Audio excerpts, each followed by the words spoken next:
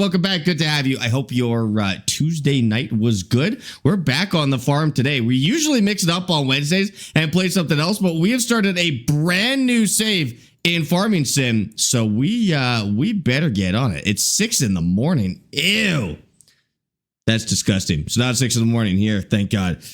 Half hour left of running at the gym. Glad to have you on my screen. I'm happy to be on your screen. I gotcha. Nothing like watching pretend manual labor while doing real manual labor, I guess.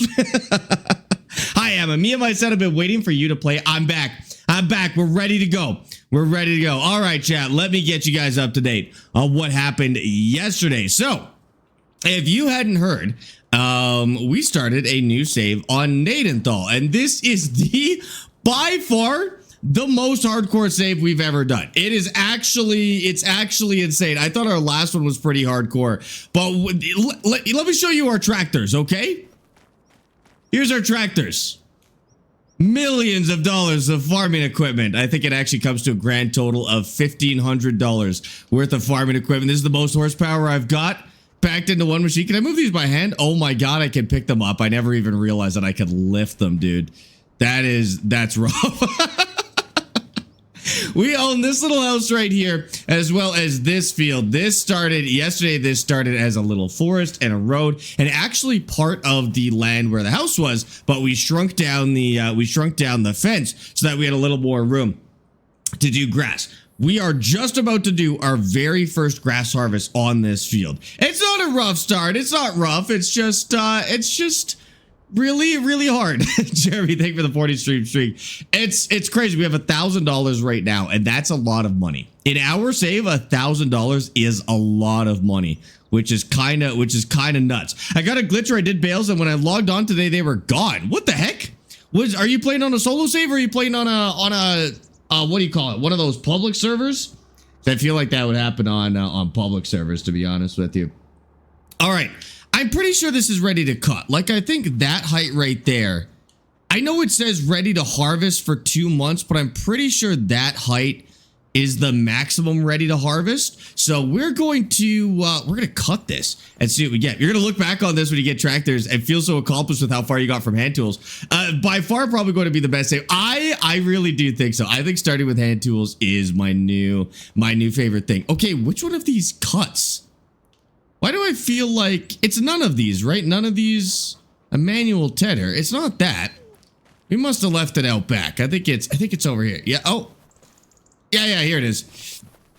Here's the cutter. So we're going to turn this into hay and see how much money we make, because we don't really have a lot of other options right now. So hay it is. And you know what?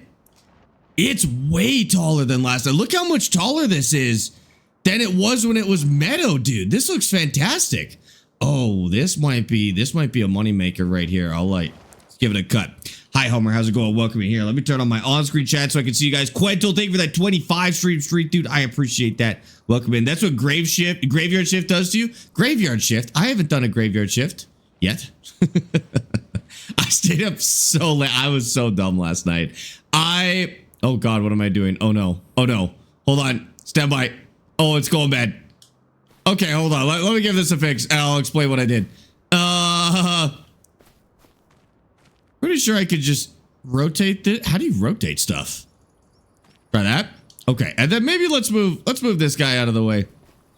I'll just put it over here for now. There we go. All right. That makes way more sense. And of course, we gotta start the engine too. Check environment score before harvest and then after harvest. Okay, so environment score right now, because we are using precision farming for the first time, is 58. We got 58 on this field. So we'll see how it changes before and after harvest. I don't really know what it all means, but we'll see. We'll see what happens. The map is Nadenthal. It's a Canadian map set in Manitoba. Okay, we got to make sure the wheel is perfectly straight, and then we can start cutting grass. That is really satisfying in first person. We're spitting out grass. Yeah, we're spitting out grass. Okay, that's a good sign. I don't know. It doesn't look like there's a lot more on the ground than there was when we use the, okay, hold on. I gotta remember my keybinds. When we cut the meadow, but hopefully it shakes out to be a little bit more. And Ade, thank you for the 3 stream streak as well. I mean, being up at 6 a.m. No, I get you. I get you. I was up. I got up at 5:30 today, but then truthfully, I went back to bed. I don't usually do that. Usually, I'm up and I stay up. But today, I went back to bed. I stayed up super late playing Starfield last night, and I shouldn't have done. I turned on my Xbox and I was like, I shouldn't do this because it is too late to be doing this. But then I did it anyways, and I had a great time. But I stayed up way too late and I felt like crap, and so. Here I am on not enough sleep, but that's okay. Hold on. I gotta ban this. I gotta ban this spammer here real quick. I'm doing good. Welcome in on TikTok. Nice guy. Welcome in. No, I got him. I got him. You're all good. You're doing the same thing. You're also doing Starfield all night. Good. It's a good game. I haven't even touched the story yet. I'm just wasting time. It's great, dude. Hi, Kerminator. How's it going? Any traffic fines yet? Actually, no. So that is a rule that we put on. If I commit any traffic fines, then I do owe, I think, what do I have to do? I have to pay $10,000? I'm not even really sure how we do it. I guess we waste it on a fence or something like that. No traffic fines yet, but I don't have a car yet. So, I mean, it's very hard for me to commit traffic fines. Very hard for me to commit traffic fines. Kermit, we had a question for you yesterday about Construction Simulator, and I can't. Chad, do you remember what we were going to ask Kermit about the new Construction Sim? Guys, if you don't know, Kermit is with the team that makes Construction Simulator, and was here when they announced the new Construction Sim. So if we have any questions about Construction Sim, Kermit may be able to help us out with that.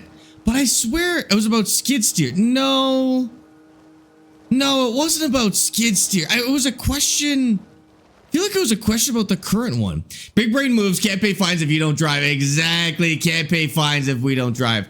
Joystick support on console. Kermit, do you know if in the current Construction Simulator, the 2022 one, if we can use any joysticks on console, or like what? If any joystick gear is compatible on console at the moment, for the current one, not for the new one. Well, I mean, also for the new one, that would be cool information too. But specifically about the 2022 one, joysticks on console and current Construction Sim, it works for me on Xbox Series X. Oh, you actually use one? Oh, do you have to have a wheel plugged in, or like how the heck does that work? Because that would be really nice. Loya, thank you for the share on TikTok. I appreciate that. Can I get the Logitech GT driving force as a beginner wheel? No, it's terrible for its price. I wouldn't even grab it, whether you're a beginner or like intermediate. I wouldn't grab the GT Force driving wheel. It's a weird price for how little it gives you. There's a lot better options than that, yo. Yeah, I would skip that one personally. We're playing on the Nadenthal map. Honestly, I have no clue. My focus on Seafair right now. I've honestly never played Construction Sim. What? Yeah, we're gonna have to play some Construction Sim for Kermit. We're also gonna have to go back and do some Seafair because there's been a lot of updates since we played it for the first time, but that's crazy. Okay, well, that's okay because it seems like Kieran was able to answer that for us too. Yeah, I use it every day. I have a wheel and I bind it manually like on PC. Not all buttons work, but main function. What? You can even change the bindings on console too? Okay, that is sweet. Oh my God, Kermit, it's such a good game. That's absolutely one of our favorites. Just fantastic. Kieran, thank you for answering that in the meantime. That's fantastic. I haven't had the chance to test it on my Xbox, so that's perfect. So you can use, Kieran, do you know about dual sticks? Or I would imagine just one for now. This is console we're talking about here. So I'm gonna guess we just get one for now. I'm gonna make the time go a little bit later, so that we could get a little more sunlight in here. Well, I guess that's all the sunlight we get for now, but that's okay. We're back to square one, Kyler. You got it. We're on square zero, dude. We got less than square one right now. It's crazy. This has been such a good playthrough so far, though. I've never cared about such a small piece of land so much. Like, this is our entire livelihood right now, and it's just like an acre. Stone Age Farm. How many acres is it actually? It's half an acre? It's about half an acre that we've got here. Oh, that's insane, dude. All right, well, we'll see how much money we can make on half an acre worth of straw, I guess. Loyal one, thank you for the follow on TikTok. I appreciate that. Can you unban me? I will stop. I don't know who you are or why you're banned. I don't know what that means or why you're back. I can ban your alt if you want. Who are you? What are you talking about? Got to get that environment score for the field up higher before being at square zero. Oh, come on. You don't think I'm at least at square zero right now? No, I'm at square 0.5. I've got farming equipment. I've got I got something. Nate, thank you for the golden boxing gloves on TikTok and the heart on TikTok as well. I really appreciate that. Thank you so much for those. Wes, thank you for the follow on Twitch as well. Or TikTok. I'm sorry. Thank you for the follow on TikTok. Welcome in. That's a lot of acre for one man. It's half an acre. I'm farming half an acre right now, dude. It's disgusting. Oh, that was fast. And Zach, thank you for the follow on TikTok too. I appreciate that. How are you getting straw from grass? Oh, sorry. Did I say straw? I'm getting hay from grass. So we're cutting grass right now. And then I've got a hand tedder and we will turn this into hay by hand. Sorry, I might have said straw. I do not have straw. I have grass. Oh, we can roll this too. I gotta get a grass roll. We're spending more money than we're making, but once we have the equipment, we've got the equipment at least. I don't really know what to do with it after this. We'll have to rely on the precision farming data to tell us what to do next, because I'm not sure how grass changes with the DLC. Hi, Brett. Welcome in on TikTok as well. Arrived at 1 a.m. after my work, lunch, Starfield, and oops, it's 4 a.m. already. I know. I have the same experience. I woke up thinking of Starfield yesterday. And then, like I said, I knew I was playing too late. Like I knew when I booted up the Xbox, I was like, it's too late to be doing this. But I needed it so bad. I think I'm developing like an actual addiction. It's genuinely a problem. How did you start with much money? We didn't start with much money at all. We actually started with no money. And then we took out a loan to buy the house. So we've got an interesting set of rules on this one. We can't do contracts or take out loans for the first year. And so we're really relying on making money from this crop. The only loan we were allowed to take on was the house. So we paid about $30,000 for the house and the land. And yeah, now that was the only loan we're allowed to take. Oh, and then for future loans, we're only allowed to take out one loan at a time. So we can't take out a new loan until we basically balance out the loan to zero. At least for the first like 5 years, I think. Sometimes in the late game, it could get a little monotonous if you don't do that, but we'll see how it goes. How did you do that? How did you start with zero? Oh, okay. So when you start a new save, oh man. So how do you do this? Okay. So to start with $0 in Farm Sim 25, I don't know if this works in Farm Sim 22. It might also work in Farm Sim 22. When you start your new save, pick your map, select start from scratch, and then the lowest money you can start with is $100,000. So set $100,000 on the starting money, then set $100,000 on the starting loan rather than zero. And then as soon as you load in, just pay back that $100,000 loan with your $100,000 of starting money. And then that will start you at zero. And then from there, you can do contracts. You could take out another loan. Those are pretty much your only two options. You can do contracts or you can take out another loan. So that is how you start from true scratch. And then make sure you start with no starting farm and no guided intro as well, because those will give you equipment from the start. So my favorite way to start from there is either to do contracts until I can buy my first land, or take out a loan to buy my first land directly and then ban myself from loans after that. And you get a really good start from scratch save. So that's how this one is done. That's why we're farming by hand, is start from scratch just as I explained, and then just a loan for this property. And now we got to make the rest of our money. Is this the same world from yesterday? This is the same world from yesterday. That is correct. What are you going to do after cutting this? So I think the goal here, it's kind of hard to make decisions at this point. So I think what we're going to do with this is we're going to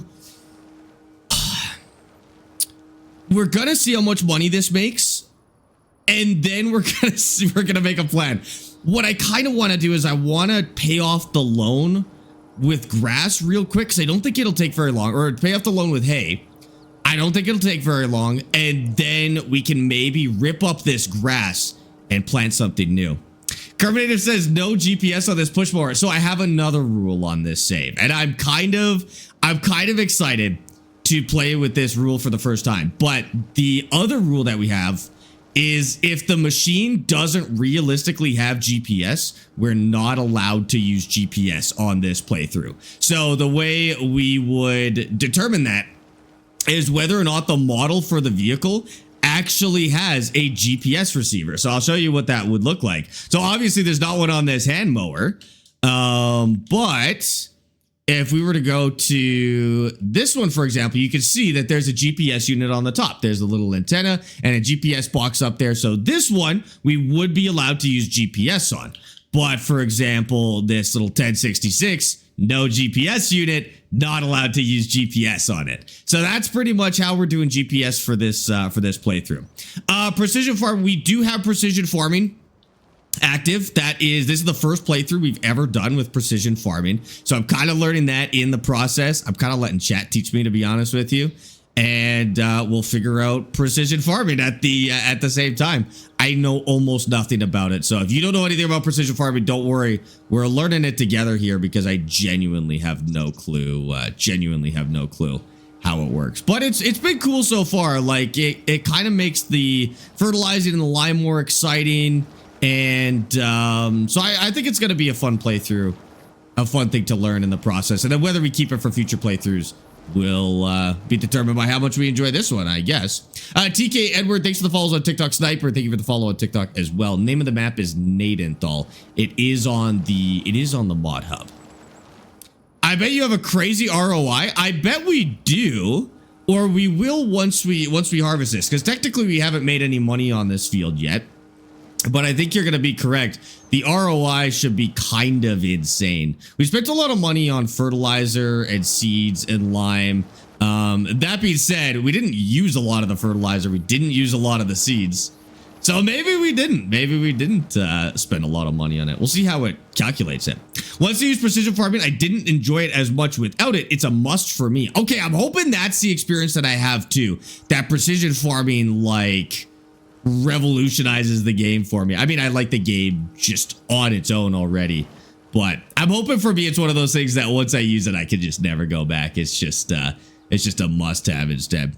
Have I looked at Whitcomb Park? No, I looked at a bunch of North American maps when choosing this map, and that's it. I don't look at maps. I don't, you know, play every new map release. I play kind of differently than some of the other people you may see playing this game. My saves tend to last anywhere from 200 to 500 hours of gameplay each. And so I don't go through maps very quick because I spend up to 500 hours on a single map. I will look at the maps when I am looking for a new map, but I don't track the releases or play, you know, make a playthrough for every new map. I finish a playthrough before I move on to the next one. Is there a full screen on the purple app on Twitch? Yeah, there's a full screen on Twitch, Kendall. If you want to watch on there, you can. If you prefer to watch on TikTok, you can. Totally up to you. Do you think we could cut this? Grass looks like crap, but like, will that? Oh, it'll cut. Oh, well, I may as well cut this stuff too. It's the ditch, but if it cuts, then we sell it. It's simple as that, I guess. Oh, whoops. I think we cut this last year too. That's why it looks like that. The only one we can't cut is the grass next to the house. Oh, we can drive through that? Okay, I was like gonna go around that. I didn't realize we could drive through that side. Crazy to think somebody farms that exact plot IRL. So I looked on the map today. So Nadenthal is a real place in Manitoba. And this map is actually like a satellite scan of the real Nadenthal. Where we're farming in real life, there is a Hutterite colony. So it's actually like a lot right here. There is actually a vehicle dealer there in real life, which is kind of cool, called oh, it's got a funny name. It's like Tatertronic or something, like, I don't know, it's very funny. But there is actually a vehicle dealer in there in real life. And then this whole area here is a Hutterite colony. So this is actually Nadenthal Nadenthal down here. And then this is a tiny little town. I cannot remember the name for the life of me. But it's actually a smaller town, not too far away. So it was really cool to see in real life. And it is all shaped like that. The houses and stuff aren't quite in the same spot. Like there might be a couple of houses that are technically in the same spot. But they do look a little bit different in real life. You're from Manitoba. Well, we're playing at your house. Mrs. Scratch Prime, thank you for the 425 stream streak. That is insane. Welcome in. I appreciate the insane stream streak. He's one of these mowers to mow grass. It looks like a golf cart. Yeah, my grandpa at one point wanted to make a putting green on the farm. So he bought one of these half size to this, I think, a little bit smaller. And kind of meticulously managed it for a little bit. It looked really good. Okay, so we need a tedder. Is this a tedder? This is a tedder. So we're going to take this tedder out. And we're going to turn this all into hay. Because currently that is the best money we can make out of it. If we sell it as grass, won't make nearly as much money as if we sell it as hay. So that's what we're going to do. We're going to watch your past lives. I looked you up on YouTube and they were short videos. Okay, so I have 2 YouTube videos. All right, sorry, I have 2 YouTube channels. There's basically one with, what do you call it? Like dedicated videos, short videos, stuff like that. And then there's one with the previous streams. There's also short videos on that channel, but it's got previous streams. Yesterday's stream is actually going to go up on there. I don't usually post my farm sim stuff just because there's like 500 hours of playthrough. Otherwise, you can watch previous streams on Twitch. That's totally fine as well. It keeps the last 60 days worth. And because this save started yesterday, it's all on there. I'm going to do the outside and then I'll probably do just up and down on the edges instead. There's a lot of hay, or there's a lot of grass down on this corner. That's pretty good. Should stream on YouTube? I've considered it. I don't really use YouTube. I don't really know much about YouTube in general. Like I've posted a couple of videos. I don't really consider myself a YouTuber, but maybe one day. If TikTok ever stops like being really good, I'd probably go to YouTube Shorts Live or something like that. But we'll see. For now, TikTok's working for me, so TikTok and Twitch is fine. I do kind of want to, thanks for catching that, spammer Wesley. I do kind of want to set up a separate PC and do like even more, like do YouTube and Twitch and TikTok, but can't just set up an extra PC, kind of an expensive thing to do, right? Bloomingard is the other town. Yes, Bloomingard is the other town. Thank you, Crash. That's right. In real life, that's technically where we are right now, is a little town called Bloomingard outside of Nadenthal. So last year we got about, what was it, 14,000 liters of hay. So if we hit 30,000 liters, I'd be pretty happy. If we just over doubled it, I'd be pretty happy with that. It'd be a nice 10 grand, pay back the loan, set it up for next harvest, maybe even increase our yield if we can. And then we'll have it paid off. Basically in 2 harvests, we can have this paid off. That being said, I might, oh wait, we're going to be in the good sales season. I was going to say, I might save all this hay and sell it in the wintertime. But it's actually going to be wintertime next month. So I might just save this until January, put it in the shed, and then wheel it out in the wintertime and give it a sell. I don't think we'll be able to pay off the full loan off that, but we'll do our best. I was watching the VOD about the space game, and I just want to know why you're trying to kill the alien dude. I didn't intentionally kill the alien dude. I didn't intentionally kill the alien dude. I'm just not very good at Kerbal Space Program, okay? And also, I feel like he died kind of to a glitch. Like, it wasn't really a glitch, but I kind of messed up pressing a button, and I sped up time on Kerbal Space Program while the little alien dude was in the air flipping around, and he hit the ground really, really hard and died. It was a freak accident, okay? Rip jab. Yeah, rip jab. It was a freak accident, but happens to the best of us, you know? Dave, the map is Nadenthal. If you go command map in chat, it'll tell you how to spell it, because it's not spelled very similar to how it's said aloud. Just got you up on the 70-inch TV, so much better than the phone screen. You're watching this on a 70-inch TV? Let me make my camera smaller. I don't like the thought that my camera is in, like, actual real-life size. I'm gonna make my camera, like, this big so that you can't see all the detail of my face. I don't like that. I don't like that at all, dude. That's crazy. Where are your pixels? My pixels? What are you talking about? I don't know what that means. Check your internet, Austin. I don't know what to tell you. What do you think about trucking and logistics? Okay, so if you're on console, Truck and Logistics Simulator is kind of the best truck sim you can play right now. American and Euro Truck is coming to console, but it's not there yet, and there's no ETA on when that'll happen. So Truck and Logistics is genuinely the best truck sim you can play on console. That being said, if you're on PC, Truck and Logistics is still worth playing. Rather than starting in a truck and then working up your way to better trucks, you start in a delivery van carrying like one pallet at a time, which you load yourself into the back of the van. And then maybe you get a trailer, and then maybe you get, you get a little flatbed truck, and you upgrade your way all the way up to semi trucks. And everything is loaded yourself. Like if you're loading stone, for example, you actually have to take a wheel loader and load the stone into the back of the trailer. It's a cool game. It's a cool game. The traffic is a little bit weak. The physics are decent. The traffic is weak. The map is interesting. It's not a real place. It's kind of a mix between like American and European driving. I think they just kind of wanted to accommodate a little bit of everything. And it was good. And then there's multiplayer as well, where your friends can play pilot cars for large moves, which I thought was cool. So they can like block traffic and stuff.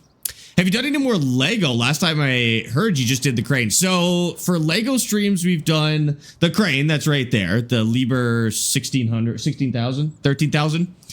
We did the John Deere forestry skidder. And then we did the Land Rover Defender 90, which is a set I've like always wanted. And so we're all caught up on our Lego sets now. I'm sitting on one Lego City set that I haven't built yet. It's like a heavy wrecker. Haven't built it yet. And then the Artemis 2, set just came out, and I've got a bunch of Lego credit, so I might just spend it on the new Artemis 2 set. Let's get that bit that we missed right here. That'd be a nice little quick build. Like that would actually be a fun stream. We keep doing these huge builds for stream, like 16-hour builds. And then they take too long, but I think Artemis might be kind of a cool one. Little American and Euro driving, so you could drive on whatever side of the road you want. I think it's right-hand driving on Truck and Logistics. I'm pretty sure it's right-hand driving, to be honest with you, but I'm not sure. You'd have to double check that. Maybe they've added the option. You have 8 Lego sets to build? That's insane. I'd love to have 8 Lego sets to build. The only sets that I really want right now is Artemis 2. I still want Saturn 5. Saturn 5's been discontinued for many years, but I'd still love to find it one day.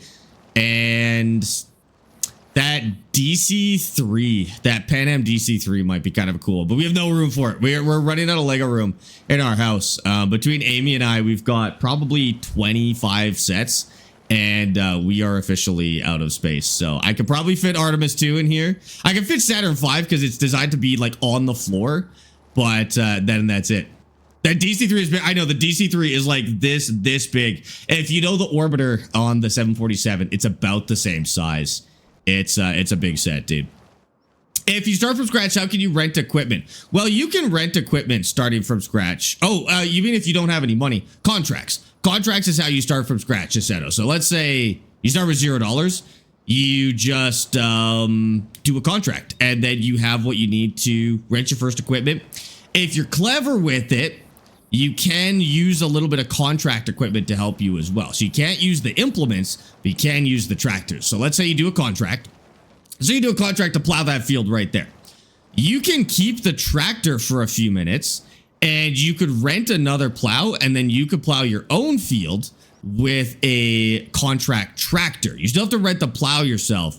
You'd be able to use the tractor, so you can cheese that a little bit. It's also kind of realistic. Like, I would like to think that if you were helping a neighboring farmer, like let's say my neighbors were like, oh, I don't have enough help. Could you swing by and just plow this field for me? And you go, sure. Can I borrow your tractor to do mine after? I'd like to think that they would say yes to that that's a pretty realistic way to do it. So some people would probably call that cheesy contracts. You can decide if you want to do it. But if you're looking for a way to do it realistically, I would say that's relatively realistic, you know? We need a life-size Sparx Lego set fit right on the bookshelf. Okay. Oh my God. So many non-used equipment on screen for the hand tool. So many non-used equipment on screen for the hand tool.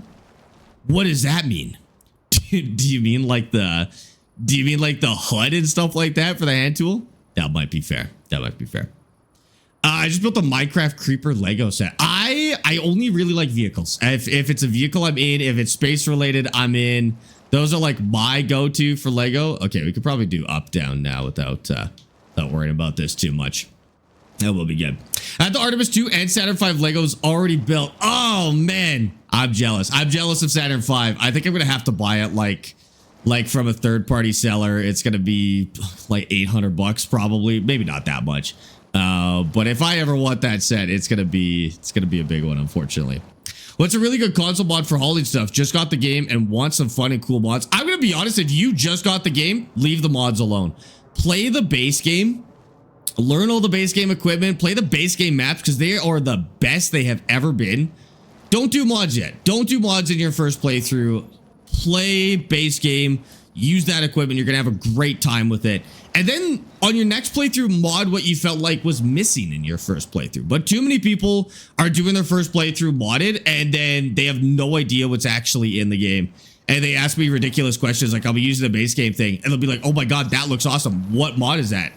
And it's a base game thing that's in their game right now. Play your first playthrough unmodded. It's so good. What are you using? This is a mod. This is a tenor that you do by hand. It's all I can afford right now. I am extraordinarily poor right now. After tedding, are you going to bail? Yeah, we're going to bail and we'll see how much we get out of this. I'm almost done tedding. And then we'll see how much money we make off this. You can windrow by hand, but it's really not worth it. You're better off just straight up bailing. They almost have the same pickup size anyways. Does your sim rig hold the dual sticks as well as keyboard and mouse? I have, I don't know if you can see this. I can't really move that. I have 2 keyboard stands on the sides of the rig. So they don't actually fit to the rig, but they just sit beside it. And then I can use my keyboard and mouse. If I play a game like a first person shooter where I need to use keyboard and mouse, I legitimately have the keyboard like right here. And then I have a mouse pad that I just put in my lap and then I use it like that. I play a surprising amount of games like that. It's a little less comfy than a desk, but I do mostly driving games, so it works out. Fluffy, thank you for the 3-stream streak on Twitch, by the way. Appreciate you. My only problem with playing vanilla is progression is so slow. Is it? Progression is slow. I mean, maybe you must be looking for some really fast progression. I mean, like, progression's one of those things where the slower the progression, the longer your saves last. Like, I think a lot of people mod the hell out of their game and then they wonder why they only get 2 hours on their playthrough. Meanwhile, vanilla playthroughs, you get like 400 hours on one save if you really want to. You can progress faster on vanilla. The trick is to automate your pallets and then just use the loans more and you'll progress really fast. You don't have to do this. Like, obviously this is very slow progression. But we're doing that on purpose. Like, we're doing ridiculous hand tools in order to play as hardcore as possible, you know? Yeah, I don't feel like vanilla's that slow, but maybe you just like a really fast paced game. In which case you could, or just start with more money. I don't know. I don't really know how to fix that. I've never wanted faster progression. Every game I've ever played, I've wanted slower progression. So I might not be much help in that case. All right, that is all tedded. Let's go take this back to the shed. And then we need to bail this and finally see how many bales we're getting. Hi, Ricky. How's it going, dude? It has been. Welcome back. Miles, welcome back as well. Some people progress your way right to the next game. Wait, some people progress your way right to the next game? What does that mean? Maybe I'm reading that wrong. I don't know what that means. Keg says, love this series, bud. Keep up the great work. Thank you, Keg. I appreciate that. I love starting a new series. It is so exciting. Okay, this is our baler. How do I turn on the lights in here? Gotta be a switch here somewhere, right? Maybe they just turn on automatically. I think this is one of those ones that turns on automatically when it gets dark. Okay, the baler. Goofy little machine. This is our baler. I didn't look at any ride-along mowers. I probably should, hey? Okay, next, after this harvest, remind me to go look at some ride-along mowers. Maybe that would be good for us to check out. All right, this is our baler. I am aware of how ridiculous it looks, but it is what it is. Oh, hopefully we can get right along that fence. Oh, shoot. I don't want anything lost to the fence, so I'm just going to drag it like right along the fence for now. There we go.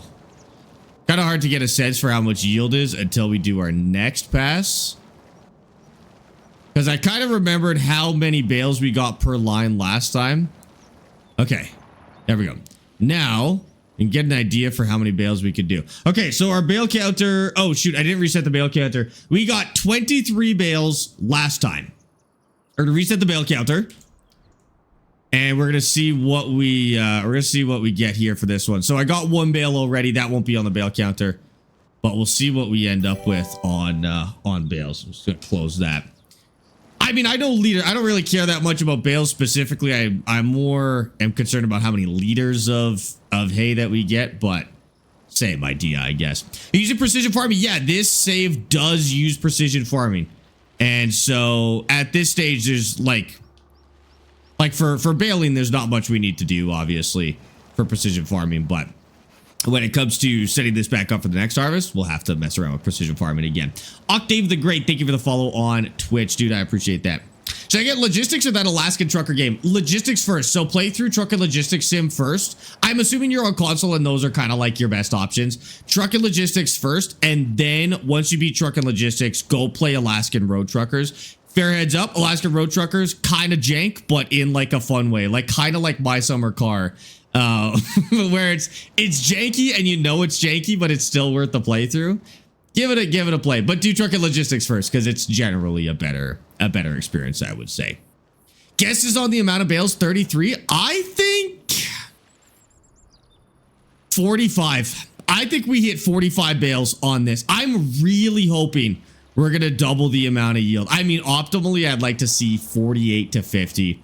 But realistically, I'm guessing 45 bales on this one. But you guys can guess too, and we'll see who's correct. I would love to see 50, but I'm a little skeptical. The fact that the bales come out faster than one pulled by a tractor is comical. I know, they go shooting out the back, dude. They should like launch across the map straight to the cell zone. That would be lovely. 50, 49. You guys have pretty strong guesses. Like you guys think this is going to be a really good harvest, which I like. I would like if this is a really good harvest.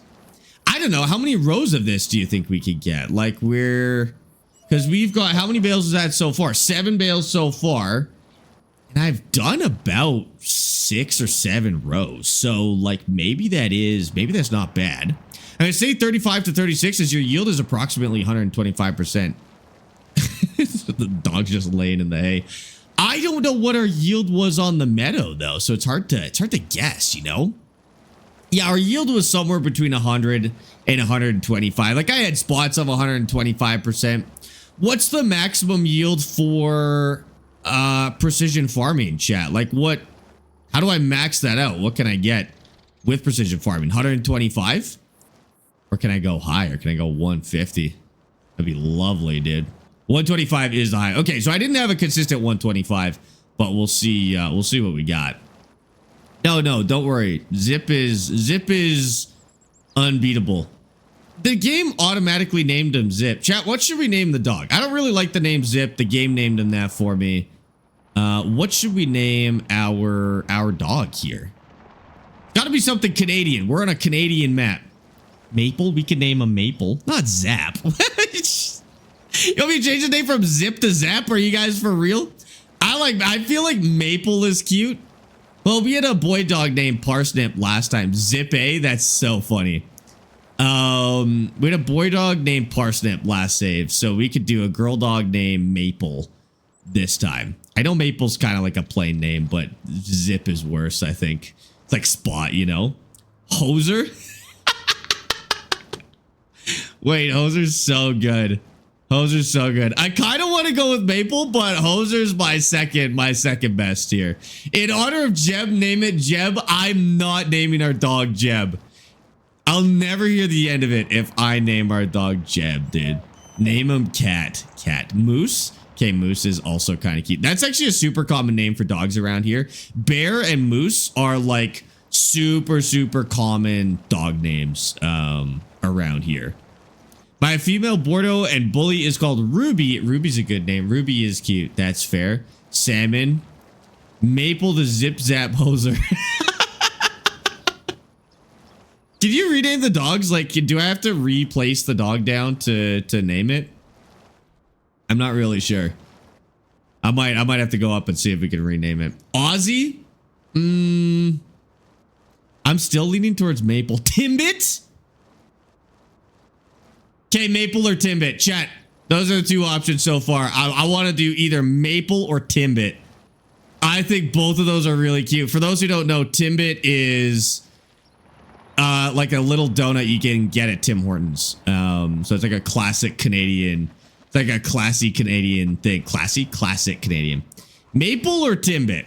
No, I'm not calling the dog Donut Hole. They're called Timbits here. Even if they're not Tim Hortons, they're still Timbits around here, okay? We don't say Donut Hole. Is it male or female? I don't think it matters. I think you can just call it whatever you want. I don't even think the game keeps track of that, to be totally honest with you. Marco? Why Marco? Okay, Maple over Timbit. Maple Timbit. We could... Okay. I like that. The dog's name is Maple. She's a girl. Her name is Maple. But it's short for Maple Timbit. Because there are Maple Timbits. This is a real thing. So let's go Maple Timbit. We'll call her Maple for short. And I think that's perfect. We cracked the code. Maple Timbit. That's awesome. Métis for short. Also insanely Canadian. Well done. Great inclusion there. Maple Timbits are legit tasty. They're okay. The best Timbit. And this is going to sound gross to people who have never tried it, but the best Timbit is the sour cream glazed Timbit. Not really sure why they're called sour cream glaze. I don't know if they put sour cream in the glaze or why they're called that, but the sour cream Timbits are the best one. They don't taste like Timbits. They taste like they're very dense and kind of chewy.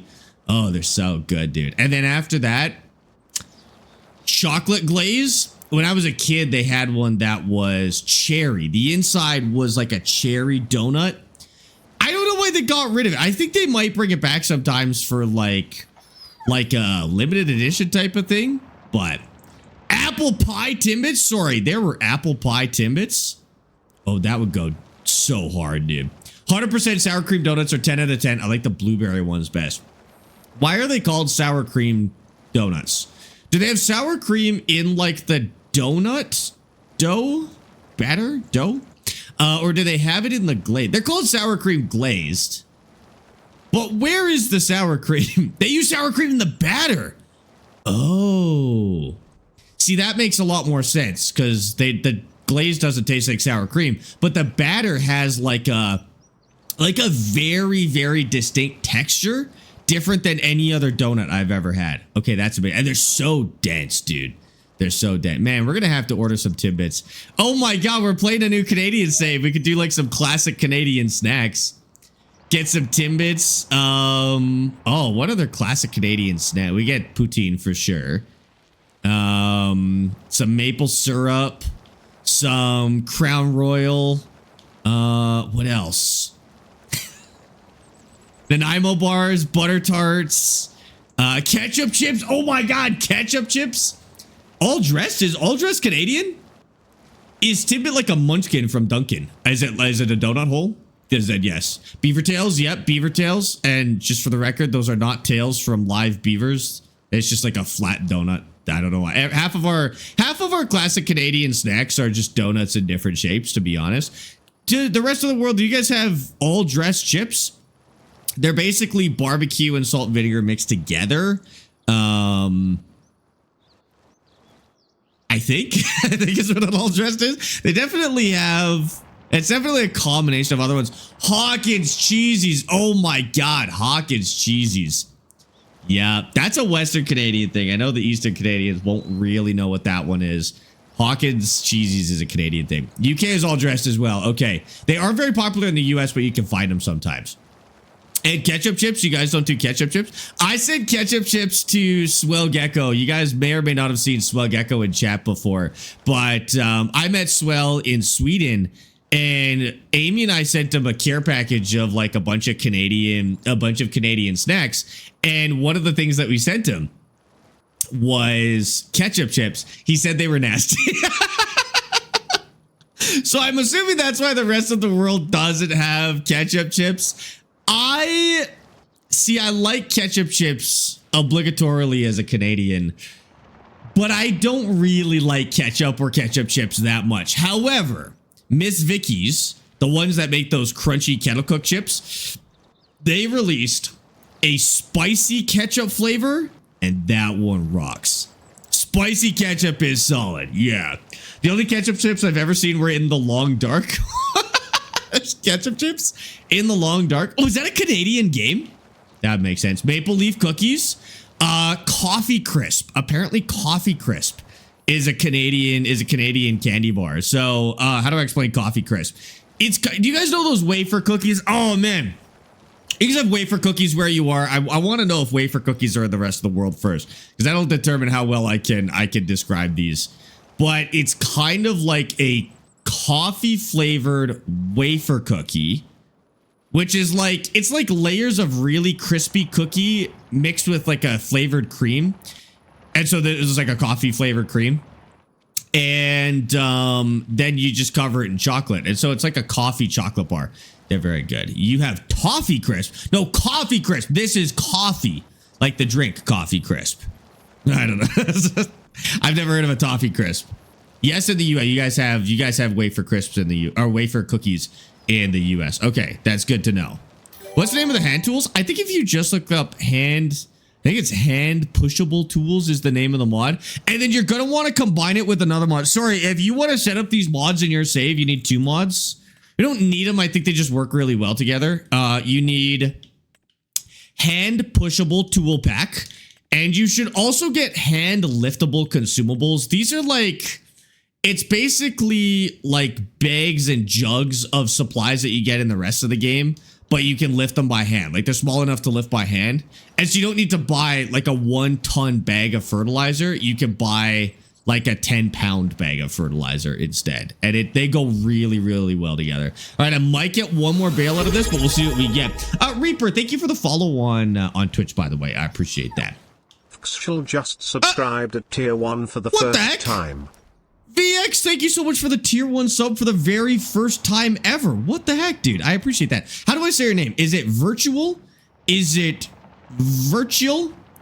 Is it vextrial? Or do you want me to call you VX? Whatever works for you. Oh, I couldn't quite get one more bale out of that. But that's pretty good. All right, final bale count, chat. 36.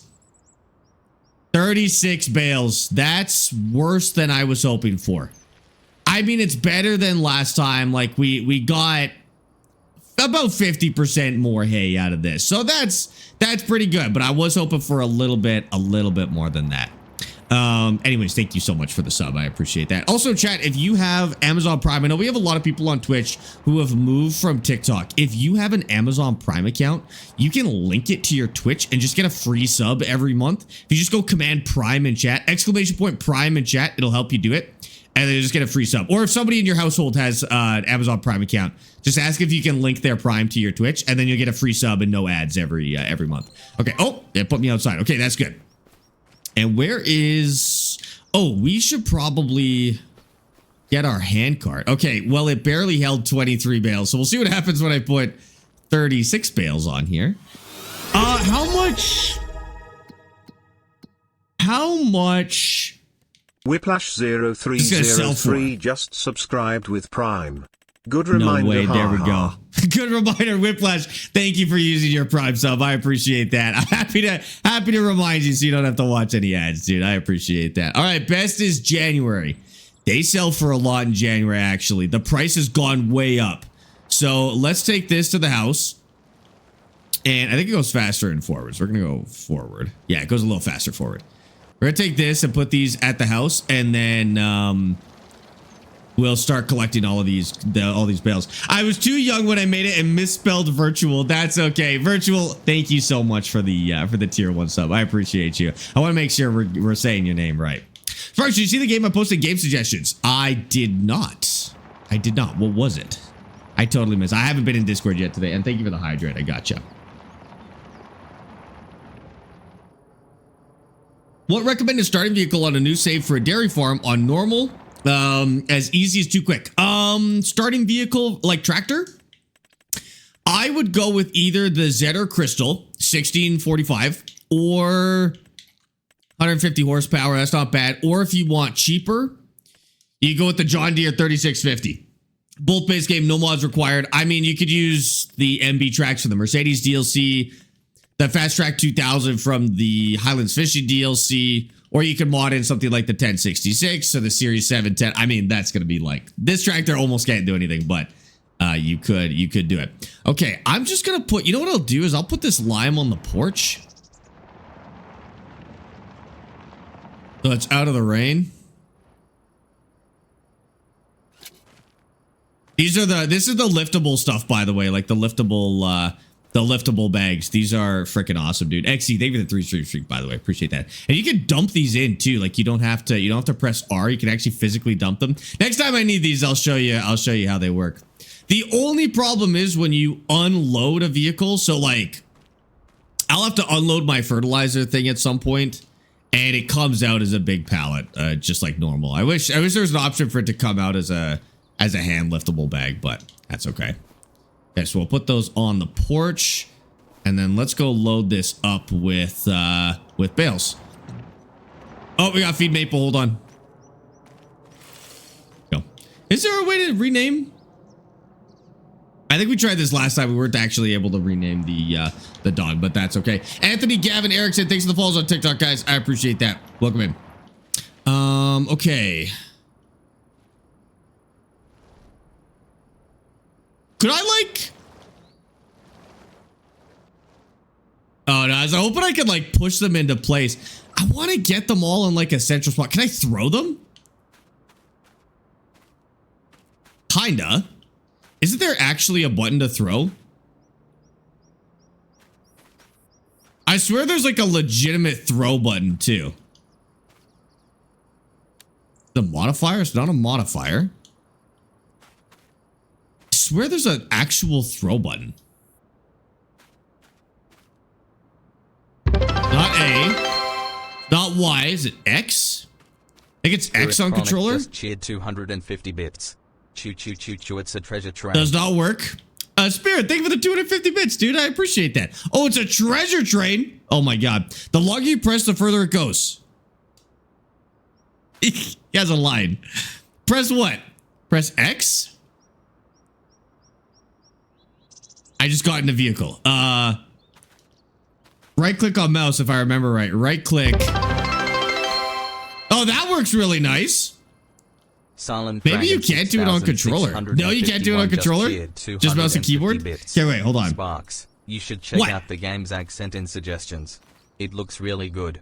Okay, sounds good. I will have to go check it out later. The train I feel like it's going to take me longer. You know what? It's going to take me longer to throw all the bales to the middle of the field than it will be just to drive around stacking them. Here's what we'll do. We'll park over here.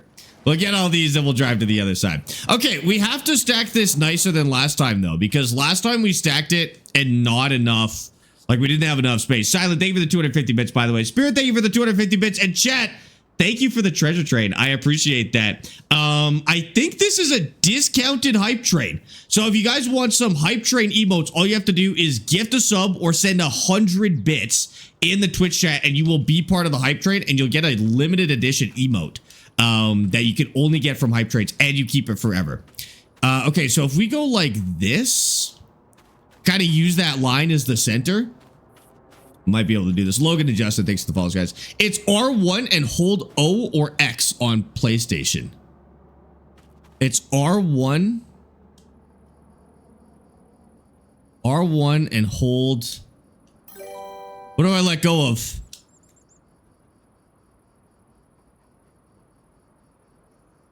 And hold. I don't think so. Are you sure? Because B to pick up, R1, press and hold. Okay. R1 is bumper, right? Or is it trigger?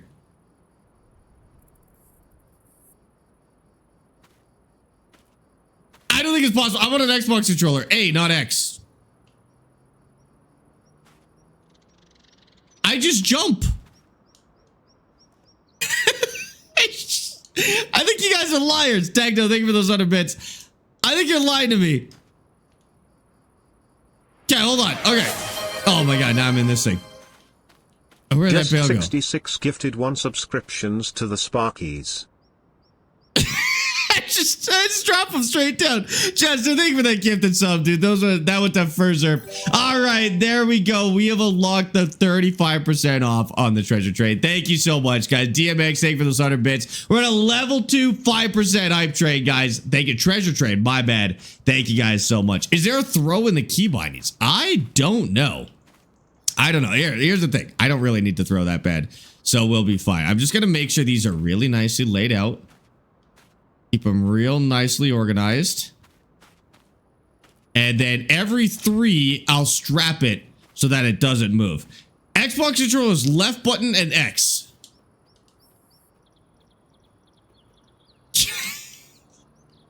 You guys are so full of crap. You're so full of crap. Look at this. Nothing. It's not. It's not left button. You guys are going to get me to press every combination of buttons until we figure out that it's not possible on Xbox.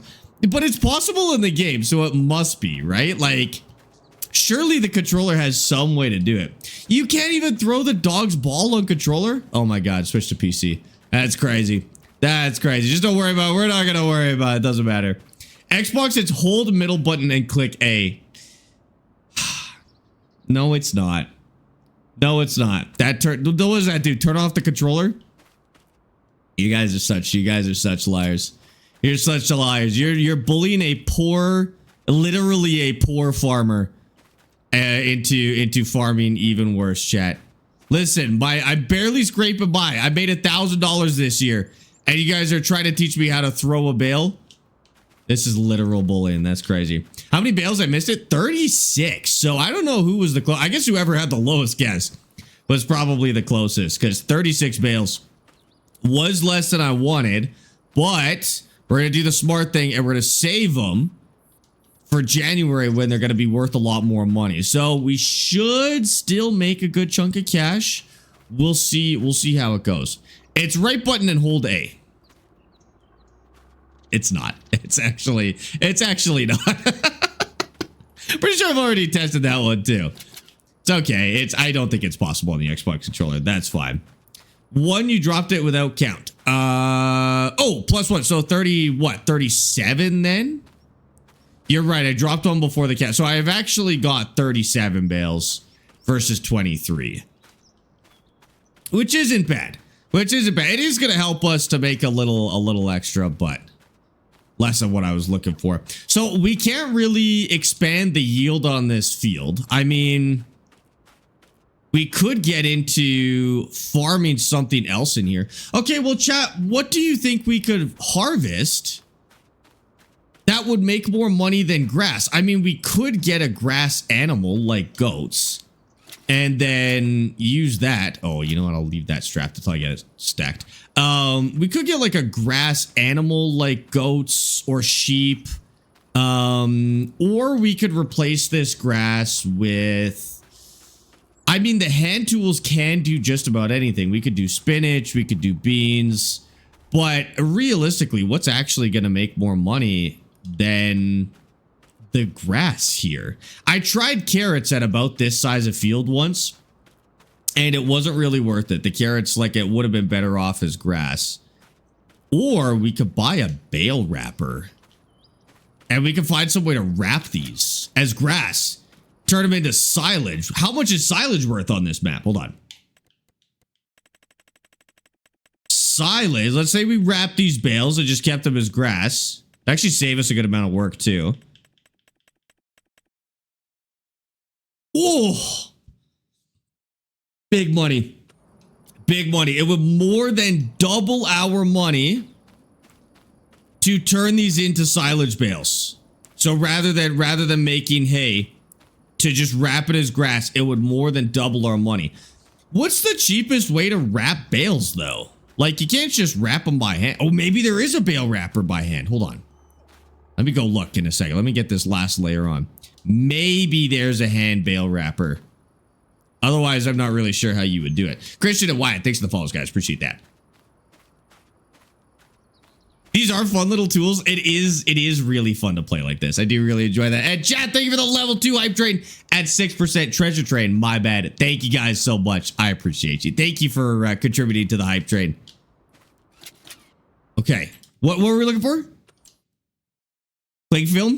It's like straight up rapid and ooh, look at this. It's on discount for $27,000. $27,000. I'm not gonna make this money though by the time we do it, and I can't take out a loan for it because it's oh man, wait, what's this? You can add on detects the real nitrogen demand of your crops while driving with this sensor over your field. You get more precise information of the nitrogen that's required. With this information, the fertilization will be more accurate and result in a higher yield. What the heck? I didn't know about that. That's cool. Anyways, we're looking for potentially a hand wrapper. I know I got nothing to use it with. Cultivators, plow, seeders, slurry spreader, liquid transporter. It's not looking good, chat. Pruner. I like that there's stuff for grapes in here. That is kind of sick. Nah, there isn't anything to wrap bales, but I mean, how much horsepower does the bale wrapper even use? I bet it's like almost none. FanCadets, thank you for the follow on Twitch. I appreciate that.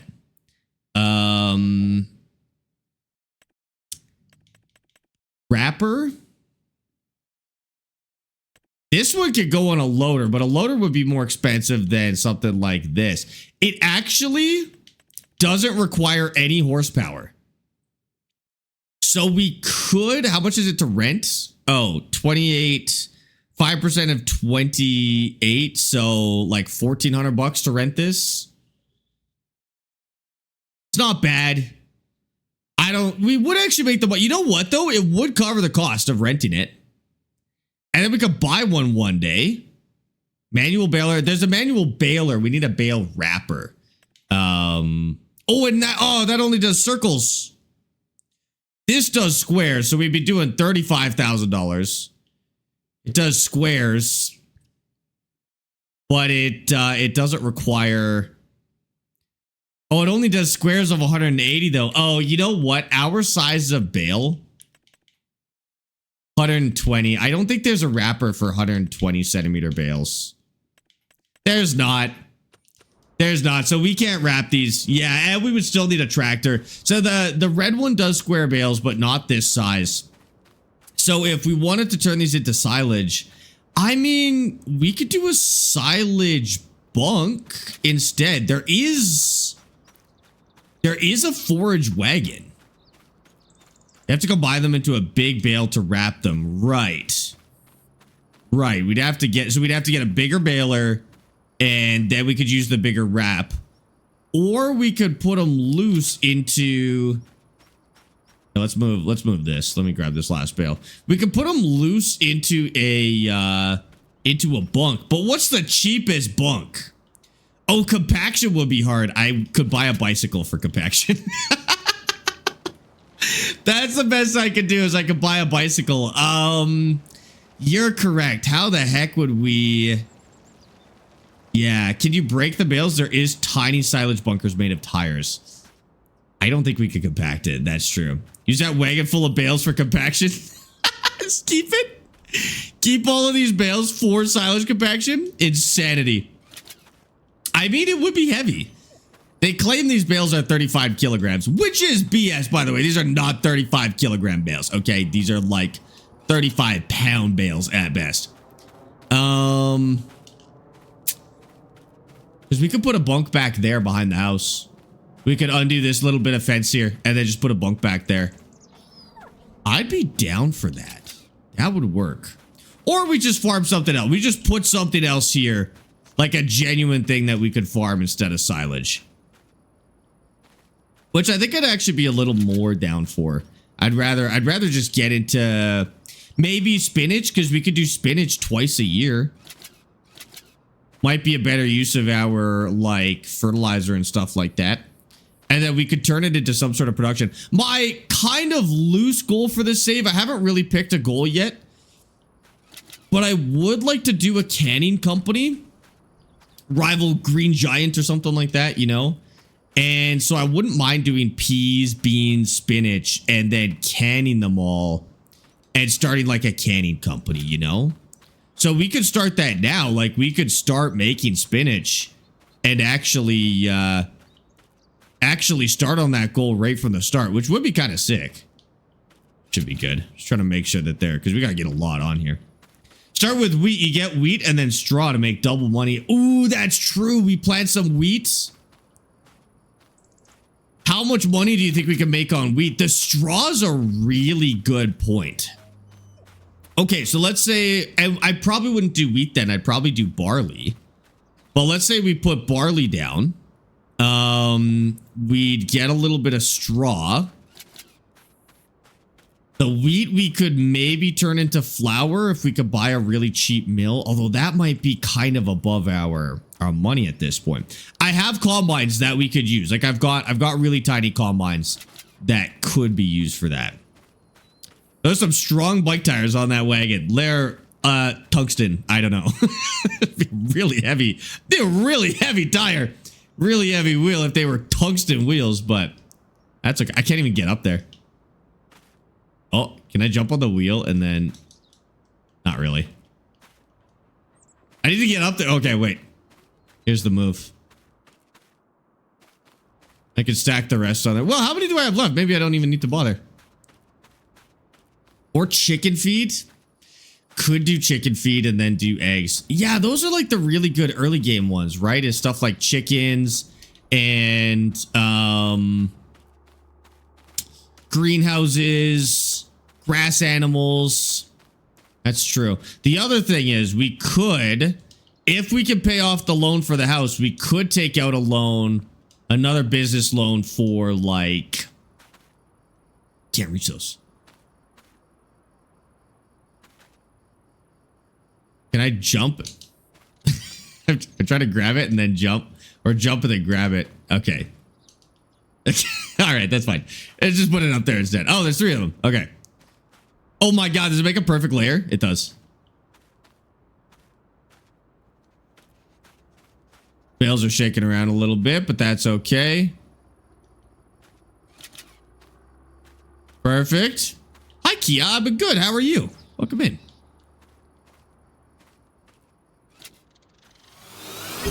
Good? Locked? Locked. Oh, it's a little messy, but that's okay. All right, now we don't want to sell these yet. Just subscribed with We're going to hold Prime. on to these. So, 20,000 liters of hay. We are going to make more money. Whether it'll pay off the debt in one go, I don't really think so. But let's see what state this grass is in. I think we should prep it. Oh, I mean, when would we have to plant our other stuff? We're not planting anything in November. You know what? So we for sure do one more month of hay because we're not planting anything else in November. I better take the road because this is actually really heavy.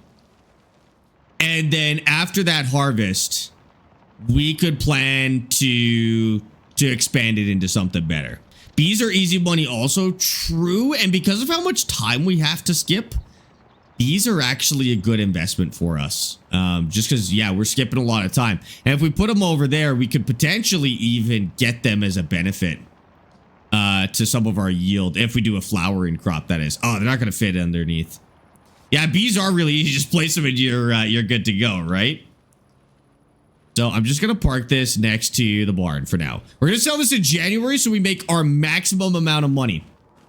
Now, chat, what do I have to do with this? How do I maximize this yield? So we're looking at, it's going to need fertilizer. pH value is a little rough in some spots, but generally it's okay. Let's take a look at this. 96% environmental score? I mean, yeah, we just did it by hand. Didn't use an ounce of fuel, like, of course. It is, so this increases our sale prices by 14%. which is pretty nuts. And we might be able to get it a little bit higher. So yeah, pH is really our only issue. It's gonna need fertilizer, but I'm curious to see if we use the grass roller. I'm curious to see how that impacts the nitrogen content. So let's go buy a grass roller. And I'm aware we're spending more money, but you gotta spend money to make money. See what happens. Could just listen to you waffle all day. Thank you, Ben. I am here to waffle all day. I got you. I got you. Oh my God. What are the chances we just got that? What we're gonna do? Carry it by hand and just like slam it on the bunks? Probably not, but I like the visual. Okay, so grass roller. Oh, it's cheap too. 150 bucks. That's I mean, it's a rock. it's a rock with a handle, of course. Pay to sample the soil now. It's had a harvest. Is that important? Is that something we should do? Purchase soil information. What's that going to get us? If we purchase soil information, 175 bucks. Is that worth it? What's it going to get us? You might be able to use one of these rollers to compact the size bunker. Wait. How much does it weigh? It weighs half of a metric ton. So you know what? You actually could use this to, this is a grass roller, right? Let me just double check. Yeah, it's a grass roller. We could actually use one of these to compact the bunk. It would take a long time, but no idea. I'm learning as you do. Okay. It'll save fertilizer and lime. Okay, so what I'm going to do is I'm going to roll the grass. We'll see its impact on the fertilizer, and then if we still need to fertilize it, we'll buy a soil sample and let it save us some money. I like that. I'm doing good, Ben. Welcome in. Just put some signs down. No, subsidy signs are banned in this stream. Don't even recommend it. Holy, it's loud. Okay. So that's going to crush down all of the grass. Go the other way this time just to mix it up. And then we'll see what impact this has on the nitrogen content. We're probably going to need to do more than just one line to even have it show up on the map. But we'll see what we get just by rolling it like this. I don't know. Is that having any impact whatsoever? Oh, maybe it doesn't add. Yeah, it seems to add a little bit. Maybe. We'll take a look. Do you have GPS on that? I mean, technically, yes, but I'm not allowed to use GPS unless the vehicle actually has GPS. So, no. The hand tools can utilize the GPS system, but we're playing with kind of a hardcore rule set where we can't use GPS unless the vehicle has GPS, unfortunately. What benefits do you get from rolling? Well, in regular farm sim, rolling the grass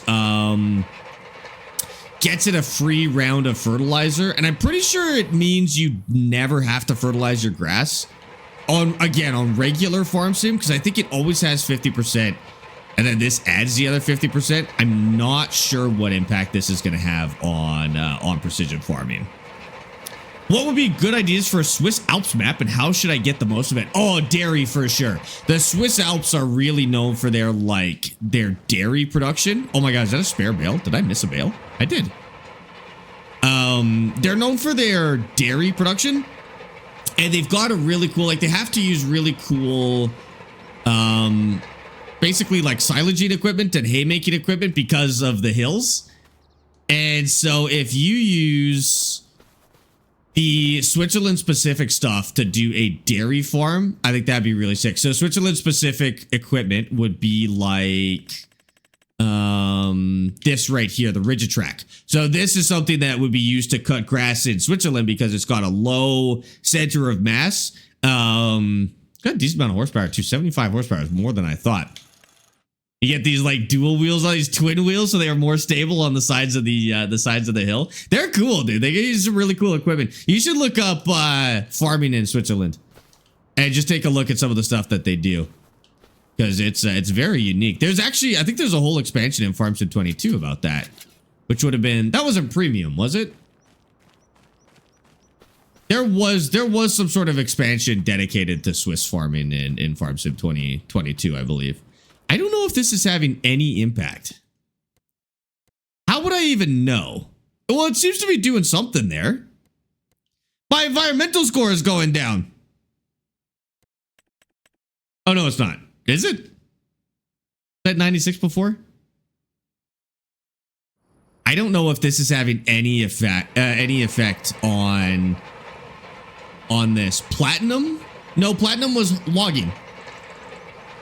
I thought it had a different name, didn't it? Hay and silage or something like that. I thought it was something pretty on the head, you know? Chat, are you able to Google for me real quick?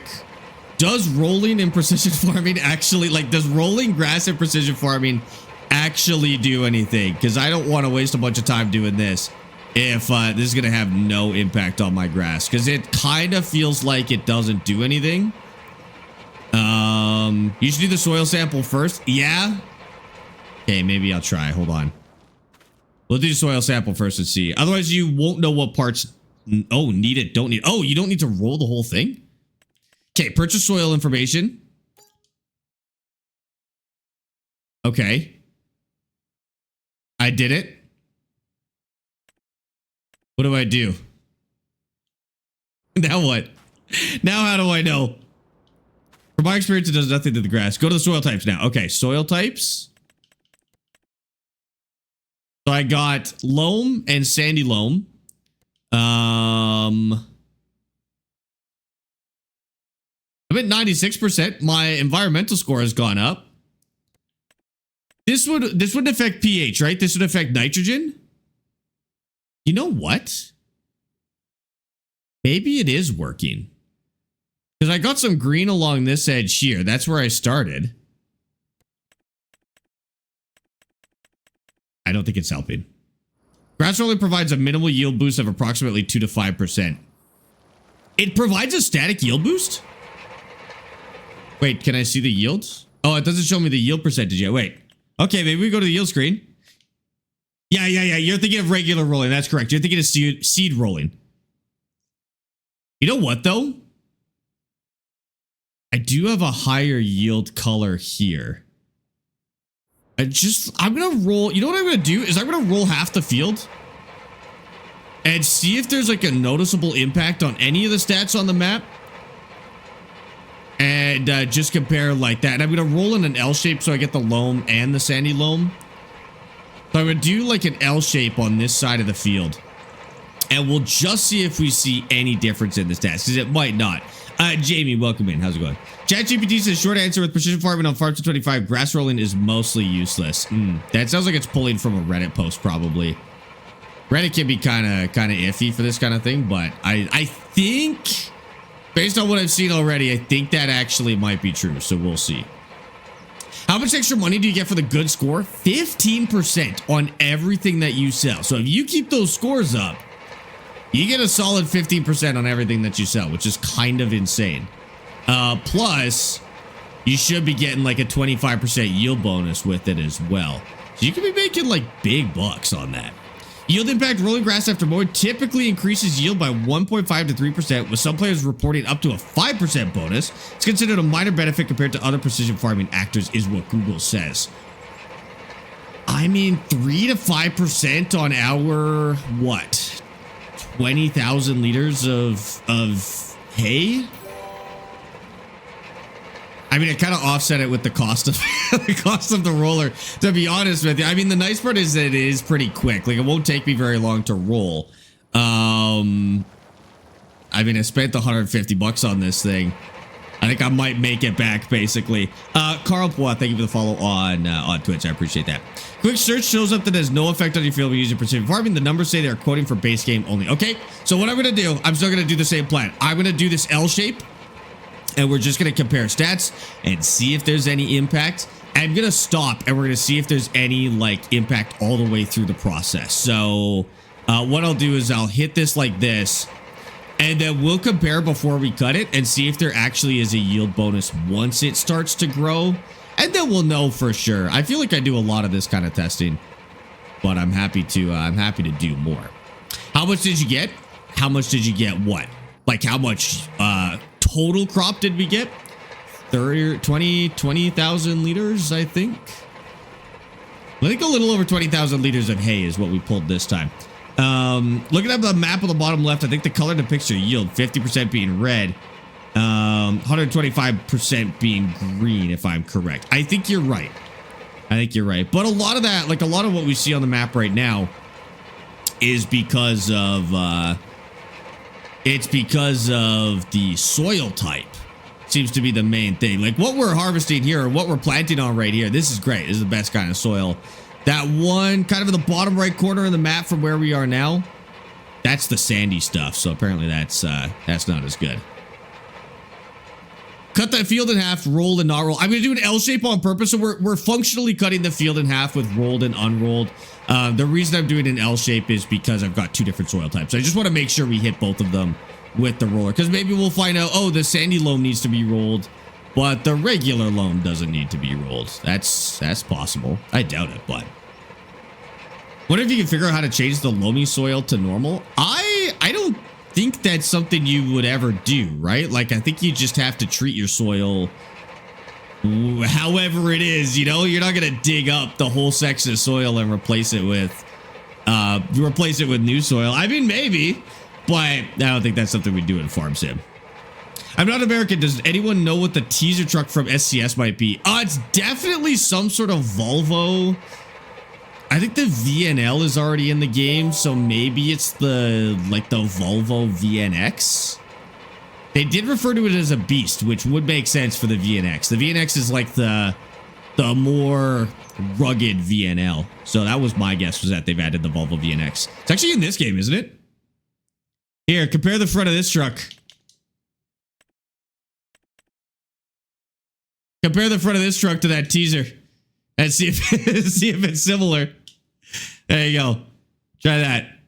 See if that looks anything like the SCS teaser. Because I know they only shared like the very front, but it did look like the VNX to me. Unless there's something newer. Kel, thank you for the follow on Twitch, by the way. I appreciate that. I don't know how. I don't think I'll have to go much more. It's probably enough to see a difference, but we'll do maybe one more pass and we'll call that good for the roller and see if we've done it. You cannot change the soil. Yeah, that makes sense. Okay, last pass on the roller, and then we'll compare stats now, and then we'll compare stats later and see if we get anything new. Why did it cost me so much more to do a soil sample this time, by the way? Like, I paid extra on my soil sample this time. Why did it cost me more than last time? Last time I think I paid like 80. This time it was 175. I have 686 bucks. Can't be spending money like that. Still lime, right? We do. Okay. Changes how much lime and fertilizer it needs with the soil type. Yeah. Yeah. Okay. I'm good at calling that our test amount. So let's take a quick look and see if we saw any change. I do not see any change in yield. Seed rate seems to be the same. Soil type obviously didn't change. pH didn't change. Nitrogen didn't change. The only thing like reasonably we'd see a difference in is like nitrogen, but I don't see it there. Yeah. You don't need to do a soil sample until the map starts showing gaps in the information. Okay, gotcha. Gotcha. I'll keep that in mind. Gonna walk this back home. So this is useless. I could go sell this, right? Well, we don't know if it's useless yet. It kind of looks useless now, but I'll keep it until then. Keep it outside, though. I'm not putting it in my shed until I know it's useful. It's got to earn a spot in the shed, you know? Okay, why don't I just pick it up? I can walk away fast. Oh, I put it down the worst possible spot where I can't pick it up because there's a fence there. Actually, this is 500 kilos. I cannot pick this up. Never mind. I put it out back. I'm going to go look at the VNLX to compare. I don't know if I should be excited. Okay, sounds good. Would you play Farming Sim with no extra equipment like a steering wheel? Yeah, like I would still play if I just had a controller for sure. Yeah, I'm putting it back there just in case it's crap. And then, so what do we need to do with this now? Fertilize? pH values seem to be okay in some of these spots. Okay, well let's start with pH. So if that's my pH, I could probably just leave that, right? That's mostly green, which I think is the target. We've got some spots of yellow, but I don't know if I can actually fix that with hand tools. Or should I try? Should I try and fix those spots? Is that worth it? I could try it. Oh, I'm going to fertilize first, though, because I've got fertilizer already in here.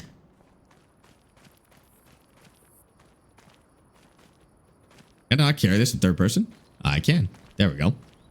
John, thanks for the follow on TikTok, dude. Appreciate that. Okay, so fertilizer. So we're going after the spots that have low nitrogen, right? Which is the whole field. Okay, so we're fertilizing the whole thing. The hand tools do use adjustable application rates. Yeah, that's correct. Now it's on. And it's going to be kind of hard to see where we've been because the rolled stuff actually looks like it's been fertilized. So I think that's working. Plus 200 kilograms per hectare. Holy, or per acre. 200 kilograms per acre? I guess maybe that's fine. Maybe that makes sense.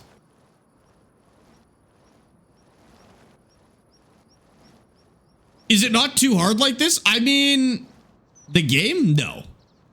You just got to think of it like you're using a really tiny tractor. That's pretty much it. Oh, okay. That is working. That is making an impact. It says plus 195 kilos per hectare now. So that's not bad. That's per hectare too. So that's a pretty big measurement. It seems to be using it. I don't notice any impact on the map, but do we need a soil sample to see the impact on the map, or gives you the target? Yeah, see this, a lot of this says plus 200. Oh, it just actually made a big tick upward though. I don't really know. Maybe this, I don't know if it's granular enough to work with hand tools. No values detected yet. I feel like that's a bad sign. It won't out anything if you don't need it. Okay. So I'm not wrecking it by doing this, right? Like if it needs it, it'll take it. If it doesn't need it, then it's fine, or what? Like it'll just take the stuff that it needs, I hope. I'm going off of. Because yeah, the stuff at the top left, I don't think makes sense for how small this applicator is, right? I'm guessing that's the issue. So I think I could just rely on the fact, based on what you guys are telling me, I can rely on the fact, hold on, let me ban this spammer here real quick. I can rely on the fact that it'll just take what it needs and then just hit the whole thing. Because yeah, I don't think the thing in the top left, I don't think it works on such a small scale, which is fine. Or maybe this doesn't have any ability to tell us what it needs. That could be true. Julius, thank you for the follow on TikTok, dude. I appreciate that. So will the map update? I think I am overthinking that. I think if I just hit it all with fertilizer, I'll be good. I mean, it's using fertilizer. It is taking some. Will the map colors update then with the usage? Oh, yeah, you can kind of see where I've been now. Which is good. It's like a goofy top-down farming game. I love that. Maybe it has to grow a little first. Not usually with grass. You're kind of right for other crops where you need to let it grow for a stage and then fertilize it. But grass in regular farm sim, you basically just fertilize. Oh, I can't see where I need to be if I do that. You basically just fertilize it once and then you're good. I genuinely need to do this from top down for a minute so I can see where I've been. Just kind of goofy. I would actually play an entire game like this. I'm not going to lie. Standards for graphics might be really low though. IRL, the applicator has no control over where stuff is put, but the big machines do. Right. Yeah, like this was just going to spray it, but that's fine. We'll get there. Oh, now it's doing something. Wait, it's doing something on the map on the spot that I didn't roll. Okay. This is an interesting development. Let me do a couple more passes here. I'll show you what's going on. You might be able to see it from there. Okay, so the spot where I rolled is showing nothing on the map. Now the spot that I'm fertilizing is doing something on the map, which is very strange. Go all the way to the end.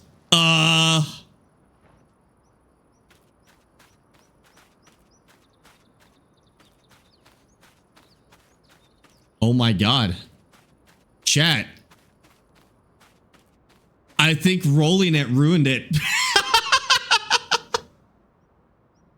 I did go over the rolled area with the fertilizer. Oh no. So don't roll in precision farming maybe. So that green spot, that big green bar on the map is actually bad. They have to fertilize first, then roll it. We could do that. Like I could come back and I could roll it after it gets fertilized. Okay, that's another possibility. Okay, where have we been? So we need to go like here. What I could do is I could bring the roller back out and I could roll that stuff that's been fertilized and just see what happens. Oh, this just got really weird. You should avoid plowing it too. That lowers your score. I won't need to plow it. I can buy a cultivator, but it's grass, so like I don't need to plow it or cultivate it. To be honest with you, that's totally fine. What do you think about the farm sim wheel and pedals and the big joystick? The Hori one, I don't like it. It's a really crappy wheel, really crappy set of pedals. It's kind of a cool joystick, but I think you'd be better off getting a good wheel, good set of pedals, and then also just getting a farm stick, which is as good of a joystick or better. Not a big fan of the Hori stuff personally. Well, not a big fan of the Hori farming one. The trucking one looks sick. But no, I think their farming bundle was a miss. I'm surprised it sold so well. But I'd rather have like force feedback and stuff like that on my wheel. Yeah. So avoid plowing. Oh, I'm going over this spot again. Avoid plowing. What other things did we do in the regular game that made our score go lower? Should I avoid like certain types of fertilizer? Should I try and use like electric tractors? Like is that a thing? If I use the little methane tractor, does my score go up compared to if I use diesel, for example? That'd be kind of sick, actually. Avoid herbicide. Okay. So avoid herbicide, and then what? Use like the trimmer. I think that makes sense. Like use the weed puller instead. Okay. What else? What else do I have to be like kind of careful of? That sounds questionable. The Hori bundle, H-O-R-I. H-O-R-I. It's the name of the company that makes some farming bundles. They're kind of hit or miss depending on what set. They like to make these really specialized sets. So it can be kind of cool. Like if you're just playing farm sim, they've got a dedicated farming set, but they tend to make them really cheap. So they're kind of gimmicky. The farming set's got a joystick, which is cool. But then they put it on the crappiest wheel and pedal set ever. They do have a trucking set, which I think looks a little more exciting. But it is very expensive for what it is. But you get a lot of buttons and stuff. It depends on what you want, you know. Offer something budget friendly like pedals, wheel, joystick. Budget friendly wheel, I always say the T128. Because you can upgrade the pedals later, so you get like the nice cheap pedals that come with budget sets, but there's the option to upgrade it, and then it could use like a shifter and handbrake and stuff like that if you want that. Cheap joystick on PC. Thrustmaster's got one with like 3 buttons on it, but the T16000 would be my go-to budget option. On console, you have to do the SimTask farm stick though. There's no other options. So any wheel and the SimTask farm stick for console is the budget one. Yeah. Parsnips add a 40% environmental boost. I don't believe you. You're lying. You're lying to try and get me to waste my life on parsnips once again. I am not doing parsnips. Oh yeah, what do bees, chat? What do bees do to the environmental score? If I get bees on precision farming, I feel like that would be good. Like maybe they increase the environmental score on whatever field they're next to. Maybe only if it's a flowering one though. Buffalo, thank you for the 3-stream streak, by the way. I appreciate that. That'd be good. I tried rolling grass with precision farming on. I did 2 fields, one with rolling, one without. The one without rolling did better. I'm going to add one more part to this test, and that is I'm gonna roll part of this field that I had already fertilized. So it seems like the rolling blocks the fertilizer application, which is really bad. But I want to know what happens if I roll half of the part that I had fertilized, because maybe it's a matter of changing the order. I'm not really sure. So I'll bring the roller out one more time. We'll do half of this little area and just see what we get. Maybe it helps. Maybe it makes it worse, but you know, it's for science. We'll see. We'll see if that helps. I feel like that would be the best part of farming, is like doing test areas of your farm. I know a lot of farmers like to kind of stick to their old ways, but if I was a farmer, I would constantly have test patches on my field just to see if I could like make a positive impact on it, just to see what happens, you know? That's like one of my favorite parts of farms. I love doing that, is just doing stuff differently. I'm kind of glad we're doing precision farming, because I've kind of lost that ability to do that in regular farm sim, because we've tested everything that we want to test, you know? Precision farming lets us test a whole bunch of new stuff, which I really like. Map is Nadenthal. FaZe and Miguel, thanks for the follows on TikTok, guys. I appreciate that. Mickey, did you come in here, ask him why you got blocked, and then immediately proceed to argue with somebody else? I think this might be a matter of self-awareness. I'm not going to lie, but who were you? Also, why do so many of you guys have multiple accounts? Or maybe it's people that get blocked a lot have multiple accounts. That probably makes sense. After the yield is good, what are you going to do? Then we just let it grow again and then cut it. So I'd like to get one more harvest out of this. And I mean, if the weather's nice, maybe we could get it to grow into January. But I'd like to get one more harvest out of this. We should be able to pay back our debt at that point. And then I think I'm going to either try and buy a tractor to work it, or maybe plant something else by hand. Like maybe we plant, oh, I don't even know, like spinach or something like that by hand, because we should be able to do it. The only problem with spinach is there's no like middle ground for spinach. So I'll be able to do spinach by hand, but then I won't be able to do spinach at like a larger size, because there's no middle ground for spinach. Maybe I could look for some mods related to that. Well, then you're not blocked, Mickey. I don't know what to tell you. If this is your only account, then you're not blocked. I don't know what to tell you, dude. Mod list? Oh, dude, I don't have a mod list published anywhere, but I can tell you which mods we're using when we use them. How did you remove the stump? So we bought a skid steer, we rented a skid steer. And a oh, what do you call it? Like a stump grinder, and then we just use that, and that worked perfectly fine. Okay. Good. So this is what we get now. Still a 96 environmental score. Our nitrogen's looking good, except for the spot where we rolled. So the rolling seems to have really messed up the nitrogen score. Also, the hand tools for some reason don't have very good coverage. Even if it visually has coverage, like this doesn't have enough nitrogen. And I think it just might be that the hand tools are bad, which I kind of like, because it encourages you to get better equipment sooner, right?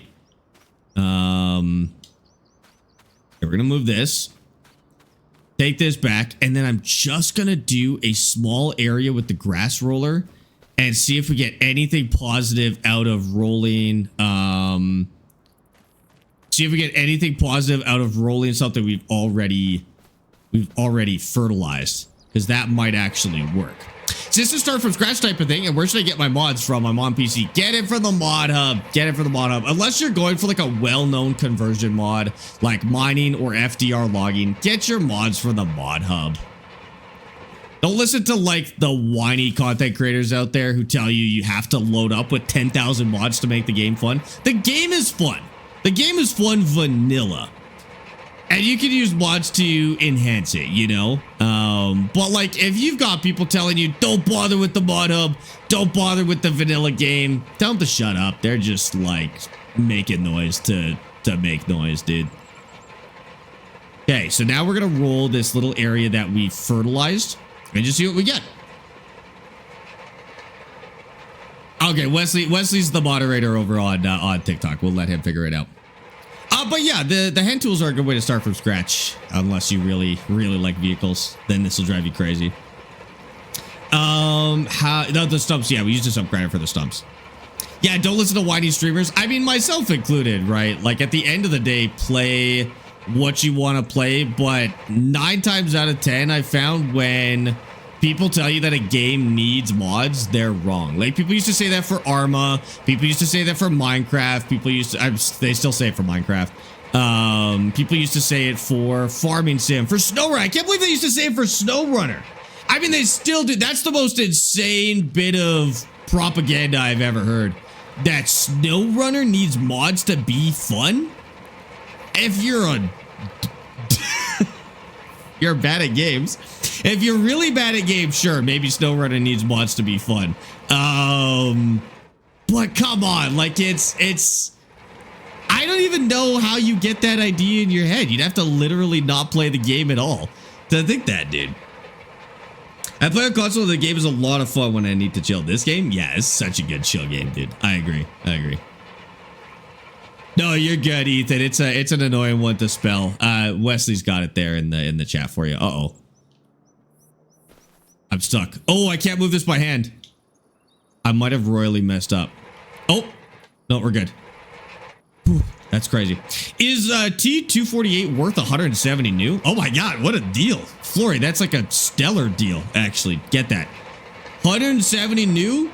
It doesn't even matter what currency it is. That doesn't matter if it's euros or dollars.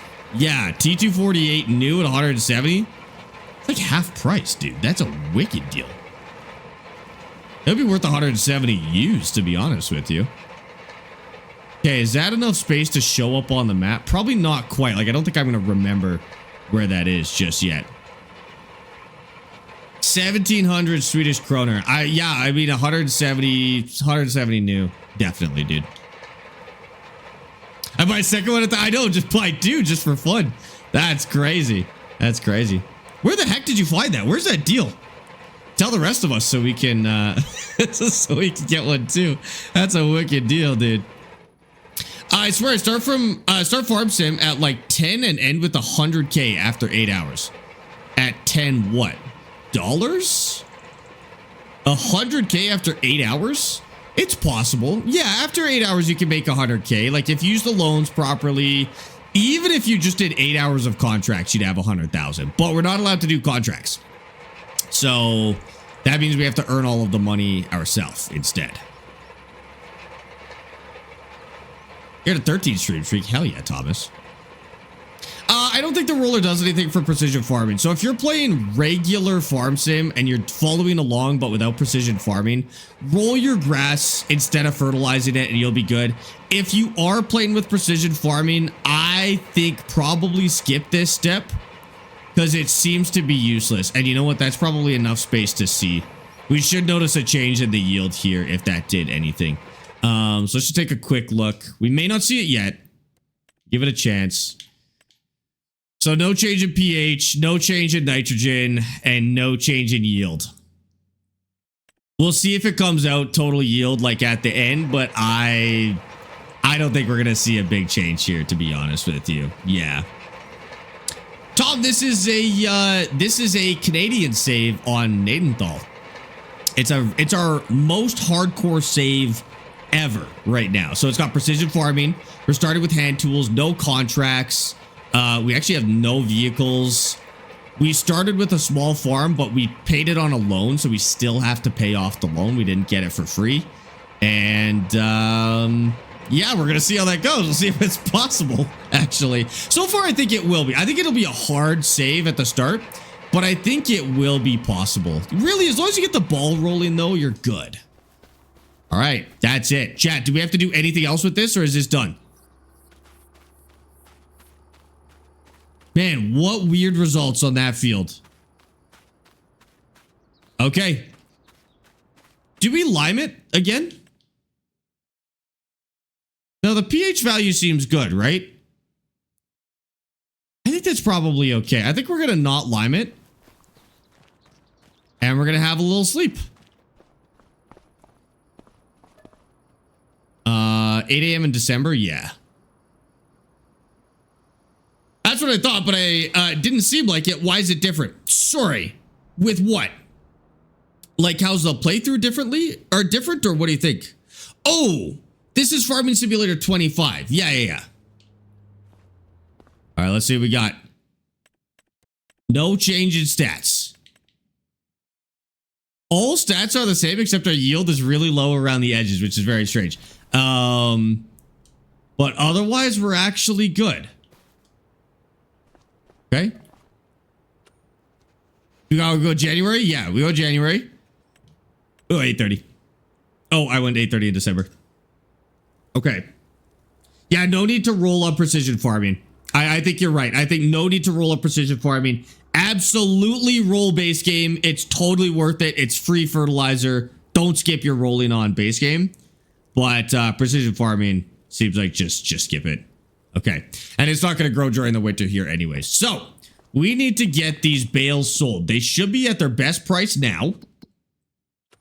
Because we were smart and we waited. Nothing affordable on discount. So prices. We're going to take a look at hay. And we've got 187, 189 at the animal dealer. Oh yeah, dude. We're going to sell that at the animal dealer. So that is way more than we made last time. Plus we have more bales. And our yield is 22,200, which is a weirdly round number, but that's okay. Yield stats probably won't change again until you harvest. Yeah, I think that's true too. Right? The field we're using is 12, so it's just a house and a small, like, forest. We've converted it to a field. Oh god, this would be brutal. Could you imagine pushing this through the snow, dude? What a nightmare. Where's the riding mower with the hitch for this trailer? Not yet. I don't have the money for that yet. We're going to take a look at a riding mower. Maybe after we sell this, actually. But do we skip the riding mower phase? Like, it's not like I can plant more. It's not like I can plant more grass. I don't have the land. I mean, how much is it going to save? It's going to save us like 2 minutes per cut doing it with a riding mower. I don't think it's worth it. I don't think a riding mower is worth it. I mean, I guess it would save this bit a little bit of time, but I think we skipped the riding mower phase, honestly. I know, I love these kind of playthroughs, Jolly. I love games like this in general. Like games that force you to start way far behind and have a lot of room to kind of develop your economy and stuff like that. My absolute favorite, dude. Does it make it faster to pull trailers? I mean, I go a little bit faster. I'd probably be going 20 kilometers an hour instead of 10. But like, I do this twice a year. I don't know. I don't know if it's that worth it, you know? You can't push it in the snow in real life. This would be a rough one. I mean, that'd be a few £100 worth of bales. Definitely not on a two-wheel push cart.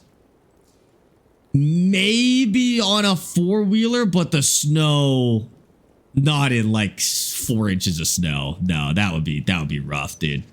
Canadians can? Yeah, there you go. Although you saw this guy pushing that stone around the field. So this guy is abnormally ripped, in all fairness.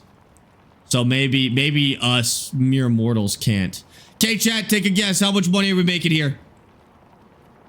I don't know if I'm guessing or hoping, but I want $10,000. Our environmental score is good, so we're making more money on environmental score.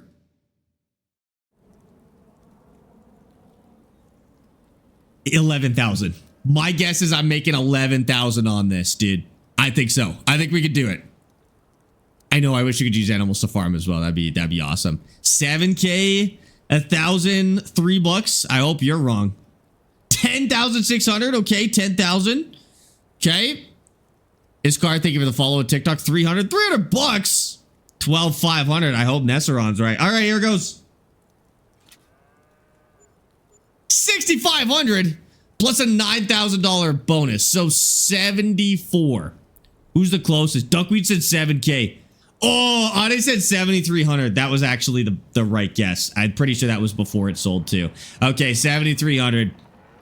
7,300 was the best guess. Well done.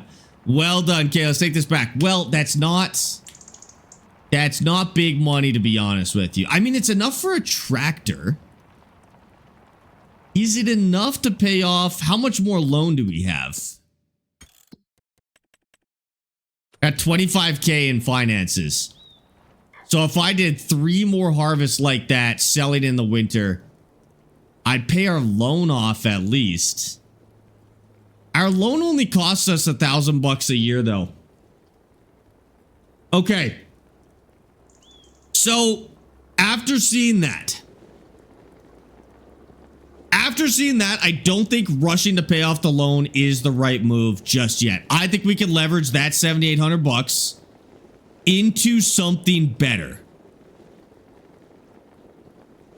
Should I plant something else, or what do you think? Like, should we plant wheat? Get some straw? 2 years to pay off your mortgage is pretty good return. I mean, that's true. In real life terms, that would be really good. But in Farm Sim, 2 years to pay it off, we're just wasting time at that point. What can I do on this field? I like the idea of grain. Plant some parsnips? No. Onions? Can we do onions at small scale? Dude, onions would be so much money. Let me look at this mod. We could do potatoes. We do rice, potatoes, any sort of grain. Parsnips, or those might be sugar beets actually. Vegetables, including parsnips, so spinach. Onions, we can do onions. They're not cheap to harvest, but we would be able to do it. I have to be careful not to soft lock myself. I'll buy all the equipment in one shot, make sure we can do it. You can even do poplar by hand, which is crazy. Okay, chat. Between spinach, peas, and beans, what do you think the best thing to plant there would be? Yeah, spinach gets 2 plants, right? Or 2 harvests. Is spinach very good money? I mean, it's hard to... Oh my god, did they add a new contract to the game? Feeding station placing.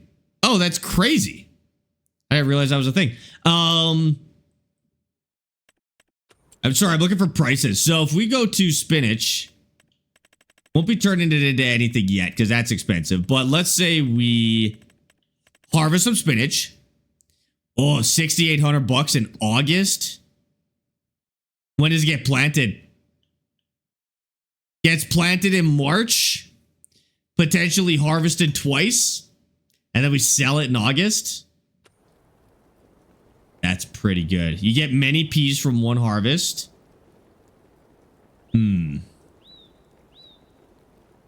might get one more cut of grass in that amount of time too, which would be nice. Let's say I cultivate it, put peas down. Split the field to do 2 crops with different plant harvest dates. I could do it with the same equipment. I was worried that that would be a problem for equipment, but I could do it with the same equipment. So, like, it wouldn't really cost us that much more. And then we can see which one is better. See which one we make more from. Okay. I like this. I like this idea. Chat, do you want to do a little bit of science? So if we do spinach, we plant in March. If we do peas, we plant in March. If we do beans, we plant in April. We can split it evenly between the 3. And then, can I do that with all the same equipment? So to plant those, I'm hoping I could just use a seeder. Yeah, I could use a seeder. And then I could harvest them with the same equipment as well. Harvest them with a vegetable harvester. Okay. So it cost us $1,500 to do all that. It wouldn't be bad at all. Okay, for science, I like it. Let's get out of this winter time. Let's get out of January. So January, February, March. We could go straight till March. See what we get here. What's the plot number? 12, I think. Let me double check. We do have a little bit more trees on the property. Not a lot left for trees, but we've got some in there. Soybeans in precision farming doesn't take much fertilizer. I'm sick of soybeans. I'm sick of looking at soybeans. I want to do something different. And then we'll go 7 a.m. in March. Hi, Kevin. How's it going? Welcome in. It is 12. Okay, plot number 12. Plot number 12 if you're trying to follow along. I know, I'm really hoping we get one more harvest out of the grass. That'd be sick. Ooh.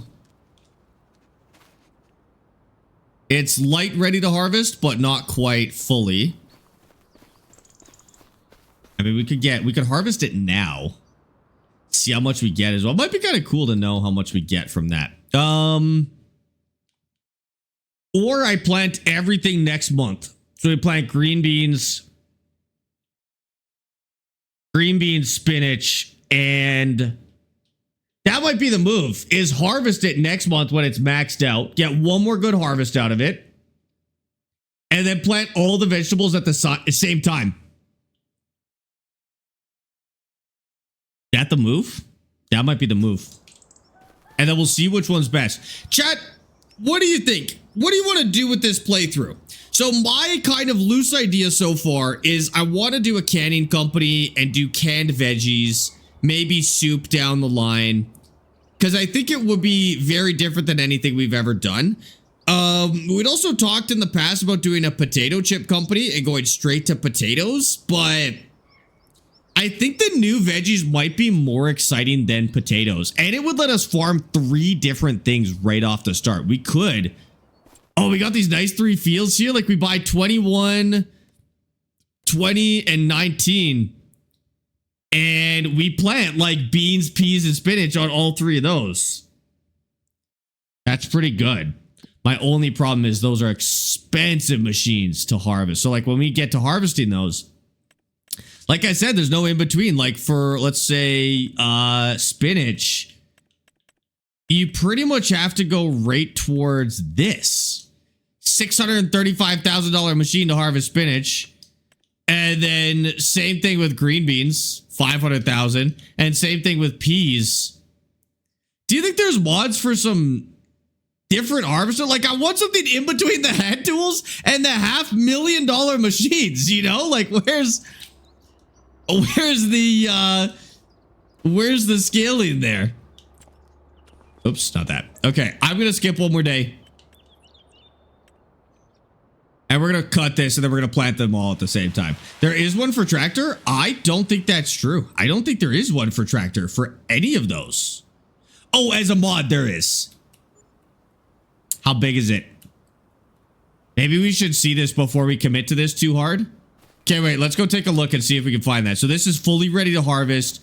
We'll get another 7K out of that. You know what? That's going to set us up real nice. So save the game. I'm going to go see if there's a mod for these. Are you winning? No, but welcome in, Tor. I don't think so, but welcome in. So, what would that be called? So let's go search.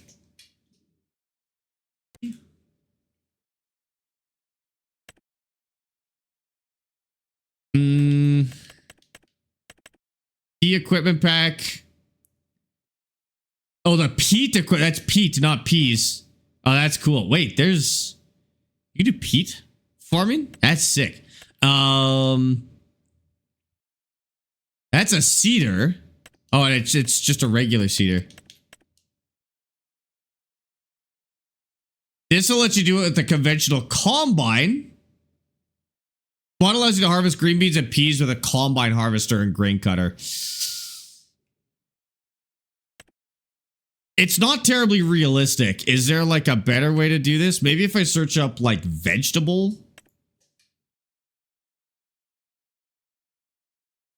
Vegetable.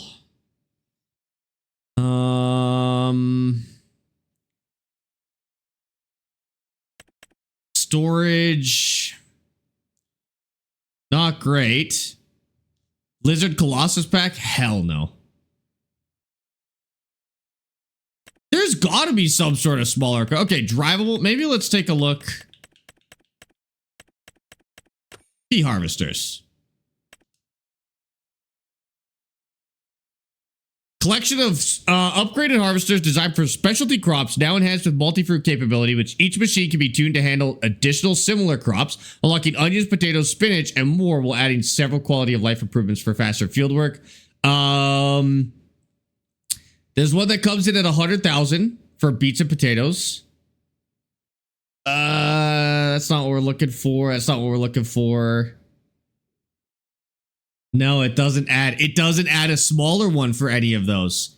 It adds a smaller one for beets and potatoes and onions, but it doesn't add a smaller one for peas and spinach. That's it. I don't think there are any, chat. The small harvester, but I can't remember the name. I mean, it would be in there if it would actually work. It's a vegetable harvester, maybe.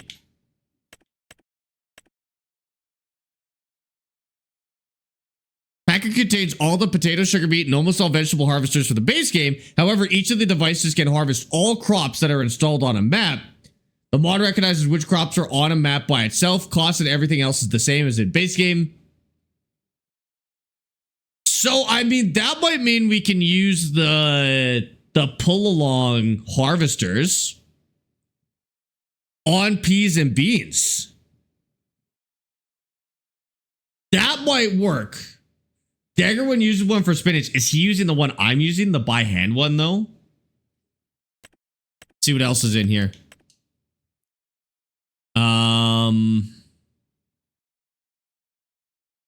No explanation. Always nice. This does seem to be intended as a smaller one for onions, though. Looks like onions, potatoes, and like turnips or something. Lizard harvest giant. That's not what we want. We don't want giant. We want little. Oh, wait. That's the header.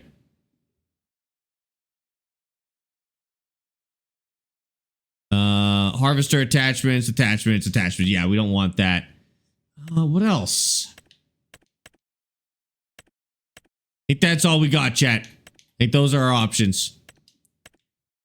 At the harvester, maybe? Vegetable. Yeah, maybe it's in a weird category.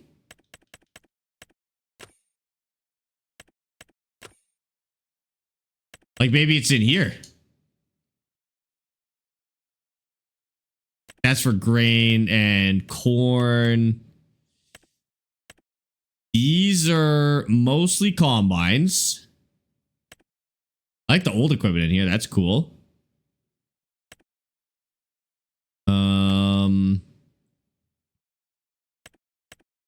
That's it. Combines. The one said beans and spinach. Yeah, like there are ones listed in there. Or are you talking about the one that we're looking for? Like go in here, and there are ones that say beans and spinach and peas, but they're not. Like this one is not. It doesn't show it, but maybe it does. The Grim KS 75-2. 45 horsepower, work with 2 meters per 2 meters. Has to be live unloaded though. Well, I mean we can have an AI do it. I think what we're gonna have to do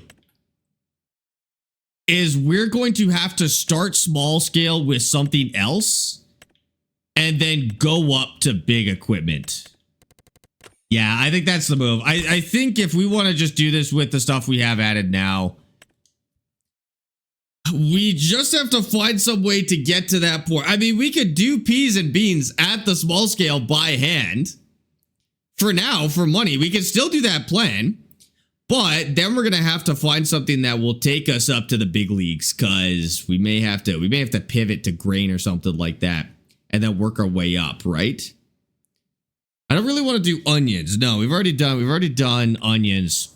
It's fine. I think we'll be okay. Let's cut this and we'll plant it hand tools for those small things, and then we'll go from there. So let's grab a cutter and we'll just do this one super quick.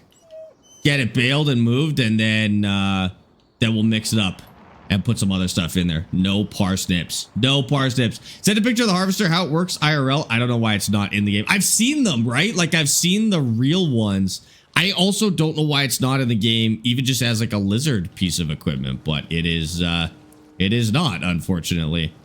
Yeah, I thought the same thing because when it first came out, when the game first came out, I actually was looking up small scale equipment for for peas and spinach. And I was like, oh, it must not be possible in real life. And that's why it doesn't exist. And then I looked it up and they do exist. I don't know why they didn't make it into the game, but that's okay. That's okay. We're going to do it with, we're going to do the hand equipment for that stuff. And then, I mean, I could pay AI to do it.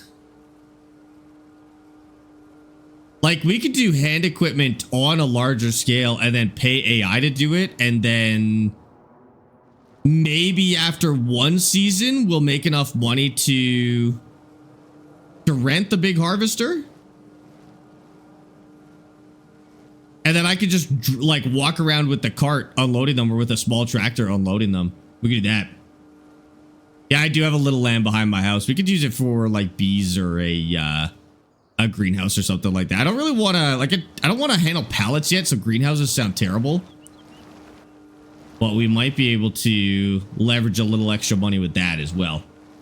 We can become the Canadian version of Dwight Schrute and farm red beets. We could do that. We could do that. Maybe do something else to get some money first. Okay, so here's my plan. I think we plant. People, get out of the grass. I think we plant beans and peas and spinach by hand on this field, find out which one's the best. And what that will tell us is, well, which one's the best. And then we can plant this whole field as whichever one makes the most amount of money, right? And then we'll invest our extra money maybe into like a greenhouse for some easy stuff, just like some cabbage or something to earn us a little extra cash. Maybe get some bees, I don't know. And then see where that takes us. See where that puts us money-wise. Yeah, we'll do the sides first. Because I really want to figure out which of those vegetable crops, those new vegetable crops is the best. At least by hand in precision farming, but. And then we'll plan to do it later. Yeah, there are the middle of our progression is going to be kind of weird, right? Like we need something to carry us from early game spinach and beets by hand to like using the massive equipment, because I don't think a small field of peas, like if I planted this as peas and then rented the giant pea harvester for $25,000, there's no way I'd make that money back. But maybe I would for that field up there. That's possible. You just got a notification from TikTok that I went live? What the heck? That's crazy. Hell yeah, dude. Auto sell greenhouses? Ooh, chat, how do we feel about auto sell? No auto sell at this stage. I think we have to manually sell at this stage. Otherwise that's too cheap. That's just printing infinite money, right? I think we gotta auto sell, or we gotta manually sell at this stage. Maybe we auto sell like way later in the game, but not now. Oh, I forgot to check yields. Okay, so this is 100% here. 100%. 100%. 125. Ooh. Wait. Oh, the rolling was bad. Chat, the rolling was bad. It killed our yield. I have 125% here where I never rolled. I have 100% here where I fertilized and then rolled. And I have, weirdly enough, I have 125% here where I rolled. The nitrogen is still bad, but my yield is good. But I've got better, like I've always had better yield here. What about down here? 100% down here. Okay. Huh. Okay, so based on those results, the single worst thing you could do is fertilize and then roll. Do not fertilize and then roll. You could, if you don't have the money to fertilize, just roll and it's potentially okay results for some reason. But it looks like the most reliable stats came out of just fertilizing and not rolling. So I'm going to sell the roller. And then in the future, we're just going to fertilize. We won't waste our time rolling. It seems like there might be something to just rolling, but we'd have to do more testing to figure that out. Because for some reason, the stuff that was just rolled, even though the yield said it was going to be worse, it actually did come out okay. It came out at 125%. Well, the soil, yeah, see, the soil's not necessarily the same. I've got two types of soil, but it doesn't seem to change with the soil type. So when I walk into the other corner with the worst soil, the yield goes down, but it doesn't seem to change with what I did to it, you know? I don't know. Might need more testing, but something to that at least. At least if you're playing like this with like the hand tools, you might find some extra yield out of that. I have a question about cows. The internet gives me a lot of random answers. When do cows start to produce milk? When they get to their breeding age, which is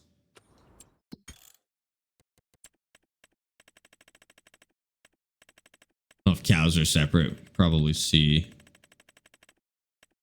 Cows. 18 months, I believe, is when they start producing milk. And then depending on how you treat them, they'll produce different amounts of milk. So 18 months, you'll start getting milk out of them. I don't know if that changes as they get older. It might just stay the same at that point. What changes is their health.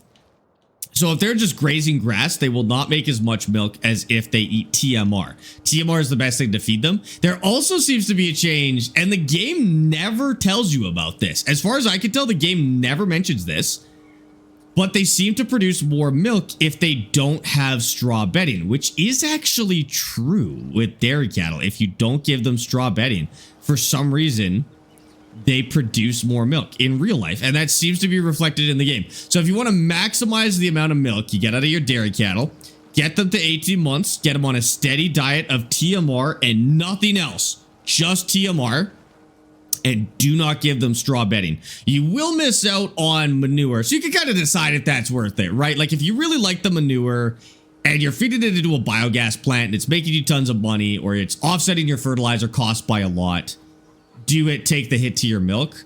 But if you just want to maximize your milk, leave them without any straw bedding and keep them on a steady diet of TMR and you'll be good. And that's it. And they will, at that age too, at 18 months, they will reproduce as well. So if you have any spare space in the same kind of like paddock, then they will fill it with calves. So let's say you have a barn that can hold 400 cattle and you have 350 cattle, 18 months or older in there. They will fill the rest of that 50 slots with calves. And then those follow the same life cycle, of course. When they get to a certain age, they will start producing milk and start breeding as well. And they will just produce, there's no bulls required. They'll just produce offspring of the same breed that they are. So, yeah, keep the breed that you want to continue producing, I guess. My mate just built a new cow farm. We have TMR and have 100% health, so they don't need to reproduce. They don't need to reproduce. No. They don't need to reproduce in order to actually have, in order to actually produce milk. You can just have, let's say you have a barn full of 400 at 18 months or older. They have no way to produce calves, but they will make milk. Now, here's the thing. You probably should give them a way to reproduce because that's how you're going to maximize your money. As long as you can afford to feed all of them. What I would do is if you've got a barn full of 18 months or older, build another barn and split them in half and then let them reproduce. Let them reproduce with new dairy cattle and fill up that second barn. And then from there, you can either continue that cycle, just keep building more barns and getting more calves, or you could just sell them once they hit a certain age. So if you can't continue to feed them or you don't want to continue to feed them, just sell them before they, basically before they would be able to breed again. as basically as I can put it. Yeah. Need a white coat for doing science testing? I do. You're correct. You're correct. Alex and Ryder, thanks for the follows on TikTok, guys. I appreciate that. You've reverted to manual labor farming. We have Dirt. There's been a nuclear winter, and now we're back to manual labor. That's actually not what happened. That's not the RP, but sounds cooler than saying I just like not playing with machines. We're doing a super hardcore start now. We're doing a super hardcore start where we have to start with hand tools, no money, no tractors. It's going okay. It's makes about as much money as you would expect. Like a harvest here makes us about $7,500, and I mean our first tractor is about 700 or 7,000. So we almost could buy our first tractor now, but it would probably work slower than some of the stuff we do by hand, to be fair. I think I might add some more small scale tractors. I'll see what we've got, but I might add some more older tractors just because I'm not sure if we have enough for really good progression, but we'll see what we can. Still no ride on. I think I'm gonna skip the ride along mower, to be honest with you. And Dirt, thank you for the confetti on TikTok. Good to see you, dude. I'm gonna skip the ride along mower because I don't think it's gonna help us do anything faster. It'll cut maybe twice as wide as this. It'll cost us a bunch of money, and it'll maybe help us pull the trailer to the sale point a little bit faster. Like, it's gonna save us 5 minutes a year to buy a ride-along mower. I think we skip it and we go straight for tractors. Yeah, but we'll see. When will you be using the machines? So the plan right now is this is gonna be our last grass harvest. So we're gonna cut this grass, we're gonna bale it, or turn it to hay and then bale it. And then what I'm going to do is I'm going to split this field into 3 sections with a cultivator, and I'm going to plant peas, beans, and spinach. We're going to harvest all 3 of those. We're going to see which is the most lucrative, like which makes the most money. And then after that, we'll see how much money we have after that. If we have a lot, we might skip that phase and go straight to tractors. If we don't have a lot, I'll plant the whole field as whichever is the most lucrative. So if that's spinach, we'll plant it all as spinach. If it's beans, if it's peas, whatever we do, we'll plant that whole field as those things. And then we may grab a small production building and start turning those into cans, because it would probably be worth turning those into cans at that phase. So we'll see what happens. See what happens. Time is money. Not really in this case. not in this case. So farm sim, I mean, there's a few ways to look at farm sim efficiency, and I've had this conversation a lot on the internet. Casual players tend to look at this game as the amount of time spent doing something is how efficient it is. So if you spend 20 real life minutes cutting a field, they will look at efficiency as that, basically that time. So for a casual player, changing that from 20 minutes to 5 minutes is their idea of being more efficient, because time is their only idea of efficiency. For real life farming and for more hardcore farm sim players, efficiency is actually based off of the money you make per year, with game time being entirely irrelevant. So for me, I don't care about how much time I spend in the game. That's entirely irrelevant. For me, my concern is cost versus earnings per in-game year. Doesn't matter how much time you spend doing it at the end of the day, because what determines your efficiency is how much you can upgrade every year after your harvest, pretty much. And so I don't really care about how long it takes me to do something. Now, I do to an extent. For example, I wouldn't do a 100-acre field with this, even though you would argue that it would be incredibly efficient in my standards to do this, like a 100-acre field by hand. I wouldn't do it because I do want to have fun with it still. So I'll balance the fun aspect a little bit.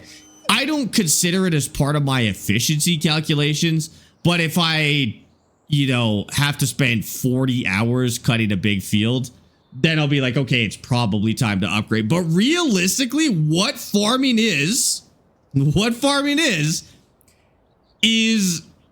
how much work are you willing to put in? Because using smaller equipment, using cheaper equipment and cheaper strategies, which is more by hand, more with small, older equipment, that is more efficient in many ways. You will increase your profits if you use a little Porsche diesel on 40 acres of field. As long as you're willing to spend 4 days, you know, planting stuff rather than 2 hours. That is more efficient. But at a certain point, you just want to get it done, right? Or realistically, the most efficient people are the people who are willing to do something like that. Mr. Leprechaun, thank you for the Prime sub, by the way. I appreciate that. Efficiency is overrated. Okay. You're willing to put in this much work? This amount of work? Me too. In real life, you can harvest faster with bigger equipment, but you might spend more on fuel to do so, and your harvest is earning the same no matter how it's harvested. Exactly. That's actually a really good way to put it. So if I had... And this is going to be an insane thing to say because nobody would ever do this, but if I had 1,000 acres of corn... For me to harvest 1,000 acres of corn by hand, I wouldn't spend anything on diesel. I wouldn't spend anything on maintenance. I would never have to buy that giant 9RX. Well, not in the case of a harvester, but you know what I mean. That would be the most efficient way to do it. Now, that would be insane. And in real life, you run into the problem of actually being able to get it done in the amount of time you have to get it done. In Farm Sim, you have almost infinite amount of time to do something. Virtually infinite amount of time. In real life, you know, you have to get your harvest in within a certain period. And so the size of your equipment is going to be determined by can you harvest all of your crops in the amount of time you have to harvest them in. But even in saying that, you're gonna go with the smallest piece of equipment. So like if I had 50 acres of wheat and I had 2 days to harvest it, I'm gonna go with the smallest piece of equipment that I can harvest 50 acres of wheat in. I could go with John Deere's biggest and baddest harvester and do it in an hour. But realistically, I'm just gonna go with whatever gets it in under the wire for the cheapest amount of money possible. Because that's what farming is at the end of the day, right? I know. Look at me. Look at fake me running. Don't get used to this. You're not going to catch real me running. That's for sure. I was playing small maps with old stuff because they're better. Anyways, it's more sexy. I do like older equipment just for the vibes, I will say. I think they sound better. They look cooler. And so I really like playthroughs like this at the end of the day. I love doing. Now, this is a little small for my taste, but you know, once we upgrade to one better, slightly bigger tractor, I'm kind of going to be in my happy place, you know? Your payments on that harvester are going to cost 10 times more than your output on 50 acres. Yeah, so basically what I gave was a really extreme example, doing 1,000 acres by hand or 10 acres with a 9RX. You're going to do neither. But it's really about like finding that balance with what you're comfortable doing. And in Farm Sim, it's very forgiving. Like Farm Sim, the profit is insanely high. The costs are relatively low. And so you don't have to be good at that. You don't have to find that balance. And you can kind of base it on whatever you're having fun doing. But you still do see examples of people making that mistake in Farm Sim where they will buy a 9RX for 50 acres. And then they're like, I'm not making any money per year. What's happening? It's like you're spending 50 grand a year on maintaining the 9RX that you're using on 10 acres of corn, right? Like, so you still do see people, even though it requires an extreme example in Farm Sim, you do still see people making that level of mistake, which is kind of crazy.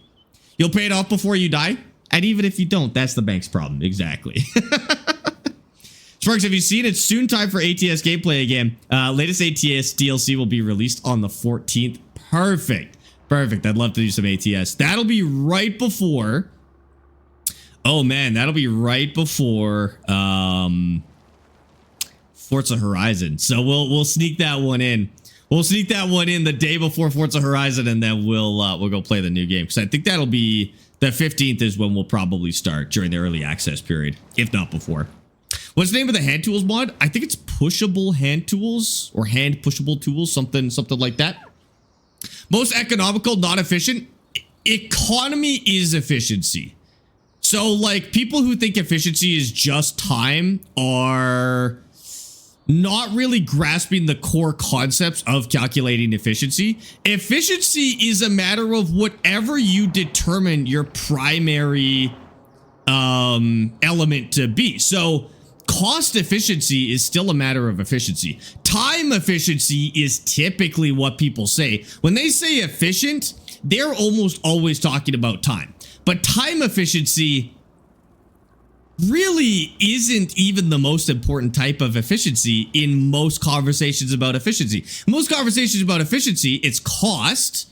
No, it's cost. It's cost efficiency is the biggest conversation about efficiency in nearly any industry, to be honest with you. In farming, in aerospace, like it's cost efficiency, right? Jack, thanks for the share on TikTok. Ole, thanks for the follow, and Ted, thanks for the follow as well. I appreciate that. If you search up hand in Mod Hub, it'll pop up. Yes, don't search up hand tools. Just search up hand in the Mod Hub. It'll pop up. Get the hand usable or hand liftable. Not pallets. Don't get hand liftable pallets. That's stupid. Get the hand liftable supplies or whatever it is. It's like lime and fertilizer that you can move by hand. And that one's pretty good as well. Kieran, thank you for the follow on TikTok. I appreciate that. Welcome in. Time is money. Time isn't always money. That's actually not true. That's something that I think a lot of people like to repeat to sound like they know what they're doing in business. Like I used to hear coworkers or colleagues in the industry that I worked in, I used to hear colleagues say that all the time in the dumbest scenarios where it just genuinely wasn't a factor, where time was not a factor, because it's not always, time is not always money at the end of the day. That's not always true. Sparx, there's a mod in the bottom for changing the dog's name. Okay, I might check that out. We might need that. Can you make a farm sim setup from a combine harvester cabin? You can. I can't. I mean, I could, but I won't. But yeah, you absolutely can. It's not really that hard to do. If you could get your hands on a cab from a tractor or combine, just jam it full of simulator gear and you're good to go. It's really not that hard to do. I think the toughest part would be laying out the monitors in the way that felt good. But yeah, you totally can. I work in a restaurant. When I talk to my employees about efficiency, it's always about time. When you talk to your employees about efficiency, it's always about time. But I'm sure you have a lot of conversations about cost when it comes to ordering your supplies and how they're being used, right? So, well, I don't know if you're working at that level. Yeah, for like entry-level employees, efficiency is almost always going to be talked about in terms of time and waste, because they're not doing stuff like writing orders or, you know, stuff like that, right?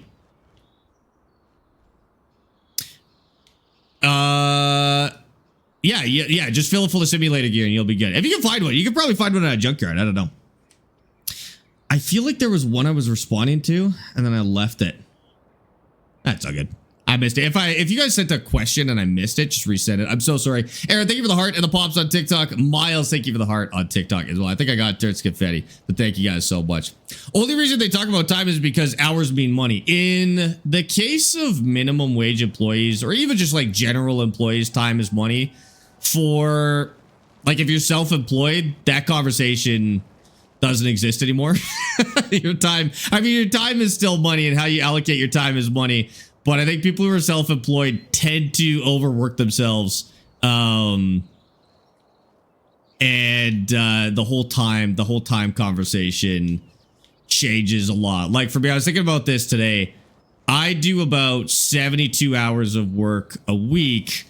I probably should think more about how time is money and allocate like my time better. But I very much take the approach of like, oh, I should just always make sure I'm doing something, which works. It works, but it's whether it's sustainable or not, we'll find out. We'll find out. I guess time still is money in that case, but at the cost of sanity, maybe. 72 hours, are you okay? Yeah, but I'm doing stuff that I like to do. It's different. When I worked retail, I was a retail manager for 10 years, and there were weeks doing that where I also worked 72 hours to 72 to 100 hours. And those were the worst weeks of my life. Like memorably, I remember them being the worst weeks of my life. And now like that 72 hours is like 30 hours of streaming, 10 hours of editing, couple hours of posting and responding to comments. And like it's not the same kind of work. you probably should still ask yourself, are you okay with doing that amount of work just to, stay in tune with how you're feeling? But when you're doing something creative or something that you want to do, or you're self-employed and you're like starting a business that you've always dreamed of starting, those 72 hours feel very different than when you're working for somebody else. It's working for somebody else for 72 hours, paid or unpaid, sucks every time. Working for yourself for 72 hours, so much better. So much better. I love to play new maps, but leaving a good farm behind is hard. That's why I always make sure I like fully finish my farms. Like I've got goals. I will farm to the point where I've got nothing else I can possibly do. And then I'm confident that I'm done with it. It is always kind of like melancholy to be done with the farm after 400 hours. But I'm also excited at starting new farms. And I don't delete my old ones. I could always go back at the end of the day, right? Here, I'll ban that. I'll ban that spam. It's all good. It's a bot. Don't even worry about it. Don't even respond to it. I miss the hourly days sometimes. I always think that I miss the hourly days until I think about it for a millisecond. And then I'm like, no, actually, I don't. Because sometimes, I don't know. I think we just kind of naturally dislike work some days. There's just some days where you don't want to do anything. You want to lay in bed. You want to take the day off. And so those days I'm like, oh, I wish when I worked 40 hours a week and had 2 days off a week and I had vacation. I don't take vacations now. Sometimes I'll be like, oh, I missed those things. And then I think about going back and doing that job again. I'm like, no, I don't miss it actually. I don't miss it even a little bit. I'd say the vacations thing, that is one of the tougher parts about being self-employed is vacations have a massive cost. You can still take them. If you can afford to take them, you can take them. But you become acutely aware of how much they cost you. Because when you're employed, let's say you got vacation time. In my last job, I got like 4 or 5 weeks of vacation. 4 weeks of vacation, I think. And I got paid when I went on vacation. So it was like, I would look forward to the vacations because I knew I was getting paid. And if you're self-employed and you take a vacation, you take that vacation for free. You make no money during that period, depending on what you do. And then you also have to pay for the vacation. So it also costs stuff at the same time. If you go somewhere or do something fun. So it's like a double whammy, As a streamer, vacation can be a write-off. If you're working though. And there's, like how bad do I want to take a vacation to go to TwitchCon and then spend my vacation talking to other streamers about streaming, talking to companies about streaming and like the thing I'm trying to get away from? You're kind of right. Like we do have some cool benefits. But like if I went on vacation and then worked the whole time in a way where I could write it off, I think Amy would murder me in my sleep. So not quite, a little bit, but not quite, right? Did you go to college or just work your way through the ranks? I just worked my way through the ranks, and a lot of my colleagues had gone to college and were absolutely useless with it. So what I did is I was going to go to university for business, and my parents encouraged me to just take a year off and just work for the year or do something for the year because they both felt like they rushed into university and then didn't really use it. So like take a year off and just see how you feel. A year is absolutely no time in the grand scheme of things. And it's way better than, having a degree that you do nothing with. So I took a year off. In that year, I got into management at the company that I was working at and just started like progressing kind of quickly through that. A lot of my colleagues were 5 to 15 years older than me, college graduates, MBA holders, all sorts of business degrees and stuff like that. And they were just doing the same thing as I was and worse in some cases. They were just doing a worse job in the same thing that I was doing. And so I always told myself, like, I could go back to university if I wanted to. I would have gone for business, I think, if I went. Could always go back at any age. There's not an age that you can't go to university. And so I was like, I'm just going to keep going as far as I can. This is what I told myself. I said, I'm going to go as far as I can until not having a degree genuinely holds me back. And it just never happened. It's just 10 years later, it just didn't happen. Like I had employees of mine with 4 or 5 years of schooling in the thing that I was doing. And they worked for me like that. That was kind of the experience that I had. So I was like, oh, I guess no need to go now, at least. And again, I still kind of feel that way. Like if I ever wanted to go back, I'm 28 now. If I ever wanted to go back, I still could. I could just go right now at the end of the day. I'm not going to give too much information about my retail background just because I do want like a little bit of privacy with it at the end of the day. But it's retail. That's pretty bread and butter retail at the end of the day. At 17, I worked retail while starting school for computer electrical engineering. 22 years later, I was making 6 figures in retail before I left. I also left a 6-figure salary to start streaming as well. Yeah, it's retail. If you've got the stress resistance to work retail, you can make boatloads of money. I lost a lot of colleagues to stress. Either stress leave, or they just straight up quit, or they just disappeared one day, or worse in a couple of cases. Like that job can be really hard on people. I get it. But if you've got that, like, you'll learn a lot, and if you've got the fortitude to do it, you can make a lot of money out of it. Yeah. Sparx' real name is Tim Horton. Yeah, I'm the Tim Horton. Technically, you can go on a vacation, do a 15-minute video or IRL stream, and that counts for a business trip. And you can write the whole thing off. Maybe not all the meals at all of the hotels, but you can write it off, write off the bulk cost of it.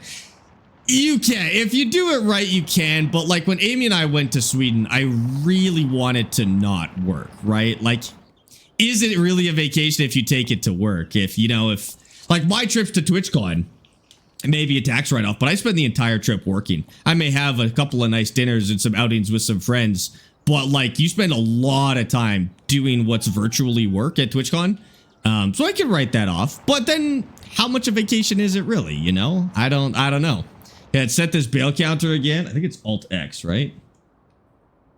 We're at 60 bails total. That's not bad. Hopefully we get another 36 out of this or whatever it was, 37.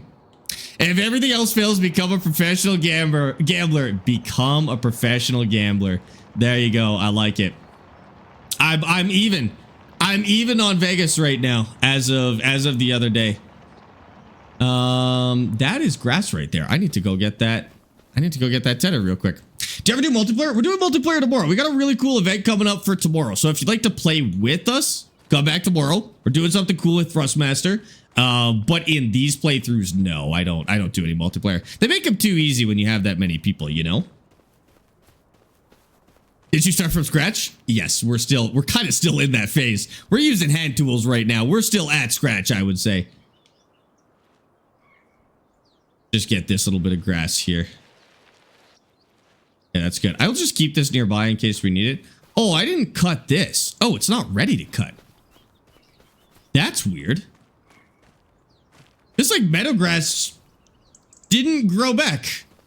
Maybe it grows slower. That's okay. Field grass maybe is better. You're doing multiplayer tomorrow? We are doing multiplayer tomorrow. We're doing a logging event with Thrustmaster. So we're getting as many people as we possibly can in one save. We're going to see how much logging we could do in a 5-hour stream. We're going to do discounts on some Thrustmaster gear like the Simtask sticks, and then help people find like the right gear. So if you're trying to build or upgrade your setup, we're going to do kind of like a Q&A type of thing for setups and make sure that we can get people the gear that they're looking for. And also cut some trees in the meantime. It'll be good. How much money are you at? We're at $7,500 right now. Hi, Marshmallow. How's it going? When a plane you don't have yet is just outside your range or gets close and turns around, are you playing Sky Cards? Hell yeah. I also hate when that happens. Just get right next to the fence and then I'll do the up down here instead. So yeah, we're at about $7,600. This should put us probably at about $1,200 if we sell this right now. We're going to use that $1,200 to plant a bunch of vegetables here and then figure it out from there, I guess.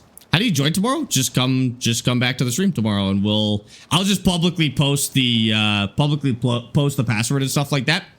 And then we'll get you in. What time tomorrow? Same time, 12 o'clock. I might be a little bit late. We'll see. I just have to set up the server and stuff like that. So I gotta, all morning I'll be setting up and testing the server. So it may take a little bit of time to get that set up, but we're scheduled for the same time as usual. My Wi-Fi is gonna hate the balance sheet after tomorrow. Your Wi-Fi is gonna hate the balance sheet? What do you pay by the megabyte or something like that?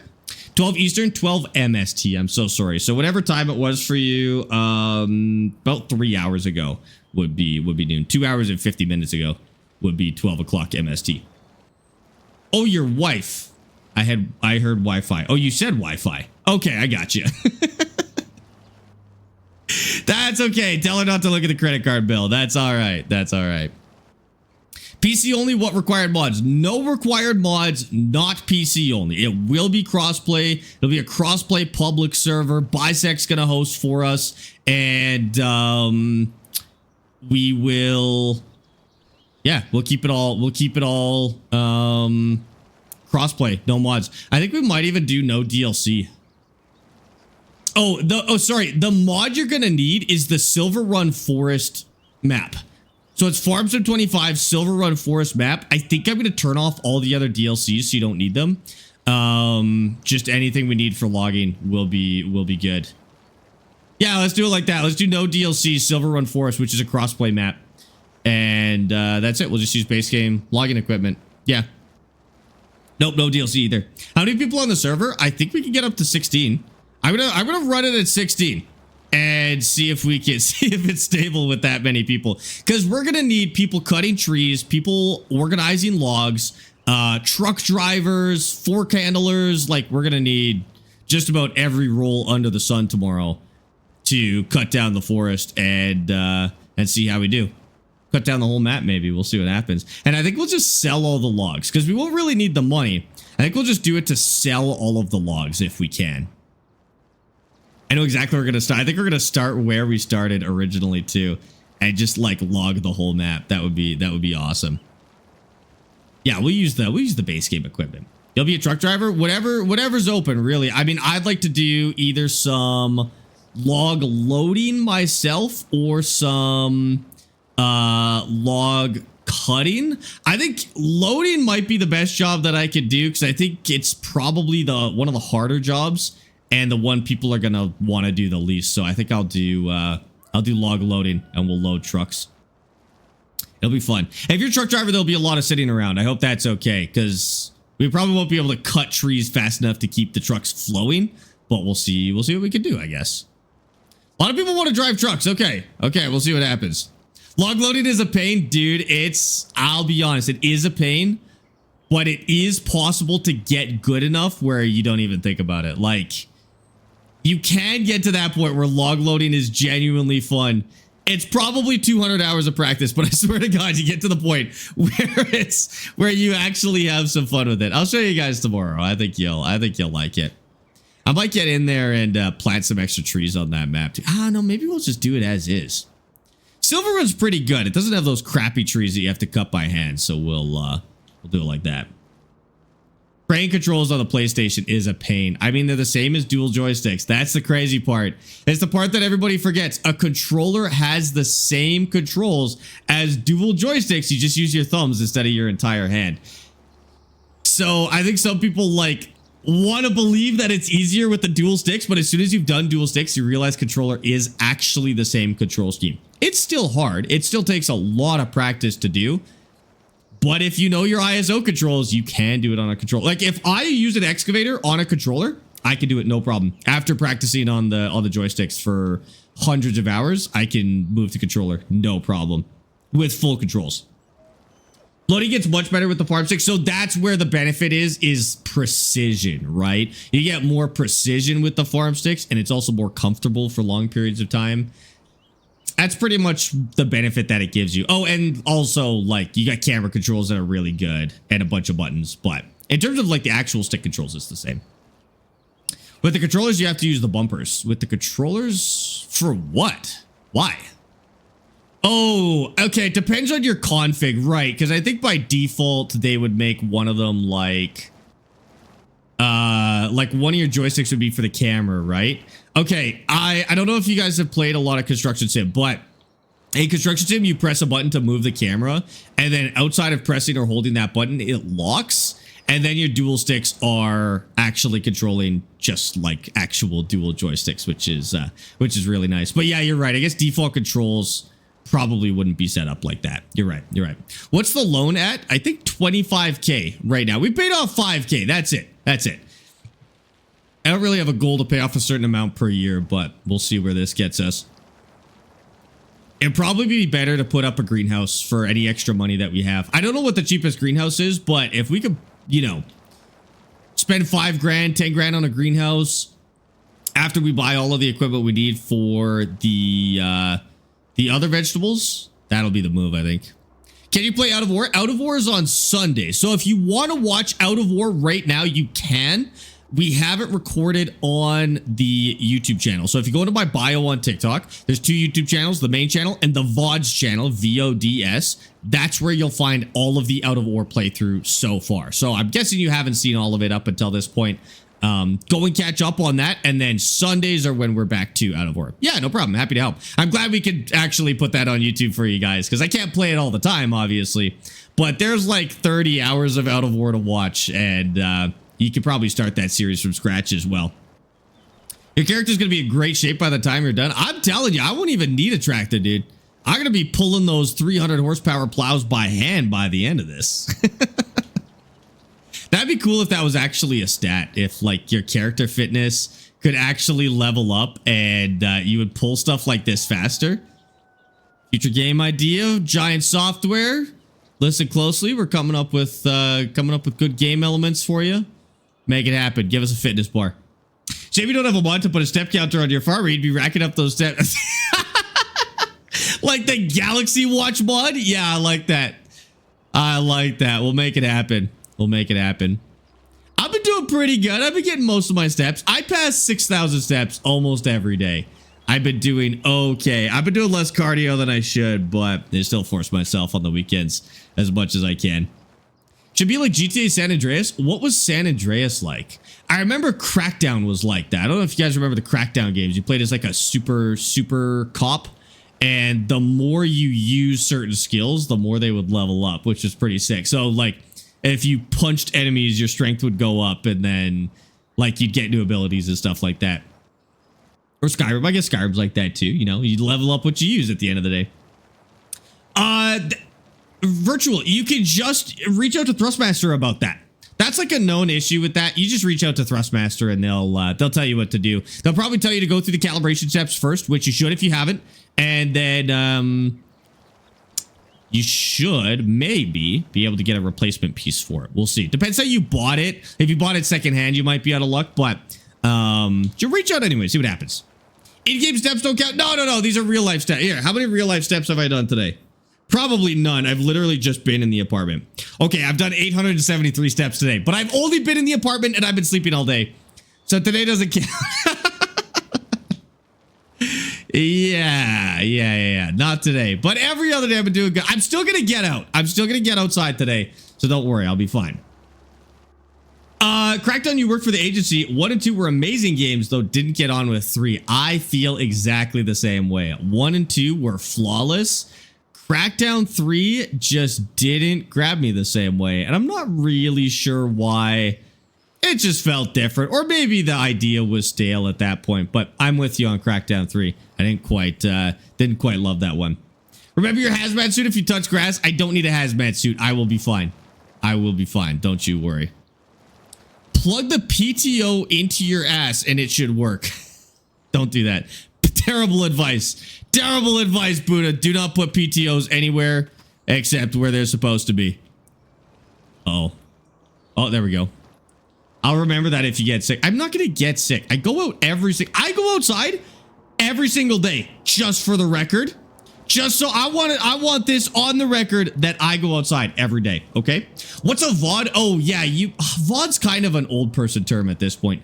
VODs are basically recordings of a stream. Yeah, they're basically just recordings of a stream. Sometimes they go to YouTube. Some people, they always go to like, they're automatically recorded on Twitch, for example. So a lot of streamers will have like a VOD channel, and so they can permanently store all of their streams, which is kind of what we do. We don't do all of our streams, but we got them on there. SRS, thanks for the follow on TikTok or on Twitch, by the way. I appreciate that. Am I MDT? So, not anymore, actually. So I'm MST, and Alberta will no longer move to MDT during daylight savings. So we've actually gotten rid of daylight savings in Alberta as of like last week.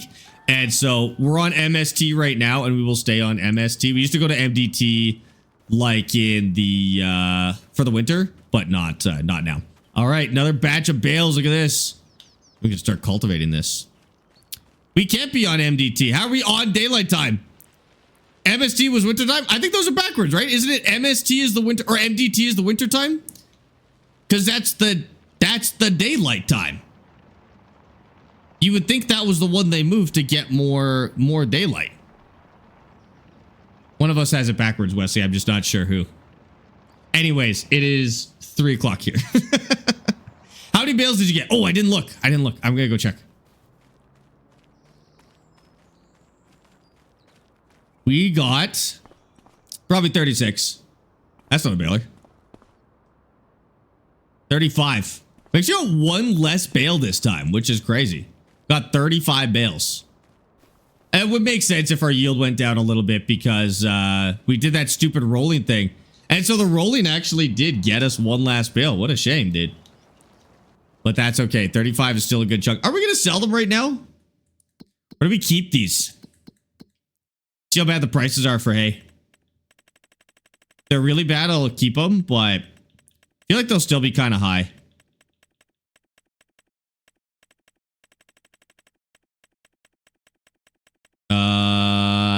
Ooh, they're about mid-range. I'll sell them. If it was July, I'd keep them, but I'm going to sell them. Plus, we kind of need the money's going to go further than the, you know, if we saved it.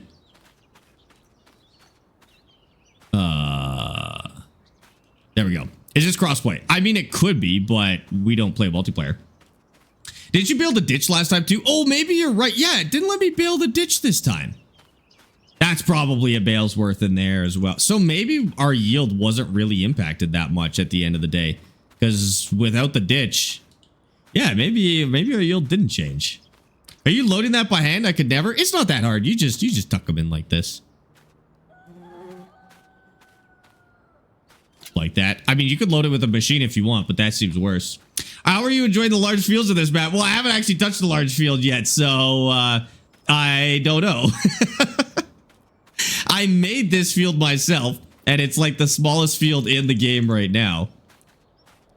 Thought precision farming would get you better yield? Well, I don't know how to compare it, like, if this wasn't precision farming, because we've had precision farming on the entire time. I mean, if somebody plays on this map and does the exact same thing that we did, follows all the exact same steps, but without precision farming, you can let us know how much you got. But I don't actually know if that's true or not. Would be kind of cool to save it and then put precision farming on, like do this without precision farming, turn precision farming on, and then see if you get more yield that way. Would be kind of nice to try. Doing good, Jacob. How are you?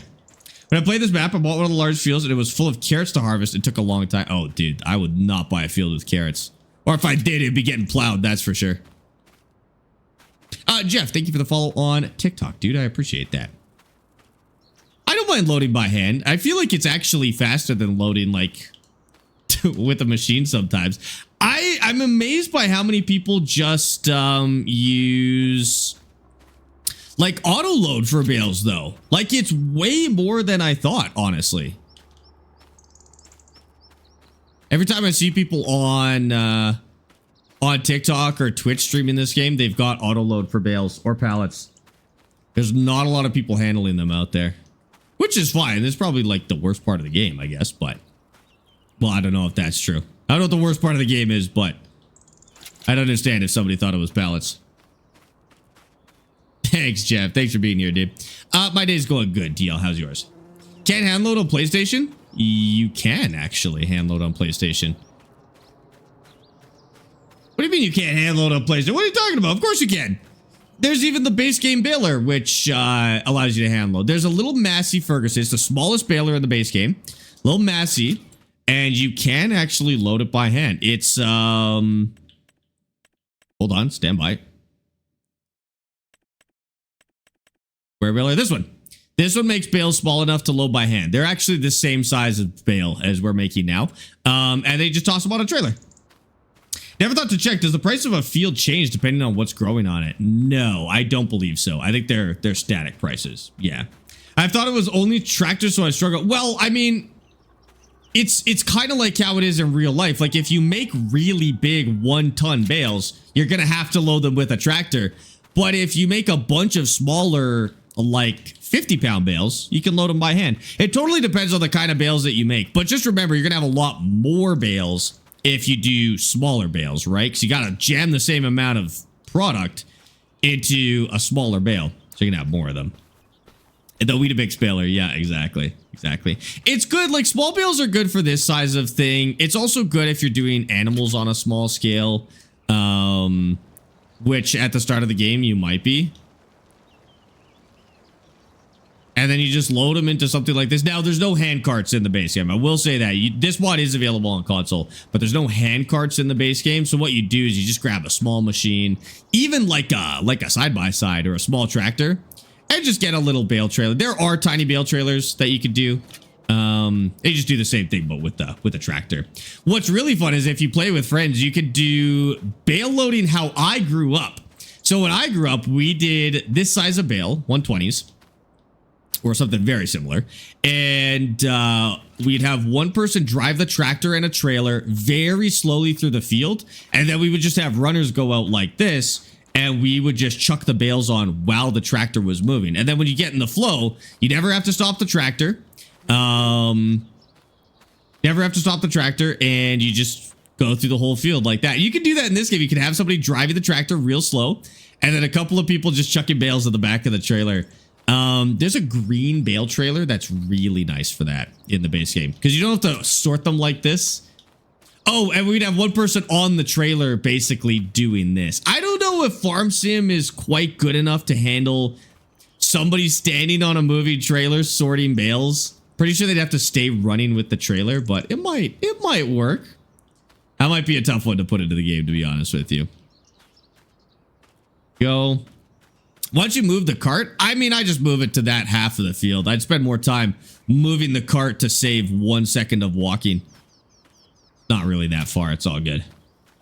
That's what we would do growing up with hay. Yep, exactly. We used to do that, but we'd have a sled that dropped them in 8s. Ooh, we never had any sort of fancy auto collector like that. Or sorter coming off the back of the baler. We just drop them loose on the field and chuck them in the back. We only had, like, we would only make hay out of maybe 60 acres, 50 acres even. Maybe even less. For the ones that we would do by hand. And so it wasn't like we didn't buy anything specific for it. Just make the kids do it, you know? We just put tractor in low gear 1 and let it drive itself well loaded. If we did anything like that ever at any point, I would not admit it on the internet. So I don't have any comment about that. Oh, do we have our first bald spot? We do. We're starting to get bald spots in the field.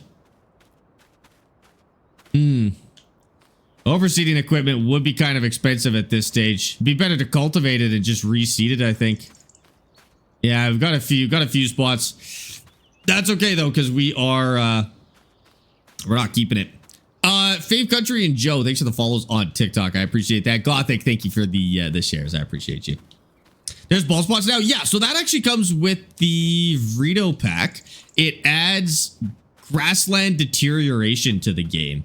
And that is fixed with an overseeder, which basically puts seeds down on already seeded ground. So you just run it over at once and it fixes all the bald spots. You just do that whenever you feel like it's really impacting your yield. Okay. Did I see any more bales? I missed one last time. Nope, I think we're good. Let's go take this to sell. Okay, that's going to be an extra good chunk of money. And then we're going to turn this back into dirt. I don't need this to be, I don't need this to be grass anymore. It's going to go back to dirt. Fence by the house. Oh, that's the same bale I missed last time too. Thank you, Joe. That is the exact same one I missed the first time. That's so funny. Abbott's, how's it going? Welcome in. All right, up you go, buddy. There we go. All right, now let's go make some money. So I got pretty much like one less bail than last time. Maybe two less bails than last time. Not so bad. It'll still be a good chunk of cash. I feel like this is just slightly burning. The other way? Or this way? They're going straight? I think so. Good enough. Who else heard overseer instead of overseeder? Overseeder.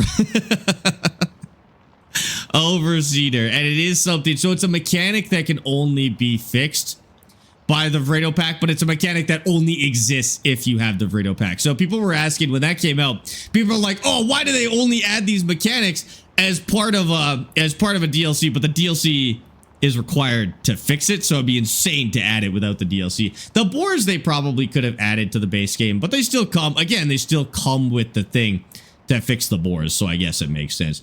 Ooh. The boars. The boars. Am I going to have to worry about boars? I'm going to risk it for now. I'm not going to do it. Maybe I should save some bales. I'm going to be fine. I can always cut the ditch and make like 1 or 2 bales so we can feed boars. I'm just a little bit worried that the boars are going to eat our veg, but I don't know if they will in the summertime. I think they do that in the wintertime. And we won't be planting anything that goes over the winter, so we'll see. Are there boars in Canada? Probably not unless you get real far south. I don't know. Southern Manitoba? Probably not. We'll call them moose for this playthrough instead. How's that? We'll say the moose get into the fields.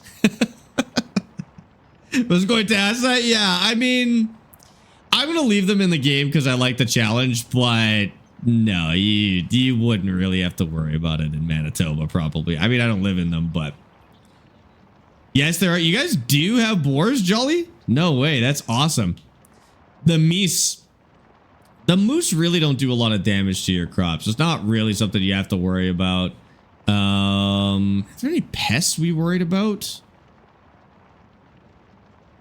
Not like that. Like, not for us, but we didn't do grain, to be fair, or root crops or anything like that. Hell yeah, 5,500 bucks plus 500 bucks environmental. So, man, our environmental score must have gone down if I only made 10.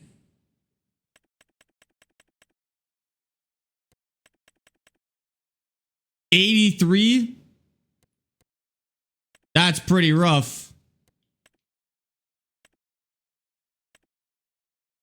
82? How come? Well, tell me. How do I get it to tell me why? Currently no soil samples to analyze. Oh, okay. It's probably its fertilizer level, but that's okay. So should I fertilize it before I sell? Like, that might be a silly way to cheese that environmental score, but realistically, if I fertilized before I went and sold that, I would have made more money, right? That's fine. We'll cultivate and seed it and see what we get. Hunter, I'm doing good. How are you? It was 59 when you first started, so yeah, then we got it up to 94 or 96, and now it's back down to 80 something. But it's still, I mean, it's still extra cash. They get into the haystacks. That's probably fair. We have them in Alberta? Oh, it's rare. Okay. I've never seen a wild boar. Never seen a wild boar. Ground squirrels are the problem. We had gophers. Yeah, we had gophers that were probably the worst in the field. But they just, I don't know if they really wrecked anything, because we were doing like alfalfa hay. So the gophers didn't exactly eat it or wreck the roots or anything, as far as I know. It's just a really bumpy ride in the tractor, right? Check the price of the crops before you plant. Check the prices of the crops before I plant. Why? Looking at the prices of the crops doesn't help me because I don't know the yield. Prices only matter if you know your yield as well. Just looking at the price menu and going, oh, this was the most expensive or this was the most expensive or whatever, that doesn't help you at all because you may get 10,000 liters from one and 5,000 liters of the other, but the one that's 5,000 liters might be 3 times the price, and so it's actually better, you know, to sell. Or the other way around, maybe the one that you got more yield has a lower price, but you end up with way more. So the price doesn't tell the full story. How many hours do you have on Farm Sim? Probably about 3,500 hours between Farm Sim 22 and 25. All right, so I'm just gonna leave this here real quick. No point putting it all the way away. So what do we have to do with this? We need to, it's gonna probably get limed again. Do we want to plow or do we just want to use the cultivator? Is there a reason to plow? I'll probably get better yield if I plow though, right?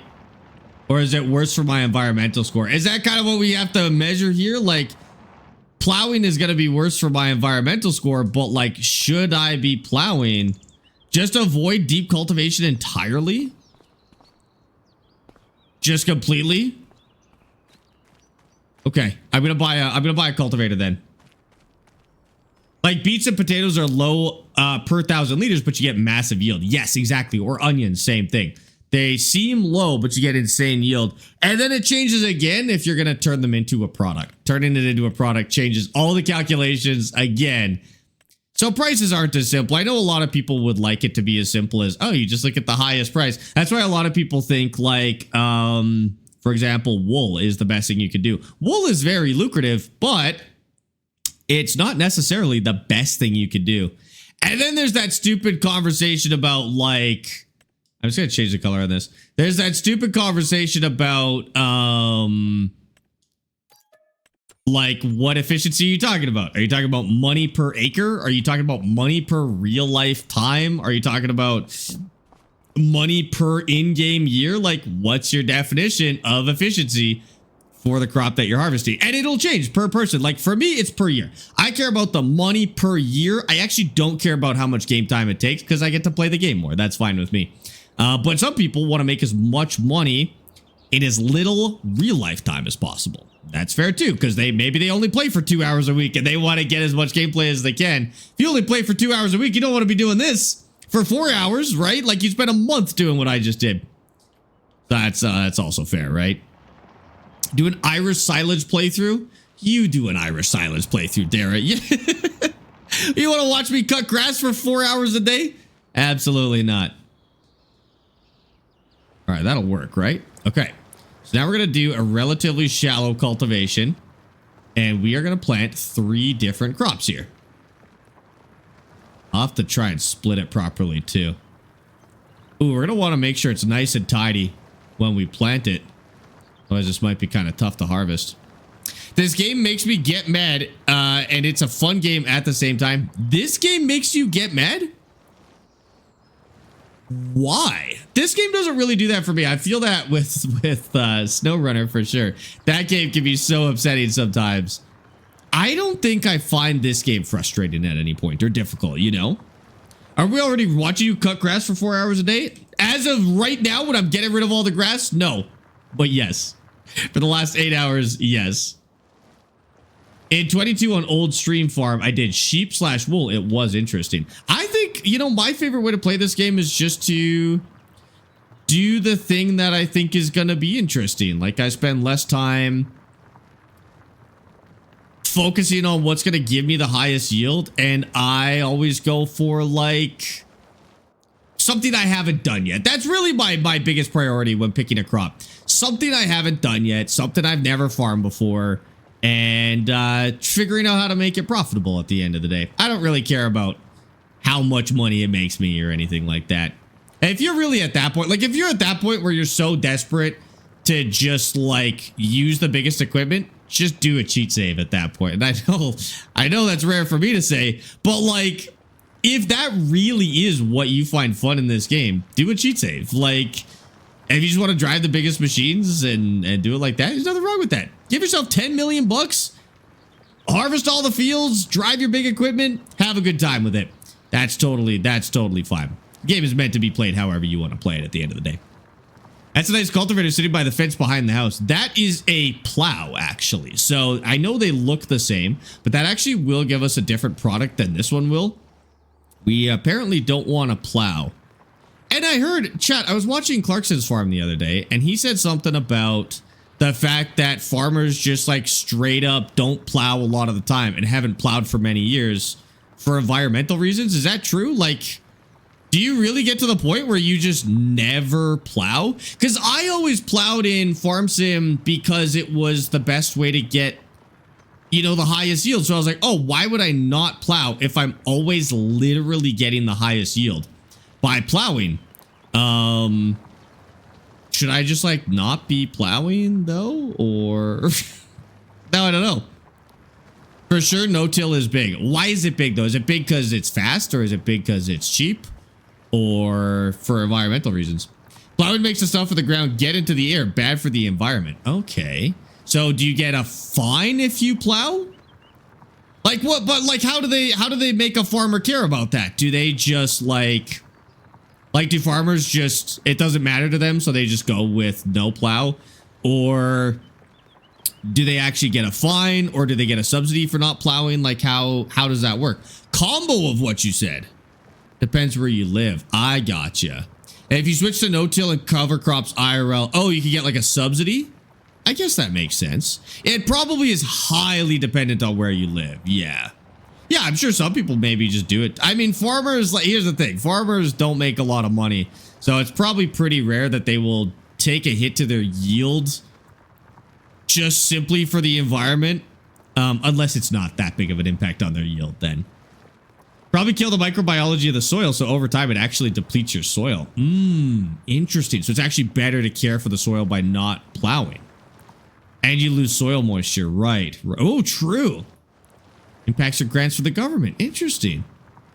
Man, there's so much to learn about that. Yeah, because like I said, in Clarkson's farm, it was implied that they got like a subsidy for it. But season 4 of Clarkson's farm was that year where the UK got rain for like 6 months straight. And so they were trying to rollover plow one of their fields to dry it out. So I don't know if they take a hit to their subsidies or what. Where's the cultivator? I can't find it in that section. It's at the top. It's at the top of the mod. Top right, there's the plow and the cultivator. That's true. And it uses a lot of fuel to plow. True. It's for soil health and no erosion. Cover crops can put nitrogen into the soil to feed money crops. Gotcha. Oh, hey. I think I read something about precision farming giving you a subsidy for cover crops as well, which are already in the game too, right? Like if I do, oh, what's it called? What is it called? Anyway, there's some sort of cover crop that I can put in, and I guess we can up our score with that too. Paint ground to make the sections of the field. Ooh. Paint ground to make the sections of the field. I think I'm just gonna put them side by side. I'll just be really careful with it. Oilseed, thank you. Oilseed radish is what I was thinking. No, I think I'll just be really careful with it, and that'll be good enough. When I plow, there's still grass on plot 12. I don't know why. Yeah, it's okay. So it's the way the map was made. Basically, some of the grass is not put in the game properly. Like it's basically considered grass that would be there all the time. So like a grass in a town, for example, you'd never get rid of. So it'll always be there. You just have to go into the construction menu and select grass, and then I don't know how to do it on console, but on PC you right click and drag it over the grass and it deletes that grass instead. There's probably a way to delete the grass on console as well. I just don't know what button it is, and that'll get rid of it. Because yeah, you won't be able to plow some of the grass away on this map. You'll have to actually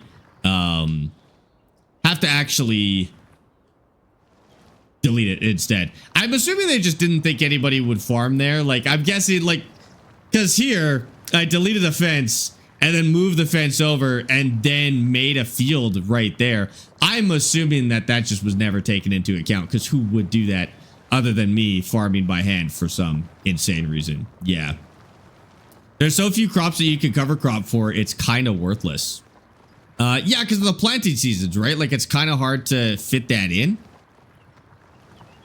And then did we ever find out if there was anything about rotation? There was nothing about crop rotation. We didn't have to worry about that, right?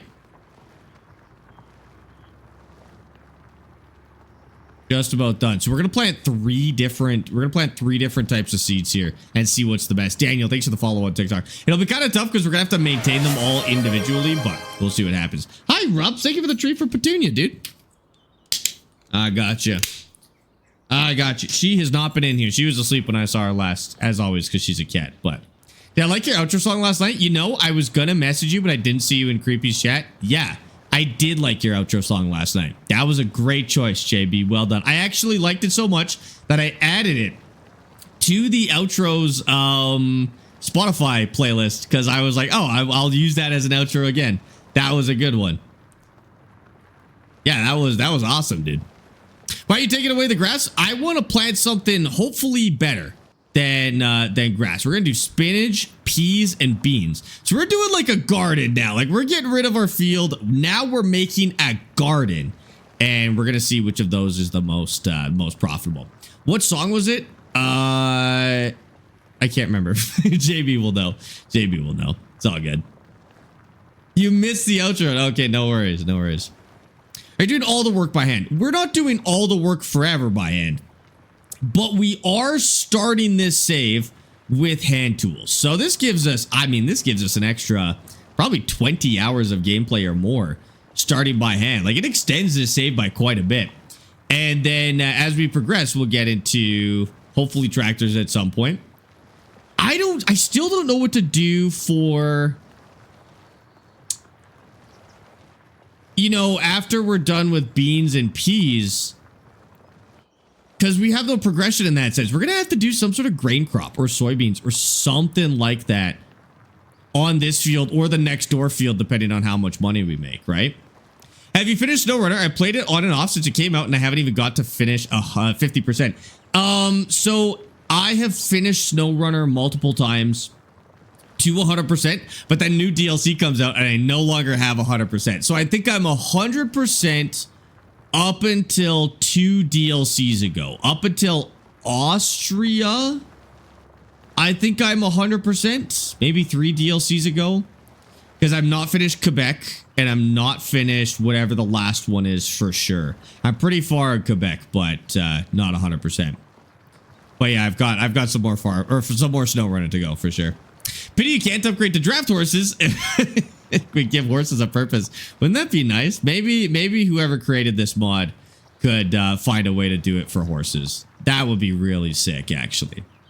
How do you harvest the Spanish beans and peas? Oh, spinach, peas, and bees with some sort of equipment. So the hand tools gives us the equipment to do it. But basically the problem we have with those is we've got the hand tools, which are about this big for harvesting. So that's good. The early game on those is covered. But then the next step up is a $500,000 6-meter wide spinach harvester. So what the heck do I do with spinach? What the heck do I do with spinach? Between those, like, I don't want to do hand tools up until that thing is worth it. I need something like kind of in between. We looked for a mod. I didn't see a mod for it on the mod hub. What I might do is I could hire some people to do it by hand. Like, I hire AI to do it by hand for us. And then we could like work on unloading them with the tractor and stuff like that. That would be viable. That's probably the next step up. But I think what we'll probably end up doing instead is picking a different crop and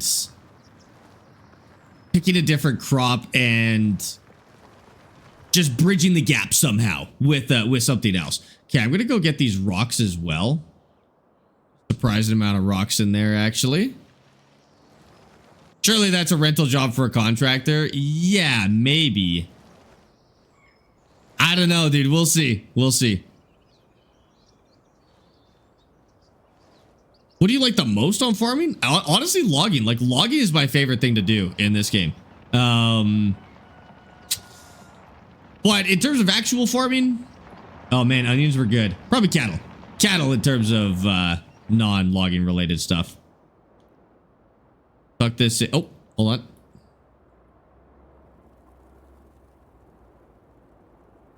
Tuck that in right there. Good enough. Okay. Do I have to pick those stones? Do we worry about stones or no? There's a weird layout of stones in this field. What size are these? Are these small? We might be able to roll these back down, which would be sick. Nice. Nope, they can be rolled. I do not need to pick those. Those are small stones. Those can be rolled back down. Okay. Now's the crazy part. So we need to plant 3 different crops in here. So we're going to start with the cedar. And hopefully we can... Oh, these are going to get different yields. Okay, chat.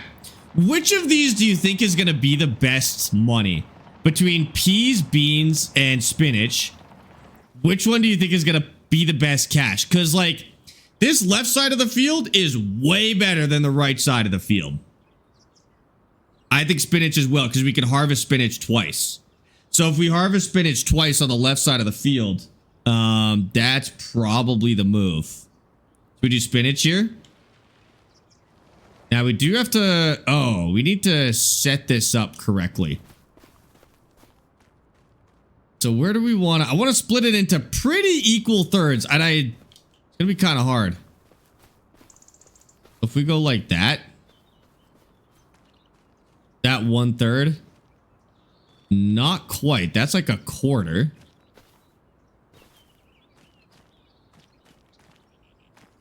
To there, maybe?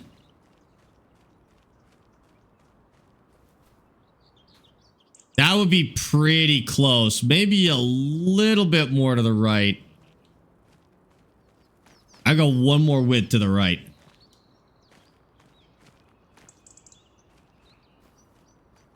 Because half of the map is right here. Half of the field is about here. Yeah, I think that's perfect. Okay, now we need to nail this in terms of lining it up. So we want this to be exactly at 90%. 90 degrees, sorry.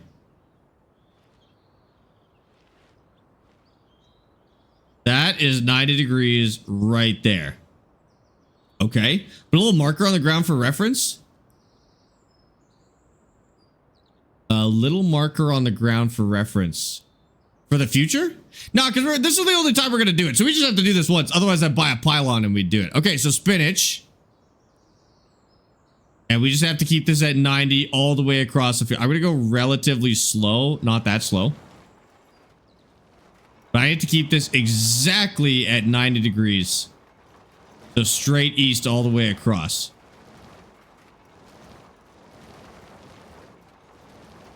.9, 90.1. Okay.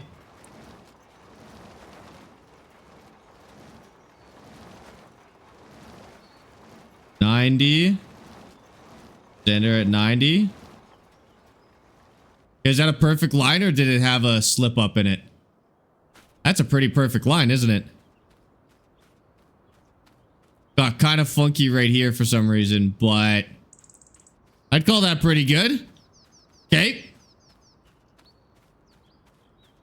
And then we just very carefully want to plant on the neighbor's land here. Okay. And then we just do the same. And this one we could do kind of fast because this one doesn't matter. We can have some overlap. That's all good. Make sure we get 100% coverage on our spinach. And then what should we do next to it? Beans, probably?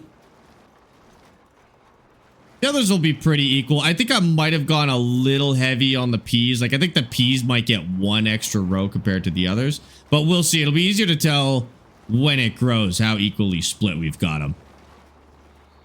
Yeah, I think I might have gone a little far over on the pea or on the spinach, sorry. But that's okay. because we thought that one would be the best.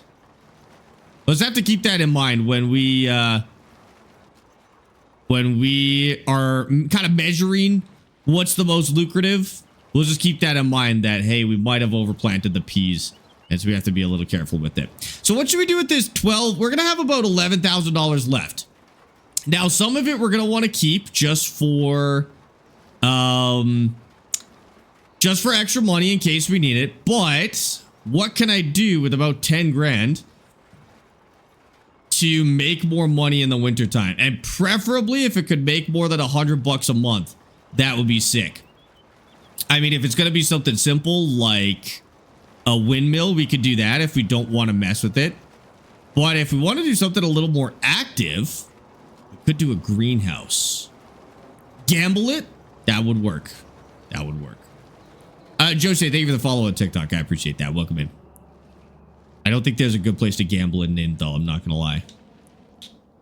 Play Schedule 1, Jack Lee. It's good. It's good. I like Schedule 1. I know it's kind of a goofy game, not much of a simulator, but I actually really enjoyed that game. It got enough of the farming element for me to have a good time with it, honestly. All on 0-0. True. Terrible advice, but I'm in. I know, I'm waiting. I'll do another playthrough of Schedule 1 at one point, like whenever it gets updated, and it's been getting updated, but I want to do another full playthrough because I got all the way to the end, maxed out the game, and it's gonna need to be a lot more before I could go back, you know. Christy, thank you for the share on TikTok. I appreciate that. So what do we do after this? Fertilize, and we can fertilize it all together. Chat, do we roll and then fertilize, or fertilize and then roll? Or does it matter even a little bit? Maybe we'll fertilize and then roll. I'm mostly going to roll for the stones, if anything, anyways.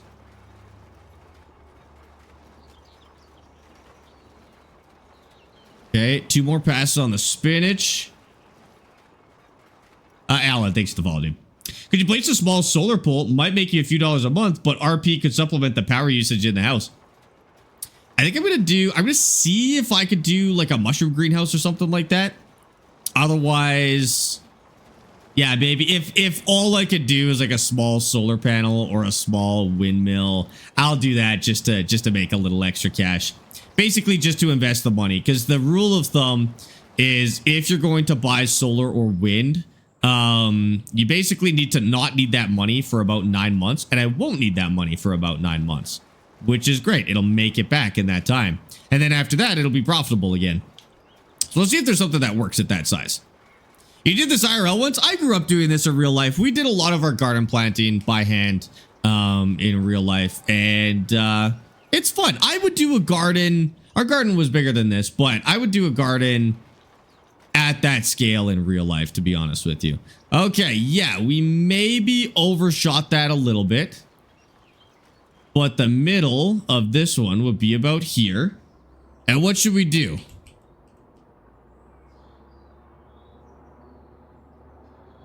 Soybeans, cotton, green beans?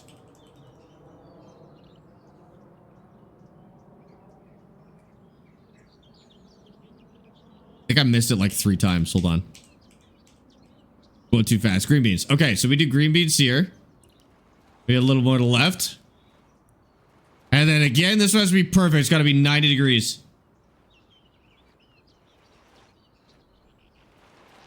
Okay. That planting.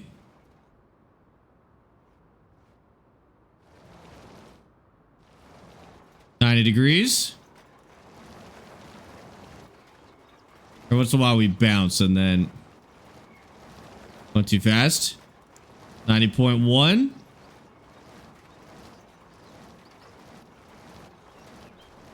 How was your garden bigger than that field? Growing up, we had 2 giant gardens. And we would grow all sorts of stuff. It'd be like potatoes and beets, corn, stuff like that. And so it was bigger than this field for sure. Probably about 4 of these fields. Maybe 4 to 6 of these fields. Not 46. 4 to 6 of these size of fields. And yeah, we grew everything there, but it was like a community garden. So like my grandparents would bring out all of their friends and like some family friends would come out. And it was like it's kind of like a community day to plant and harvest. And it was a good time. It was a good time. And then people would just take what they wanted to use. So like it was more than enough to feed all of these people. Everyone would take a little bit of corn and a little bit of beets and onions and stuff like that. And different people had like particular skill sets that were handy. Like there were some people who were like really experienced gardeners, and then people just bring their kids out and they would help too. It was a really good time, to be honest with you. What is going on YouTube? I've got like 10 subs on YouTube, like out of nowhere. What the heck is going on? Chat? What's happening on YouTube right now? Okay, I actually have to look. I get canceled or something? I don't think I have a video that's doing anything crazy. Bot subs? Nope, definitely not. These would be crazy names for bots. Views?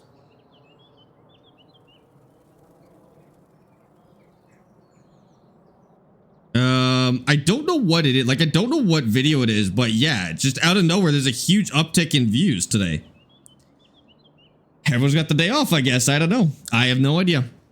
I'd love that, but I believe kids over here would trash it. Oh, we were out far enough away where nobody would know about it. Like it was just kind of in the middle of nowhere. It was pretty shielded from the road. Like nobody knew that this existed. That probably would be an issue in certain parts of Alberta, but it was hidden enough that wasn't a problem.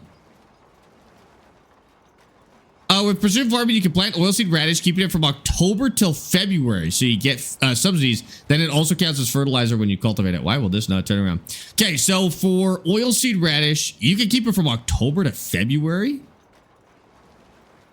That's pretty good. And I might be able to do it with these crops as well. So I might be able to put in oilseed here. And then do you treat it the same way? Like, do you have to do the whole thing where you roll it and fertilize it? Or do you just chuck it on top and let it do its thing all winter? And then do you harvest it or you just plow it back in? You just plow it back in, right? I think that's what people were telling me last time. We have a shared potato field that's shared with the neighbors. That's awesome. That is awesome. Pinto beans. There's no pinto beans.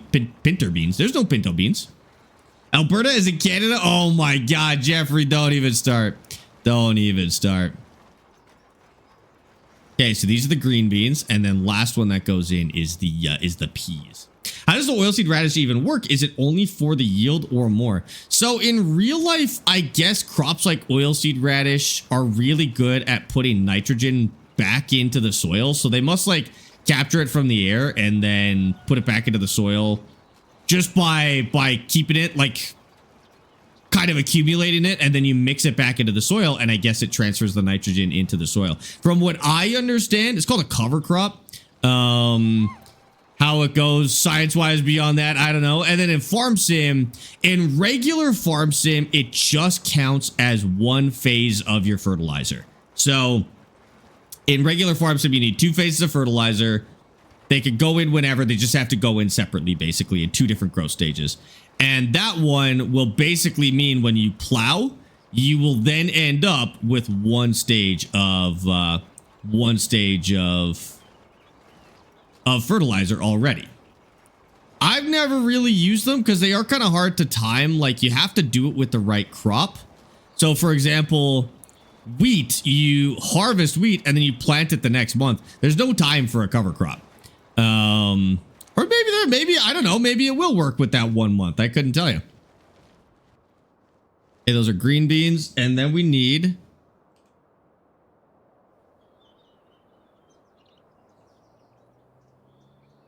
peas.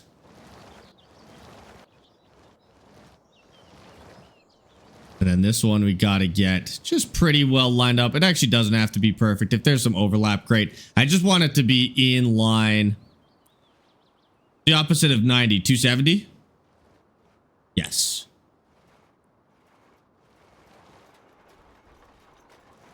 $270. 70.2, 269. Good enough.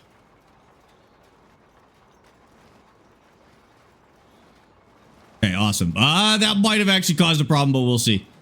It might not be flawless, but that's okay. It doesn't need to be. It doesn't need to be flawless. I'm just being psychotic about it. The lime changes the stage when doing all three at once. The lime changes the stage? I did not know that. I know that typically what I would do is I would fertilize and then mulch, or mulch and then fertilize, and then plow, and then you were fine because typically you would fertilize when seeding in that case, and then you were all good. Okay, this line is always a little weird, so I'm just gonna fix that right now. There we go. Perfect. You start a new map, we start a new map. You got it. He's lying. He's Hintonian. I am not, unfortunately. Fortunately, maybe. I feel like the third crop got the short stick. I think it might have. We can check from the map after. I do also feel like the third crop is a little bit smaller. It is on a lower yield.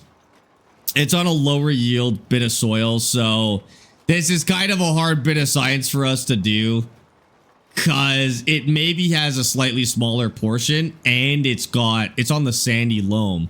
So it might end up being a little bit worse for wear, but we'll see. That being said, if it was equal to the others, like if peas came back and it was equal in money to all the others, we would know for a fact that peas were the best. So we'll just have to take it into account when we judge how good it is at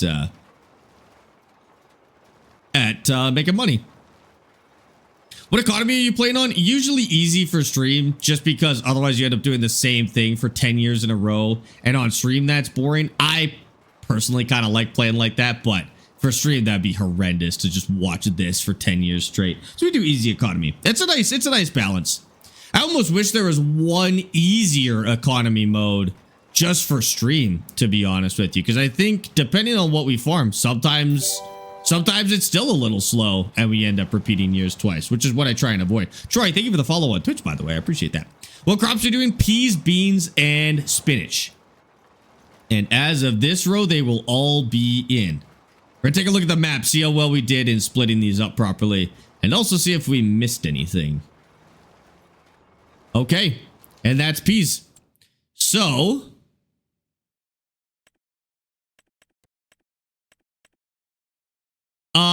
yeah, so our spinach definitely got a bigger portion.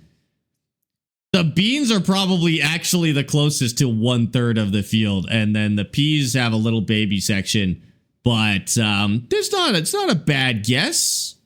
The peas and the beans aren't actually too far off of each other either, so we'll see how it goes. That's the separation there. Now it needs to get rolled, and then we also need to probably fertilize it here, so that it's we make some money on it. Your videos on, I love your videos on SnowRunner Troy. Thank you so much, dude. I appreciate that. New SnowRunner DLC coming out soon, so we'll definitely hit some SnowRunner streams. Are you getting the tractor after you harvest this? It really depends on how much money this makes. I'll be honest with you. I have zero clue how much money this is going to make us. Oh, should we have... I might have messed up because I think we should have put lime down, chat. Oh. No. We're good. The lime is actually okay. Not a concern. We go one more year without lime. Okay. Fertilizer, however, this is gonna cost a little bit of money. I might need to go get more fertilizer. I think I'm gonna do that right now before we take it all the way over, so that we don't run out halfway through this. You excited about Illinois coming out for ATS? Of course I am, dude. I'm excited every time American and Euro Truck comes out with an expansion, to be honest with you. Like, they're always good. I've never been disappointed by one of those expansions. They're great 100% of the time, dude. They released a crossword location hit for season 18. I haven't looked at it, but I knew where it was. I think I also, for some reason, knew where it was. Bag of fertilizer. Put 2 bags of fertilizer. That should get us topped up. Oh my god, never mind. We're going 3 bags of fertilizer. Got one more in there. Poop Cramp, thank you for the follow on Twitch. Love the name. Love the new Volvo. So was our guess correct? Was it a VNX? So I think the VNL was already in. It could be a more modern VNL. Would have been cool to see the VNX in there. But I don't know if it's been 100% confirmed. People have been talking like it's been fully revealed now. Would you recommend 22 or 25 for somebody playing for the first time? 25. 25 I felt like was the first time they genuinely cared about the new player experience. Like 22 had a tutorial, but it was really hard to play without looking up a guide. 25 you could finally play Farm Sim for the first time without ever actually needing a guide. Like you could look them up and it would be helpful. 25 is what you should do, and then start a new save and go with the guided intro. It's kind of like a small storyline. Go to Riverbend Springs, do the guided intro, and just you'll learn the basics like that. And then anything after that, you could talk to streamers, you could watch YouTube videos, you could join Discord. The Reddit's a little rough. You could learn on Reddit, but it's Reddit, and the Farm Sim Reddit can be a bunch of whiners, to be honest with you. So take it with a grain of salt. Don't let them bully you out of having fun with the game, because they'll try. But YouTube and streamers are usually pretty good. All right, here we go. Some fertilizer in here. Okay, our nitrogen map is insanity right now, but hopefully this tidies it up a little bit. Streamers at YouTube. Yeah, I would say streamers at YouTube. So YouTube, I always recommend Farmer Cop and Austin Farmer. Farmer Cop does a lot of dedicated guides on how to do stuff. Great for new players. And Austin Farmer does a lot of kind of like RP playthroughs. And they're a good way to learn because the pace that he plays isn't overwhelming. He kind of does like start from scratch playthroughs, one item at a time. And you can kind of learn that way too, which is pretty cool. There's actually a lot of YouTubers that do that. I haven't watched a lot of them, but Daggerwin, haven't met the guy, but people talk pretty highly of him. Then yeah, it's kind of like I said, there's like a mix of YouTubers that do guides and YouTubers that do kind of like these kind of playthroughs. These are RP playthroughs, and they're all good ways to learn. Just subscribed with Prime. Maddie, what the heck? Hi, Maddie. Thank you for using your Prime sub in here, dude. I appreciate that. Welcome in. Even this, like, I think this is a really good way to learn precision. I'm learning precision farming, which is a mod for the game, and I'm learning it by doing a start from scratch RP playthrough. So I don't really know what I'm doing with precision farming, but because of the pace that we're playing, I can kind of learn it in little bits, little bite-sized bits, and I like that. It makes it really engaging without being overwhelmed. Nathan and Neff, thank you for the follows and the share on TikTok, guys. I appreciate that. What's the title? What's the little tiny black tractor you have to get that certain tractor? Oh, that is the Case IH Steiger 715. It's a little 1/64th scale diecast model. If you can find one, you get the tractor in game as well. Now, it's just a paint job. The tractor's already in your game right now. It came with the game. But if you want the Black Beauty variant, then you just have to find that. And if you reach out, you can order it online on ERTL. Oh, maybe not on ERTL, actually. You can find it at a local Case dealership, and then Outback Toys will carry it. I think they're from Australia, but they'll ship it to you. Outback Toys should be able to ship you a diecast if you want it. You can also just find the code. Like, if you don't care about the diecast, I'm pretty sure you can just find the code to activate it in your game. The cool part about buying the set is getting the diecast tractor, though. Farmer Cop is a hero for new and old players. Yeah, Farmer Cop is great. My personal kind of favorite content creator out there for Farm Sim is, and I haven't seen content from him for a while, but his name is Farm Sim Bob, and he makes kind of like really scientific content on Farm Sim. So rather than teaching you, he's not for new players. He will not help you if you're a new player. But what he'll do is, you know how all of those questions, sometimes we'll have questions about like, oh, what happens if you feed cattle grass versus hay versus TMR versus with bedding versus no bedding. He'll actually lay out all of those scenarios in a game and test them and give you the results. So rather than having to spend 20 years in game testing all of these different ways, just go let Farm Sim Bob do it, and he'll test like all the different ways of doing something, which is sick. I love that. Honestly, I would love to make content like that if I had the time, but it's so insanely time consuming. So he's a godsend for sure.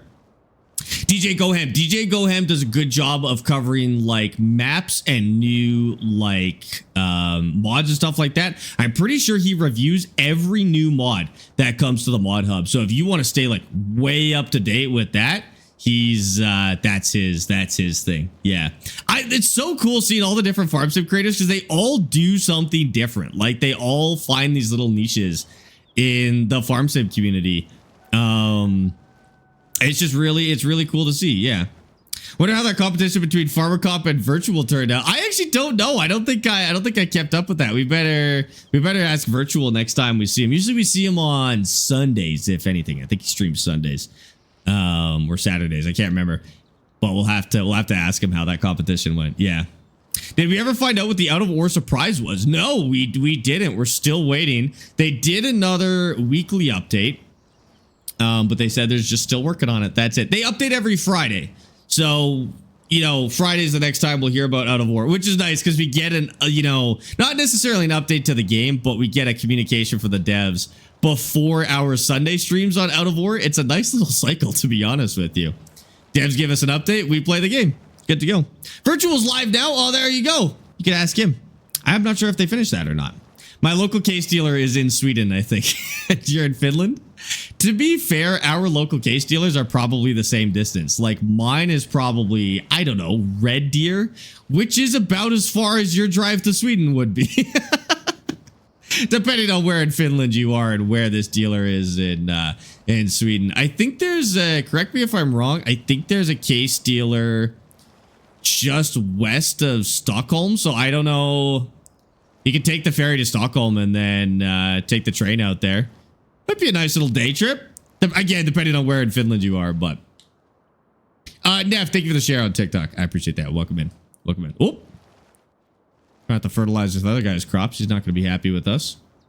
This has a way better effect on the ground. I don't know if it's like after farming this for this many years, our fertilizer levels are just getting better, but this is having an excellent effect on the soil pH. Either that or this just needs more fertilizer than the grass did. That could be possible too. I have to take a ferry to Vulture. Will do for that. Oh, Vulture will do for that. I gotcha. That's fair. Keeping an eye on this map to make sure I'm not missing anything. I think I'm doing okay. I'm curious to see if those red lines are just from the hand tool or if that's something we'll get rid of when we go to big equipment. I'm glad an Australian map was added to the game this week. Crops are massive though. Oh, of course. I mean, like if you're farming in Australia, that's what you're looking for. Like that's the whole point of an Australian map is you want 200 plus acre fields because that's what Australian farming is. It's like Australian trucking, right? Like you want to go those long distances, giant heavy loads, road trains, 1,000 kilometers driving with nothing to look at. Like that is what farming and trucking in Australia is like. So that's, I mean, I think that's sick. What's this map called? This is Nadenthal. It's Ontario, Manitoba, Canada. It's a real place in Manitoba. And the map is like a satellite scan of Nadenthal in real life. Or the Nadenthal and surrounding areas. Like we're actually in a town just north of Nadenthal in this part of the map. And we actually can't really get to Nadenthal because we don't have any money right now to buy a truck. So that's going to happen in the future, I guess. Aren't Australian fields like 400 acres? Oh, bigger than 400 acres. Bigger than 400, like thousands of acres. There's still not quite the biggest single farms in the world. I think that is still the US, I think, has the biggest single farm in the world. But in terms of average field size, Australia is probably the top or second from the top by my guess. I'm not basing that off of any real knowledge, but by my guess, I think that would be pretty close. Just about done this. We're on the peas now. Yeah, the poor peas are going to take a little bit of a hit to the yield, but I still run this back here. You know what I'm going to do before I forget? I'm going to run this. I made it a little too close to this guy's field, so when I get to this end, it sometimes fights me on being allowed to do anything here, but put down a batch of fertilizer and see what happens instead. Just run that all the way to the end.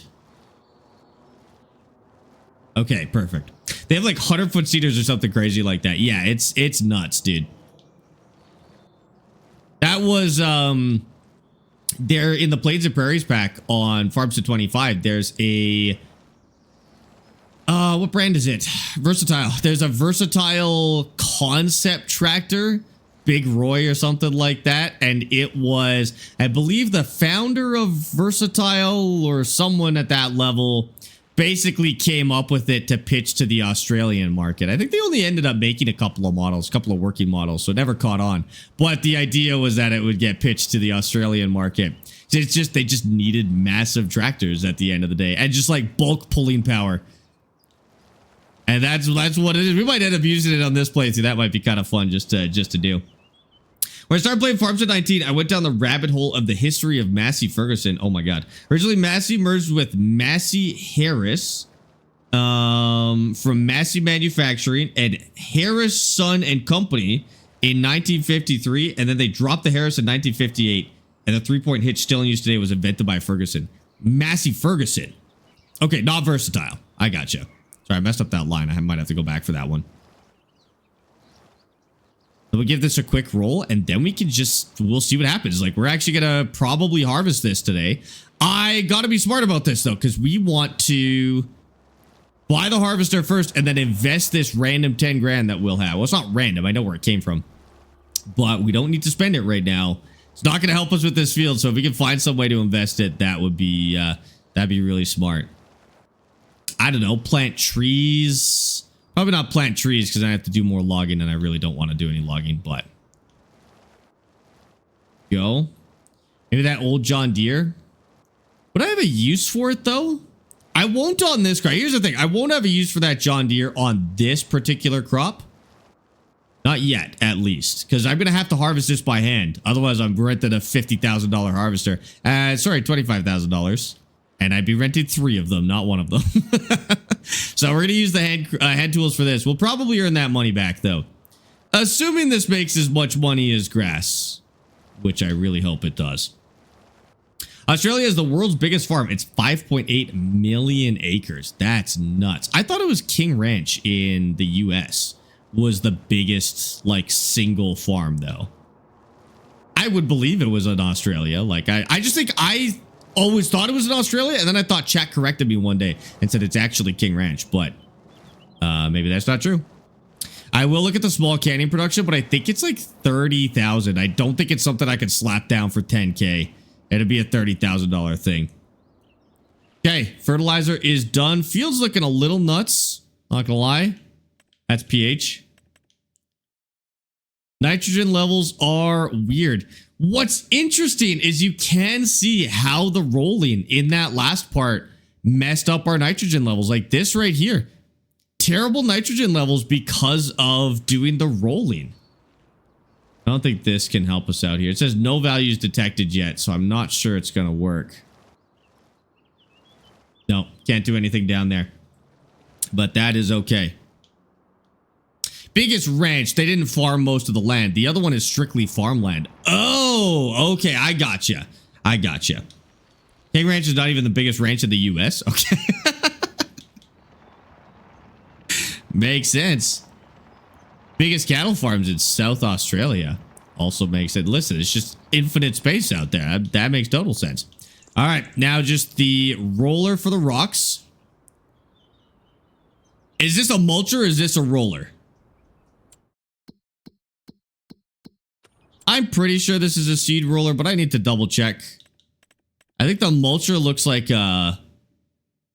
it looks like a manual roller. Yeah, the mulcher looks like a mower, so that's okay. We're good. We can take this out with us. Give us a little extra yield on our seeds and stuff like that. Oh, there's too many machines in here for this to work properly. Guys, we're gonna need a bigger shed already. We don't even have a machine yet. Just cows and wind turbines and slow old people in South Australia. Okay, slow driving or walking? Or both, I guess. Dead roller when you picked it up. Lizard manual roller. Okay, that is what we want. Now, I This is going to be good for the seeds, but also it's going to get rid of all those stones for us. And we'll see. I don't think it'll have any other impact. Like, I don't think we can put more fertilizer on now, or if we're even supposed to, but are we? Chat, should we be fertilizing this again? Maybe after the first growth stage, right? Not after rolling. I might have messed this up a little bit. No, there was no other way to do this. Okay, no, that's fine. We'll get it all rolled. Haven't you farmed? I didn't do grain. Growing up, we did cattle.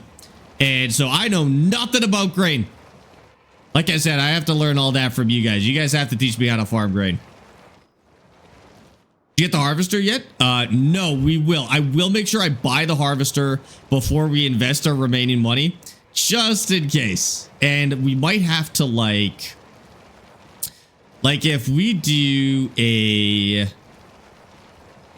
greenhouse, we're gonna need to find some way to transport water as well. I'm pretty sure there's a hand-pulled water transporter, if I saw correctly, but we'll double check that. Otherwise, a greenhouse might not be a good option because we don't have a vehicle to do that. Also, where are we gonna get water? See, we'd have to put down a water thing too, because I don't think there's natural water here. There's a river that runs through here in real life. Oh, they've moved it over. I mean, I could walk and go get water, but I feel like that could be an insane chore after a while. Might get one of those free. I think those free water towers are like $500 or something like that. Just do that. We'll be good.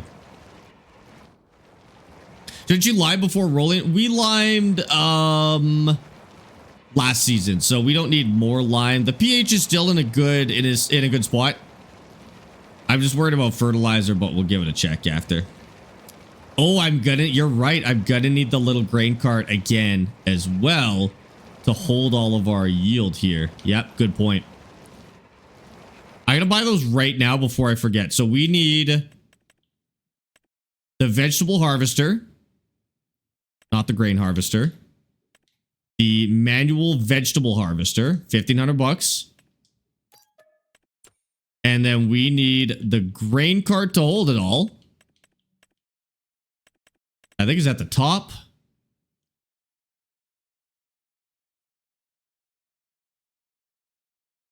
Okay, those are good. 60 bucks. Okay. We'll grab it. Also, is this a cover of a Bad Omen song? It is. Crazy. Fantastic. Yesterday on the mod hub, a pushable forklift was added. A pushable forklift. We actually found one as part of the expansion. We already have it, which is good. Or part of the deals. Sorry, mod. Jesus. Can't speak today. We have one as part of the hand tools mod, so we'll be okay on pallets. Do a few on the outside, and then we'll just go back to back. It's not really. It's a high lift. We could use it kind of like a pallet jack, but it is a high lift. I don't know if they added a pallet jack as well. I'd rather have a lift, to be fair. Like, moving pallets is one thing. I need to be able to put them on a trailer, so a lift is better. Like in the grocery store. Oh, that's what they added to the mod hub. They added a pallet jack to the mod hub.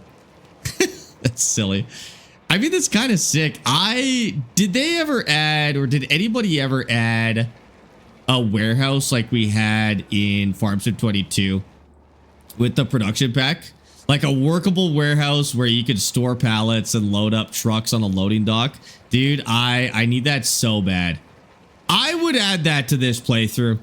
I'd add that to this playthrough. Put a warehouse in where we could sort pallets and load it onto a truck. Yeah, it does exist. No way. No way. That's cool. I'll have to figure out what that's called. I missed that. That was like one of my most requested things at the time. Well, the other thing I had requested for this game was a box truck. And the devs actually added a box truck to Farm Sim 25. And it was terrible. It's borderline unusable. So I found out pretty quick why there was no box truck to begin with. Because it doesn't work very well. Like, it's an addition to that pickup truck. But it's really hard to load because the collisions on it are kind of insane. So I don't bother with it, I guess. It's called the warehouse pack, I believe. Okay, that would be very nice. Is there any sense of like automation? Like if I just bring pallets to it, will it store pallets? And then can I like unload them manually? That would be the dream. If I could get a warehouse that would manually store the pallets and then I could load trucks with a forklift, that would be cool. But even if it just has racking to store pallets and then we can, you know, save it until the winter time, I think that would be awesome. Oh, I'd totally do that, dude. That'd be so sick. Plus you didn't have so many pallets that it was insufferable. Mitch and Julio, thanks for the follows on TikTok, guys. Appreciate that. Maybe put the little farmer's market in front of your house to sell the veggies to. That would be cool. Oh, yes. Yes, that would be nice. I'm going to put in the build anywhere mod too so that we can actually open up a stand. I like that. We open up a stand. Do you think it'll sell better than selling to... Oh, man, that's a really good idea. How much money is that going to be? Selling points. Ooh, 12,000 bucks. Let me just see if it can actually sell what we need it to sell. I'm pretty sure it could sell nearly anything. Ooh, we might have to bag our spinach though. May not take just straight up.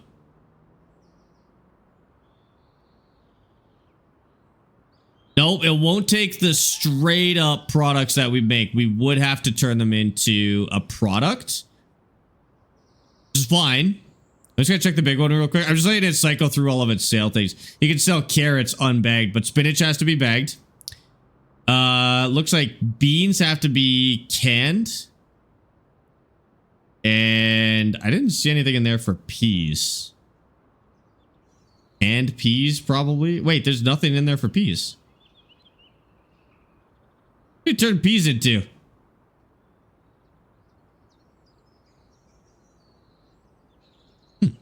Can't sell peas?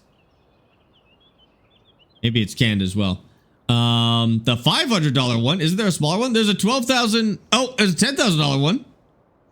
Oh, I went straight to the Highlands Fishing stuff. There's a $10,000 one. Let's just take a look. But we need to be, I think we need to be able to can stuff, unfortunately. Can't sell peas here. That is very strange. Oh, you can peas. Okay, yeah. So peas have to be canned. And you can sell honey there too. Very bottom. That's for pellets. Yeah, so you could do it for 10K. You do it for 10K, just put it like right here. Sell it on the side of the road. I would like that. That would be a cool way to expand. What about, since we're in here, let's look at how much it would cost to can our stuff. You know, do canning outside behind the house. Bakery, preserved food. So 36,000 to do that. And we would need to like probably put that here. Run that around the back. And then I put a gate back on that fence. And then we could produce canned goods from there.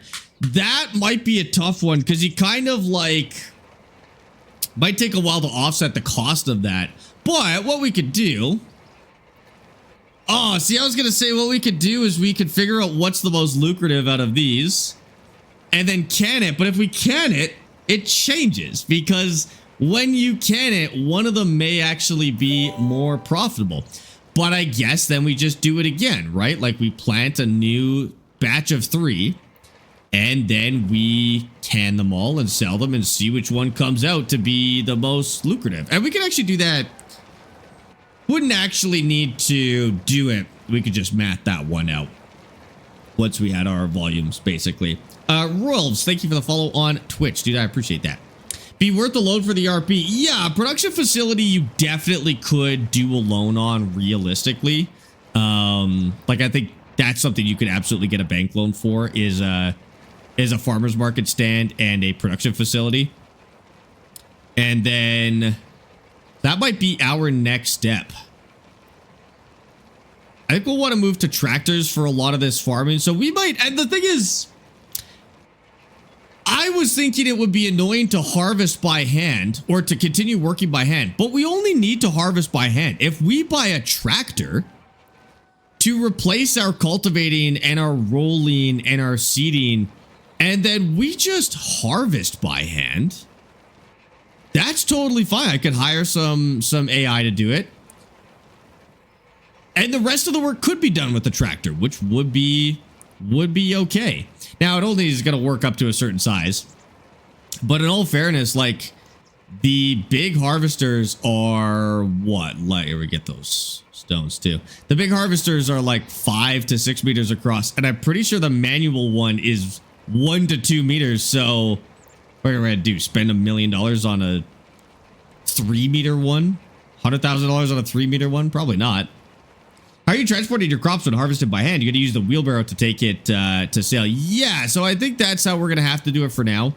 Is we use the wheelbarrow to take it to the sale point. And then obviously later on, if we can do that farmer's market thing, we will sell it at the farmer's market. The farmer's market's kind of a cool mechanic. Yeah, I think we have to hit these dead on. The farmer's market's kind of a cool mechanic because it has a volume. Like, you can't sell $1 billion out of a farmer's market kiosk. You can sell and get good pricing on your first couple of pallets a year.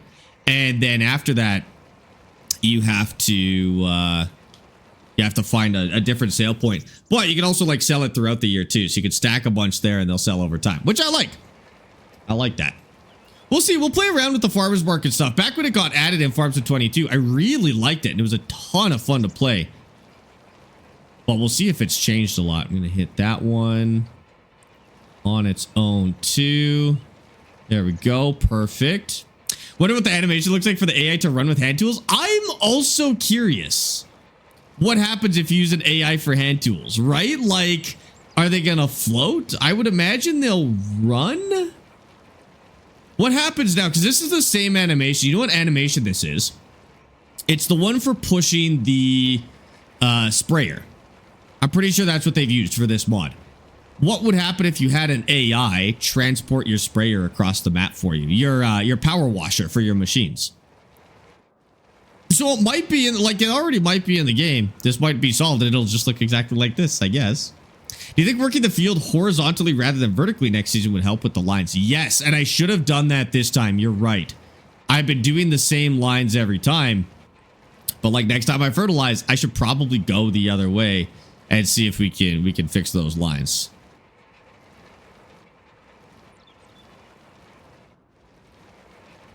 Carissa, are you spamming in my chat? Got bad news. What map is this? Nadenthal. Nadenthal. Just about done, and then we can let this grow. There's no other stages after. Like, I don't have to do anything else with this, right? We just leave it. Let her grow, see what we get. How much time we got? Oh, nice. So we got all of our harvesting equipment. Next.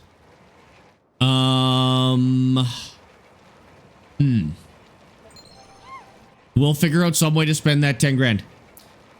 I kind of like the... No, okay. I was going to say, I kind of like the idea of buying that farmer's market thing, but I need to process the stuff first before I can sell it. Okay, so next purchase, I think a greenhouse maybe, just for some extra money on the side. And then we figure out what's the most lucrative out of this, plant a whole bunch of that, like a whole crop of whatever's the best. And then we go for production. We might, the more I think about this, the more I think we might actually be able to scale spinach and beans and peas with the hand tools. We're going to switch most of it to tractor, but then just do the harvesting with hand tools. And if I just split the fields into smaller sections, I can just hire AI to handle the smaller fields on their own, and they'll just drive around and unload them. And that'll be doable. I think we're going to make this work. When buy the farmer's market, make sure you put the loading zone to have easy access. Yes, of course. That'll be a big deal. I just joined. What kind of challenge are we doing here? So we're doing a super hardcore challenge where at the start of this map, we started with only this land and nothing else. We started with this land, a cart, and a chainsaw. We're not allowed to do contracts, and we're $30,000 in debt from buying this house, which we are still about $25,000 in debt. And yeah, is there any other restrictions? I could only use GPS if the vehicle has a GPS unit. Can't do contracts. I can teleport, but I haven't teleported yet now that I think about it. What other restrictions do we have? No loans. Oh, we have to pay off previous loans before we take out new loans. So pretty hardcore settings. And then we also introduced these hand tools as a mod as a way to start for really cheap. And they're pretty cool. I hope we can work up to getting a tractor at some point, but these are still pretty sick at the start of the game. I'm not gonna lie. Traffic laws, right? We have to follow traffic laws. Otherwise, I have to pay. What is it? I gotta pay a $10,000 fine. Oh my god, dude, that's disgusting. Zutter, thank you for the follow on Twitch. I appreciate that. Okay, let me ban this bot. Hold on, I got it.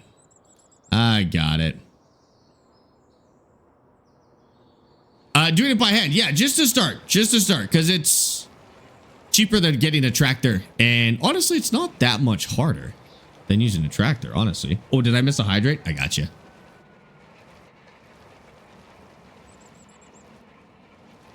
I haven't even touched that today. Should probably catch up.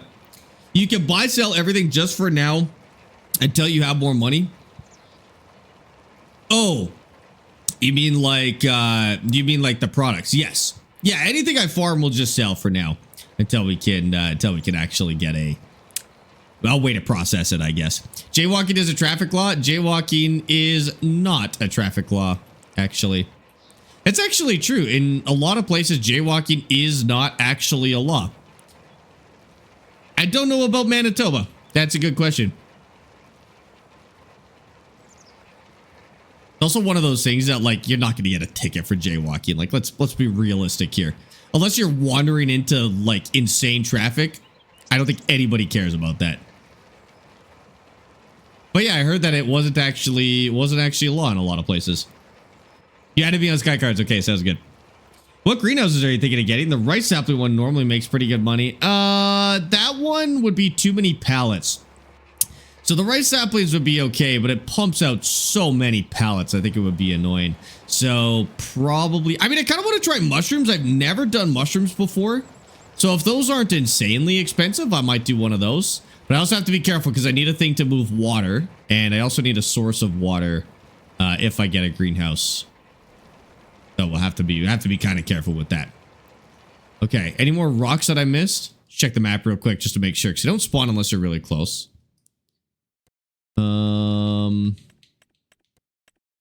There's one over here. Oh, I think I see it.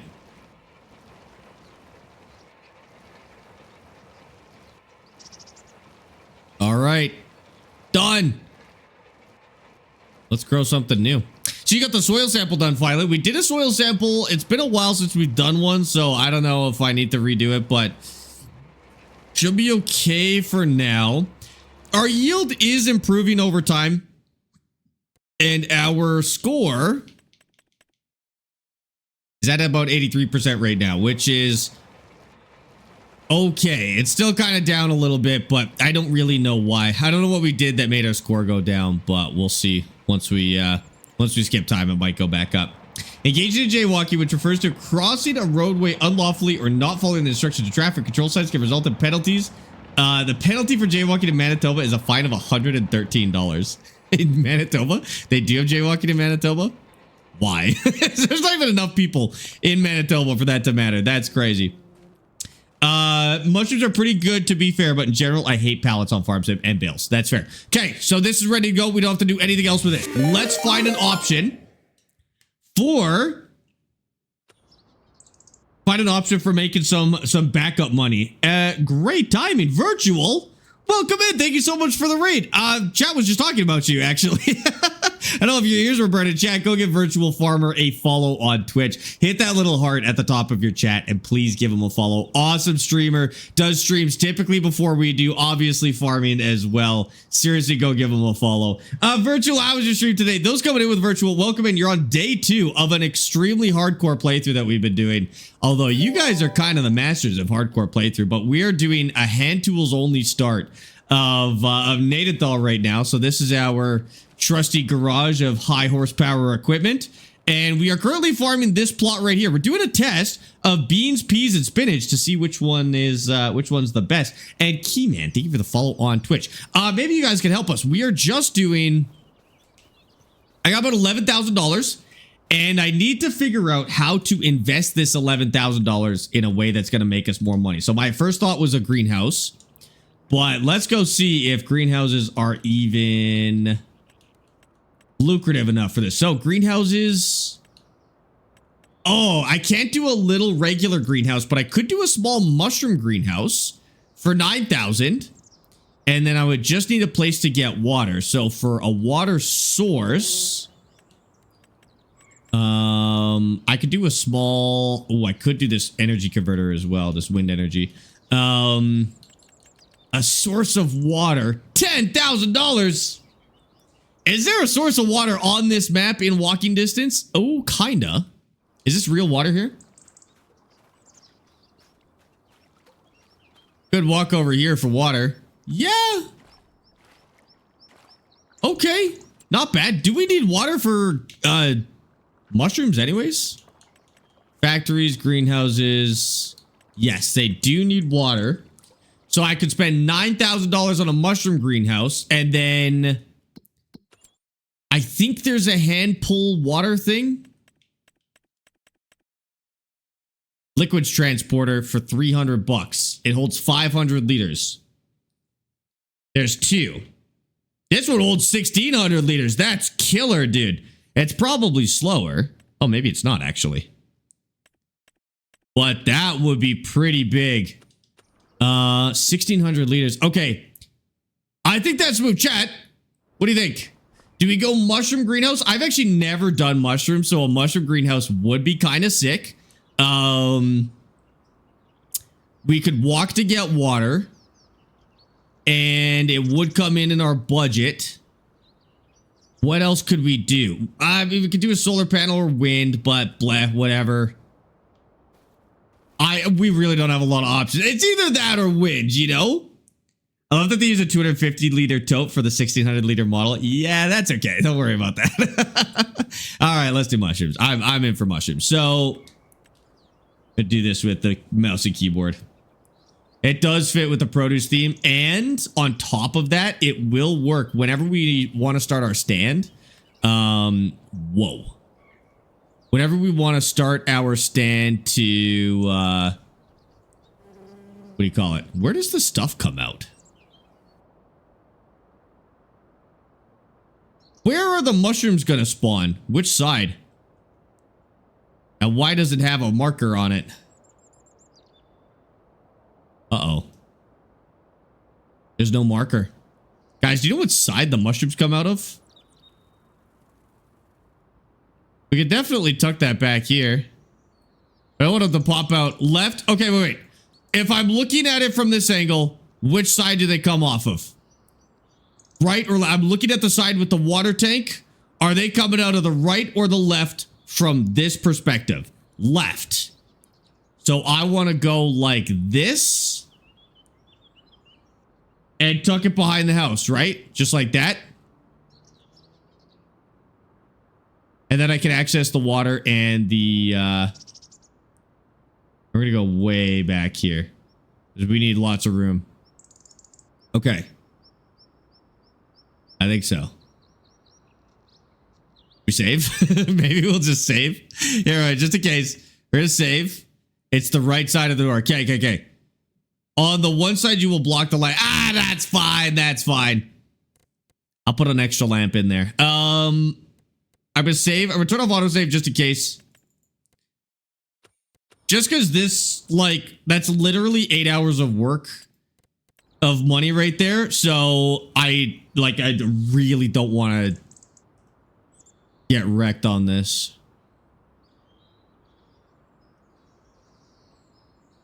I mean, we could go like this. That'd be annoying to get the water in. Is there another spot? No, this is probably the play. Okay. Let's go to the back here. Keep it even with the house. You're correct. It does come out on that side. Okay. So this is the mushroom. This is the mushroom kingdom, I guess. I don't know. So we could do enoki or oyster. Do you guys know if this is one of those ones where we should do both, or should we focus on one? Because I know with conventional greenhouses, you want to focus on one because it will just use all of its capacity on the one rather than splitting it. For greenhouses, for mushroom greenhouses, what do you think is better? Do we do it all in one shot? Like all together? Or just focus on enoki? Enoki we get 5, oyster we get 3. Let's check prices. Oh, is it really a production? It is. I could test it too. That's true.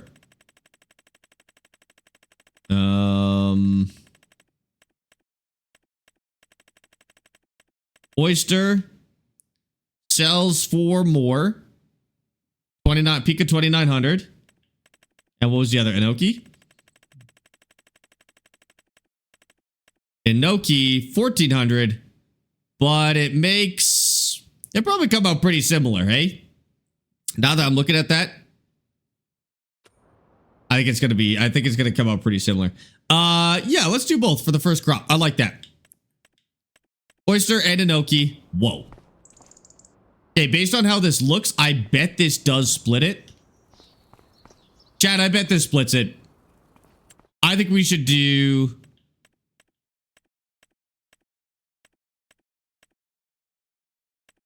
Yeah, we'll do both. We'll do both. We'll see. I would split sides, one on each. Yeah, let's do it. Let's do it. Let's do one of each. Okay, so that's all set up. Now we need to go get water for it because we are, oh man. I don't want to do the thing where we cheese some water. So let's buy a pushable cart. There we go. Paint it blue because water. I like that. 420 bucks. So chat, we got 2,000. Is there any way we could invest this $2,000 in a realistic way? Like, is there... How would you spend $2,000 if you wanted to turn it into more money? Don't say casino. Yeah, we'll do both. It's all good. We'll do both. Plant apple trees. There's no apple trees in this game. 2,000 is not that much. Beehive. These are flowering plants. A beehive would actually increase our yield. Okay, how much is a little bit of bees? GPU Bitcoin mining. Hell yeah. Not in this economy, maybe. Animals, bees? Ooh.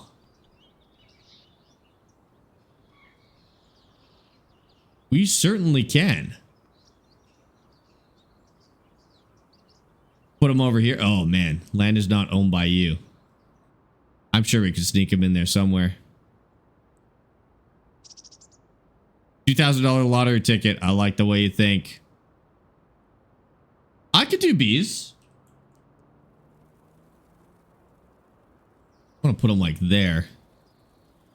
How long is it are bees going to take to pay off? Like, let's be realistic here. I feel like bees are going to be a long haul, but... Okay. I want to get them as close to the field as we can. Maybe along the fence right here. Marshmallow Right 11th just subscribed with Prime. My dad loves me. That is true, Marshmallow. Marshmallow, thank you for the Prime sub for 7 months, dude. I appreciate that. Welcome in. And this we're gonna store. Can always move it later if I don't like where it spawns. Okay, we're gonna put this out back because we're gonna be loading pallets here anyways. And so we'll probably want to do both at the same time. Let's put that right there. Okay, I'm down to 488 bucks, chat. They're a long-term investment. They're going to be a really long-term investment, but hopefully they increase our yield and hopefully they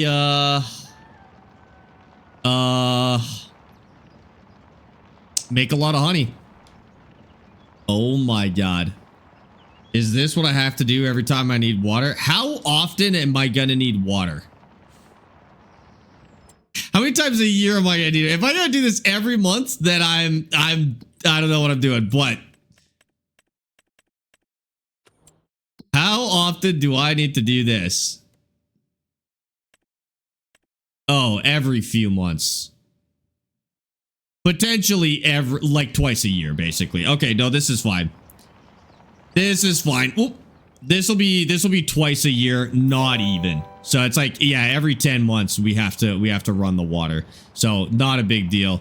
We'll make the trek. Cornfed, thanks for the follow on Twitch, by the way. I appreciate that. Bees can travel 3 to 5 miles each day. Holy. Is that true in Farm Sim? What's the range in Farm Sim? That they'll work on your crops. And Pekka, thank you for the follow as well. I appreciate that. It's his birthday Friday, so his birthday present. He doesn't know it yet. It's me on his account. Okay, sounds good, Mike. Or Marshmallow, my bad. Where can we cut some corners here? So to get to the water, I think we can take a left here. Yeah. And then closest way to the river. Oh, you know what? We're halfway there already. It's not as bad as I thought. The real question is, will I be able to get this out of the river valley when I bring it down there? We'll see. You have to do that every month. No. It doesn't use that much. We'll have to do it a couple times a year. It's all good. I might do it twice in one shot just to do it. But no, we're good. The hand pump. Isn't the hand pump whoa, look at this! Oh, that was lucky. I did not even see this here. Dude. Is that the closest? Why I didn't even see that? Oh my god. Okay, who cares? So truthfully, who cares? It's right here. That was gonna be like 45 minutes each way. But we got one right here. Okay, it is kind of heavy when it's full, but that is okay. Oh man, that is awesome. That is awesome. So that is not a long haul at all. I'm going to go get it filled up twice. So I'm going to fill it up. I'm going to go empty this into the greenhouse. And then we come back. I'm going to get another tank. And then we won't have to touch it for an entire year. We'll be fine. Puddle water. Listen, the mushrooms. I think the nastier the water, the better for the mushrooms, to be fair. Mushrooms are just, they're just gross, dude. I don't know. Twice a month? Twice a month? Could you imagine? I would delete it right now. I'd sell it right now if we had to do it twice a month. Standing water, perfect. Standing water for the mushrooms. They'll love it. They'll grow extra mushrooms. Did you have a canal close to the house? I don't think so. I've got a line of trees, but I don't think it's a canal.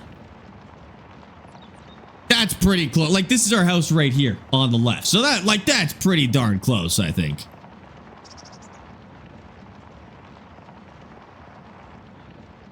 Cars coming? Still no traffic. I'm so sad. I wish there was traffic on this map. I feel like more mod developers need to add traffic because you can turn them on. Or maybe they're off. Maybe, hold on. Let me hold my complaints. Oh, traffic is on. There's just no traffic on this map. Oh, man. More mod creators need to have the option for traffic. I like traffic. It makes it more interesting. I don't like feeling like I'm the only person on the planet, you know? We'll expand this dirt gravel out back too once we have more money. Turn autosave on. You are a lifesaver. Thank you. Holy, could you imagine having to redo all this tomorrow? No, I don't use the rice patch cheese. I don't like that. It's too cheesy in my opinion. If I'm gonna do water, I will use the water tower. Okay, let's go get another batch. And then that'll be full for ages. I'm good, Toby. How are you? No traffic on the main roads. Oh, there is traffic on the main roads, but yeah, back roads needed too. Oh, so there is some sort of traffic. All right. Yeah, we need a little more traffic through town. That would be nice. Just a little bit. Okay, gotcha. Gotcha. I haven't been over there yet. I've literally just been on foot this entire time. I still don't have a vehicle. We could buy a bicycle if we were really that determined to go somewhere, but that's okay. Not that I want anyone to see me running like that, dude. Like, horrendous. Horrendous. Can you close the gate? I can, if I want to. Pretty accurate traffic level for rural Manitoba. All right, add some neighbors hanging out in front of their houses at the very least. That's such a classic Canadian looking house too. That's crazy. They nailed that one, that's for sure. Okay, where's this water? Oh, it's over there, right? I think with this empty, I could probably go through here. Pull might be a little sketchy, but that's okay.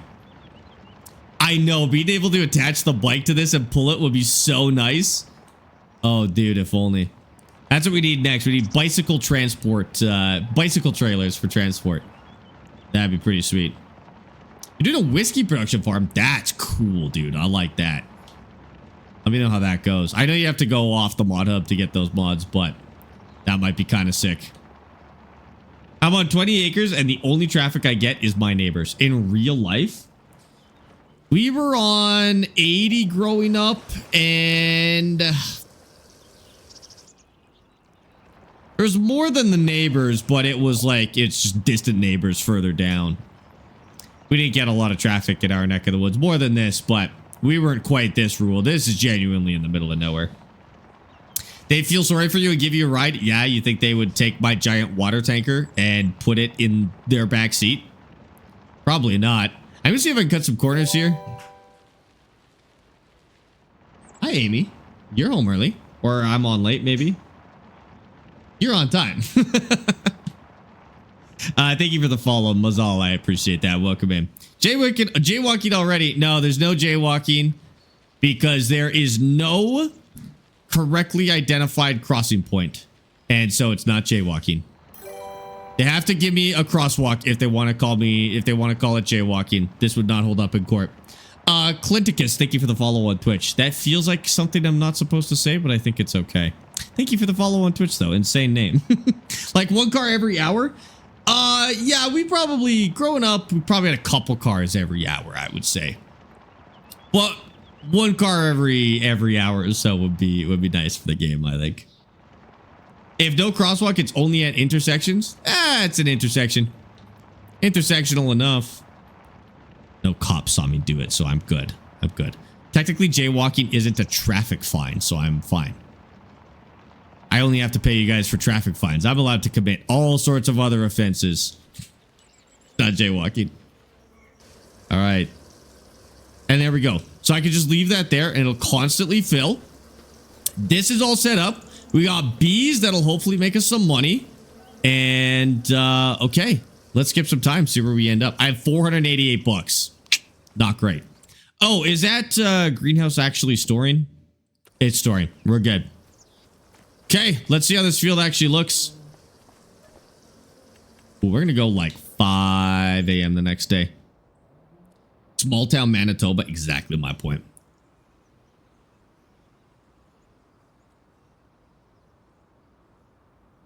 All right. Hopefully that looks good. I also don't know when any of this stuff is ready. Oh, hail. I got weeds. And hail. Oh my God, there's a lot of hail. There we go. Did we take hail damage? That'd be so insane if we did. We did not. In fact, only this guy took some hail damage. We're still on first stage, so we're okay. Oh no. So this is my spinach.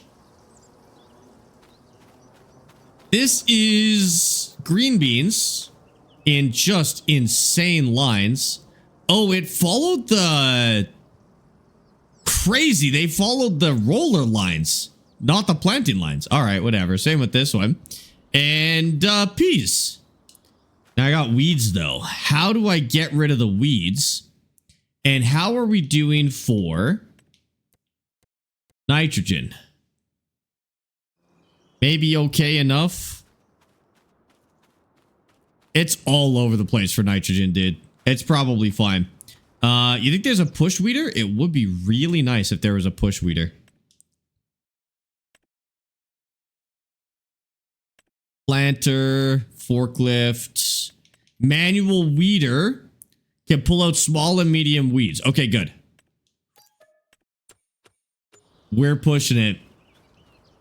We're pushing it, chat. I'm at 145 bucks. Okay.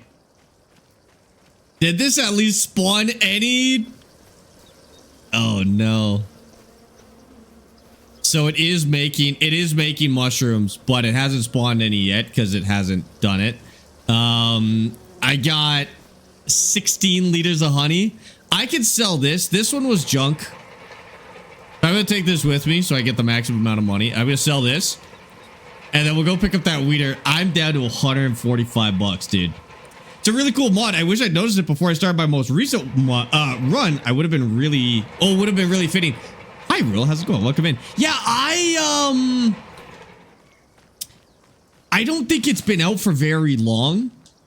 But it kind of just worked out for our timing where we could get into the hand tool stuff. It was like 2 weeks or 3 weeks before the end of our last save. But yeah, it's pretty cool. It's pretty cool. What kind of run are you doing? Also, mods, can we do a shout out for Rule Storage as well? You guys have to go give Rule a follow. Thank you so much. Before I even said it. Guys, go give Rule a follow just at the top of your chat there. Hit that little heart. Go give him a follow. Awesome streamer and tends to stream after us as well. So you can watch Virtual before us, then you can watch me, and then you can watch Rule, and your whole day will be full of streamers, and you'll be all set. Rather than going outside, don't go outside. Just watch streamers. Where's the service point? Oh, this is the service point. Oh, crazy. Okay, so we'll put this in here. Good enough. I know my farm sim save is looking like a zombie apocalypse. I don't really like maps like that, but everybody else does, so I'm gonna have to get over it. Manual grass roller, sell. 125, boom, doubled our money. See, it's like a casino. And this is the weeder. Let's bring this over and get rid of those things. Highway Traffic Act covers all roadways in Manitoba. Well, too bad. Can you throw the ball for the pumper in this? I think you could have Farm Sim 22. You can on PC, apparently not on console because there's no controls bound for it on console, but yes, you can. They updated it before you went full speed, you'd be running... Wait, they updated it before if you went full speed, you would be running backwards. Okay, well, we got in at the right time, I guess. Okay, now for weeds... For weeds, I don't know if we actually need 100% coverage or if we need to go after each individual plant. I'm not really sure how they work. I think we actually need to go over each individual plant, but you know what? There's enough of them that I think we'll just go for 100% coverage. Ooh, it's going to be really hard to line this up. We'll overlap a little. That's okay. You don't think your mortgage company wouldn't like you if you never went outside? What does that mean? That can impact your mortgage if you don't go outside? Lord, I hope not. Can I set a weed overlay on this? I don't think so. Nope. You can only do the precision farming overlays. That's okay. That's all right. We can kind of see where we've been and just like loosely line it up from there. Totally fine. Well, I mean, this is looking good so far. How's our yield? Ooh, our yield is 117 on that. 106 to 115 on that. And oh, it's rough over here. I don't know if taking out the weeds will help, but it is rough over on that side. I'm not going to lie. The peas are at a big disadvantage, but we'll farm them anyways. They'll help us out. Farming like that, this guy's going to be live to be 110 years old. I mean, I feel like it's going to scale pretty quick. I know this part of the game feels really slow, but like, I think it's going to scale. I think it's going to scale fast. We'll see. Really depends on if we can find a good crop, honestly. Like if the spinach ends up being good or the peas or beans ends up being really good, then we start planting this whole field as that. Do a couple, maybe 1-2 years like that, get into production, start selling our own products, buy this neighboring field. I mean, the neighbor fields are really not that expensive. I think this one right beside us is like 40K. So if we pay back our 20K to the house and then take out a new loan for the neighboring fields, I mean, we'd be laughing, dude. Weeds are a regular overlay. You close the map on the weed screen. Weeds are a regular overlay. You close the map on the weed screen. Yes, I was trying to get it to overlay onto the overlay onto the mini map. Sorry, I know you can do it on the main map. I was trying to get it to go to the mini map because some precision farming stuff will go down there, but that's okay. Even though the sweatiest farm sim settings, it just slows down the early game, right? That's pretty much it. Like, farm sim's a pretty forgiving game, right? You don't have to try that hard. The only way to make this game genuinely difficult is to start restricting things that the game doesn't let you turn off. So turning off the ability to take loans or just not using it, that's when the game starts to slow down a lot. Not being able to teleport, turning off contracts, although I'm not really sure what you do if you turn off contracts and loans. But stuff like that is how you slow down the game even more. This doesn't take too long, so you can kind of just go after the weeds under there.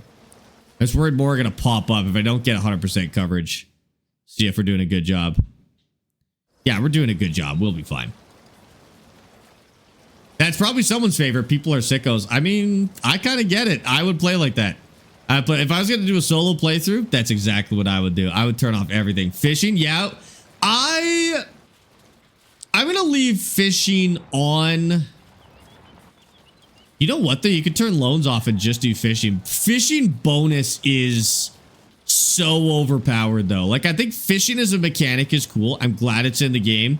The fishing bonus is a little overpowered. Like a free $250,000 for sitting there and pressing 2 buttons for an hour. Like, that's kind of insane. I'm not going to use it on this playthrough. I might, like, I think we'll leave fishing open as, you know, the kind of thing where you can get a couple of fish and not take advantage of the bonus. But I think the bonus we leave off. It's a little busted. $200 for fish. Trash is like $1 million. But yeah, exactly. Well, if you, so the trick is to throw back all of the fish and keep all the trash, and then you'll get the bonuses for the 2 of them. And they're the same bonuses. So it's like your first 10 trash, 5,000, but also the first 10 fish you throw back into the water, also 5 or 10,000. Like, it's crazy. And that gets up to, I think there is a $500,000 bonus for both. I've never seen it myself. I've never wanted to take 7 hours to do that. But allegedly there's a $500,000 bonus in there. And I just don't want to do that at all, actually. Hi, Emmy. How's it going? Welcome in.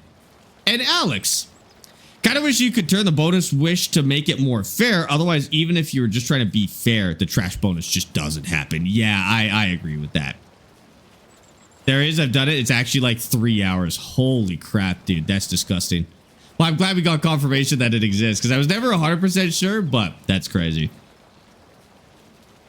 Farm Sim's full of stuff like that, though. Like, the collectibles are the same way. If you go and you collect all the collectibles in a lot of maps, that's like a $250,000 right there. That's just, it's a very forgiving game, and that's okay. Like, the players who want a hardcore experience know how to get a hardcore experience. Like, I just know that I don't go for the fishing bonuses. I know not to touch the collectibles. Like, there's ways to do it. It would be nice if you could turn them off, especially if you were on, like, a server, just to make it, like, a hard limit, but I don't care. The one thing I do wish we could scale up was the loan difficulty. I think if loans had a tougher interest rate, that would be really nice. And that's, you could enforce it yourself, but I do like when the game does some of that mental work for me. I can calculate how much loan I need to do and waste it on fence segments every month, but you know, it's stupid. I'd rather the game just have that as a setting. I also want them to add the a better finances page. I don't know why there's only 5 months of finances in a yearly farming game. That's insane. We need the full history of the finances in this game. I use the mods for better loans for that reason. And that's always the answer, right? Like, there's always a mod for it, but some of these things do feel like they should be core game mechanics, right? Rather than something you have to mod in. But yeah, you're right. You can always mod it in at the end of the day. Sparx, I have a strange request. Go on, Emmy. What is it? Does your dad play with this with you? He doesn't love this game. If we ask him to play Farm Sim, he will. But out of all of the games we played, this is one of his less favorite ones. So I think he would prefer Out of War as #1. Maybe then Construction Sim. And then maybe if we had a cool idea for a playthrough, we could get him to do some farming. But if I convinced him to do some farming with us, I'd have to play Star Citizen with him. And I'm not willing to do that. That's too much. In your started stream screen or any full screen, can you actively talk with your hands more? For thumbnails, you want me to talk with my hands more so you can get better thumbnails. Is that what you're telling me? Okay, Emmy, yes, I can. I'll make an effort. I'll get myself riled up about something so that I can get you better thumbnail photos. I gotcha. I gotcha. Yeah, full history on finances would be lovely. I agree. Where I am, a $5,000 loan is 6.5K by the time it's paid off. Yeah, so like a 15% interest rate. That's a bad interest rate, but also like it's not that abnormal to see. I think the game should be something close to that. I agree. But again, that should scale with economic difficulty as well. Like, and maybe it might actually scale with economy difficulty a little bit. It's not enough, but it might. I've never actually confirmed that. I've always wondered that, but never actually confirmed it. Farmsim 19 horses were crazy? Were they?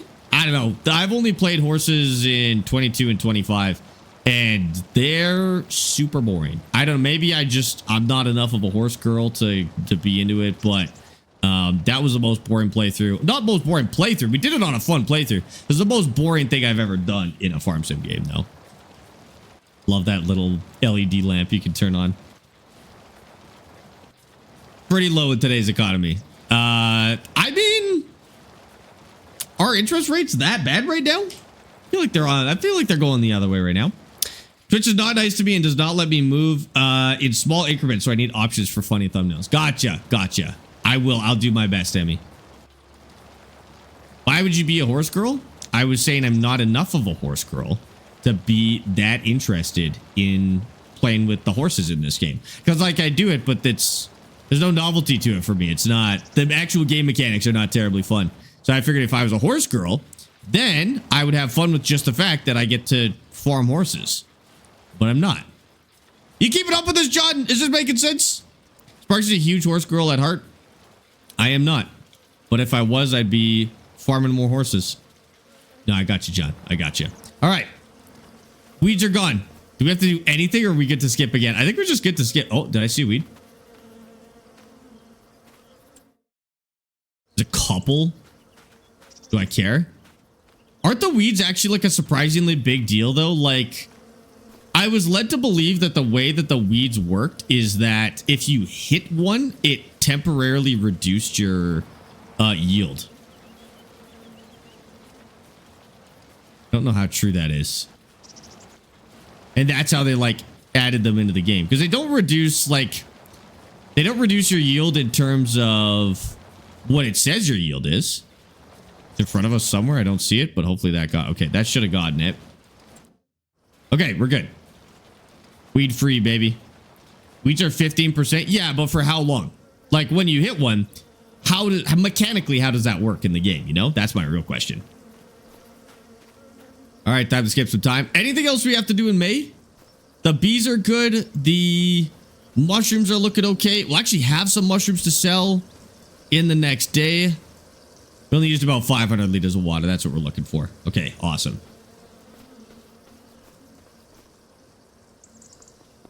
Skip to next month, 5 a.m. I do not know when these are going to be ready to harvest. I have no idea. Holy, long skip. Do you play on hard? No, hard is too slow for stream. If we were playing on hard, you would still be watching me harvest grass. Okay, spinach is growing. Green beans are growing. And so are the peas. I don't think there's anything we need to worry about yet. Our score is all the same. I think we're good to just keep skipping a little bit. As long as we have water in that greenhouse. It's the only thing we have to worry about month to month is water in the greenhouse. There is going to be a hailstorm. Nothing we can do about that. We'll see what happens. Hopefully we get our first harvest of spinach here.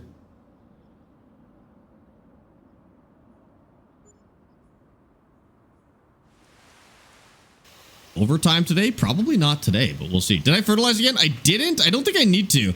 My yield is pretty good. Spinach is ready to harvest. Green beans are growing. Peas are still growing. Okay. So we got to harvest these bad boys right here. Now, I don't really know how to do this. They're going to 5:30.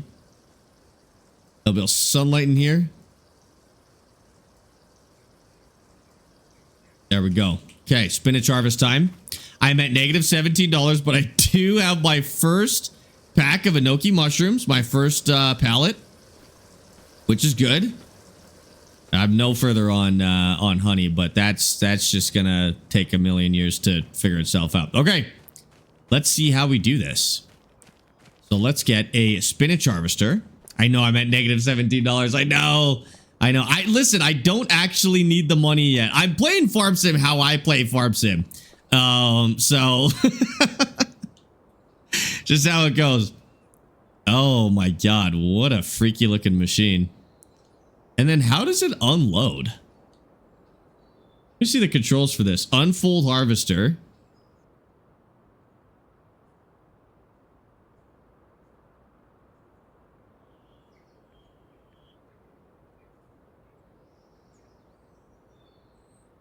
Okay, how do you pipe out?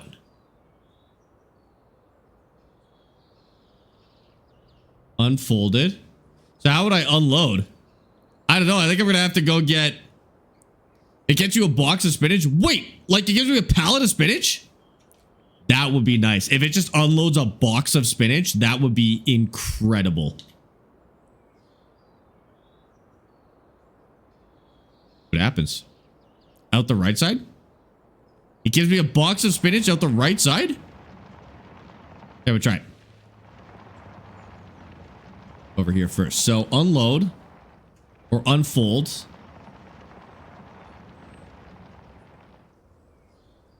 And then it's not doing anything. Oh, I gotta lower it. Okay. Lower. Oh, there's a pipe out here. Oh, it pipes out the back. And then what do I do with it?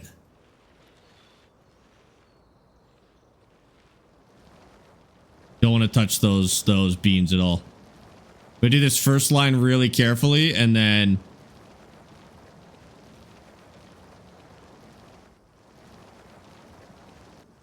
Just because we don't want any overlap here. What'd you go last playthrough? Fish. I hope it doesn't unload where it says it's going to unload. That pipe out is freaking me out. Either that or we have to walk it to the sale point, which sucks, but I mean, if that's what we got to do.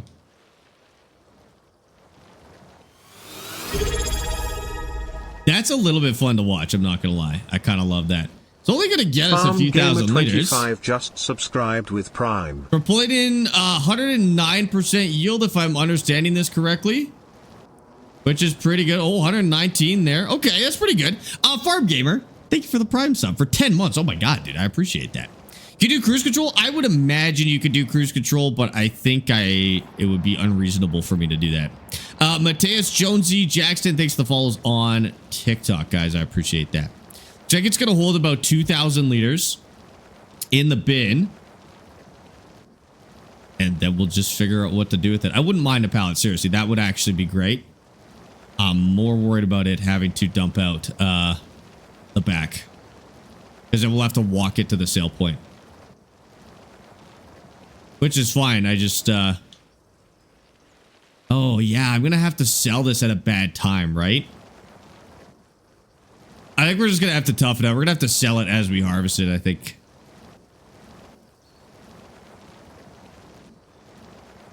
Wally, thanks for that follow as well. Drop a box and only drops it in 1,000-liter pallets, but you have to unload. Oh. Oh, it does say unload. Okay. So I'm going to get it filled.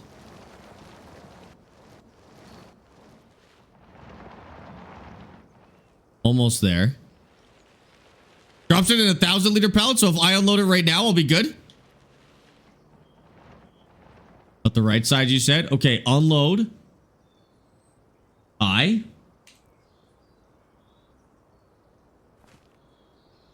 1,500 liter pallets for unloading, and it drops it behind you, which is really nice. So realistically, you could just drop them on the field, which I like.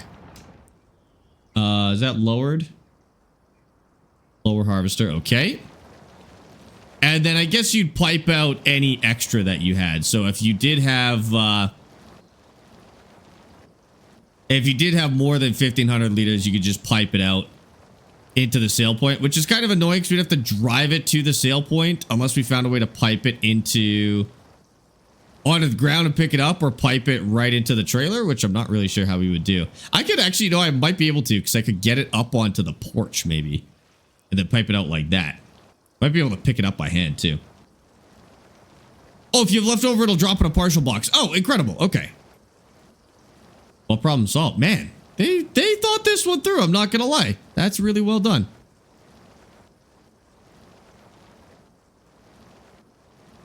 So every 1,500, we just drop a box. That might actually work out perfectly. Oh, it's 1490. Shoot. We got one.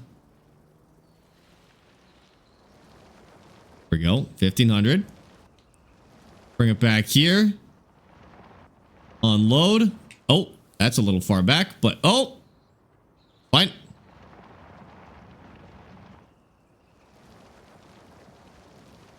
Will it drop them automatically if I just drive it until it's full?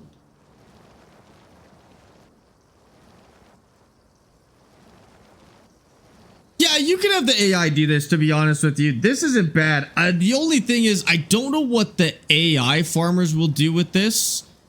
If you ask them to unload it, like, will they automatically drop pallets behind you? Will you just have to take over for a sec and drop the pallet for them?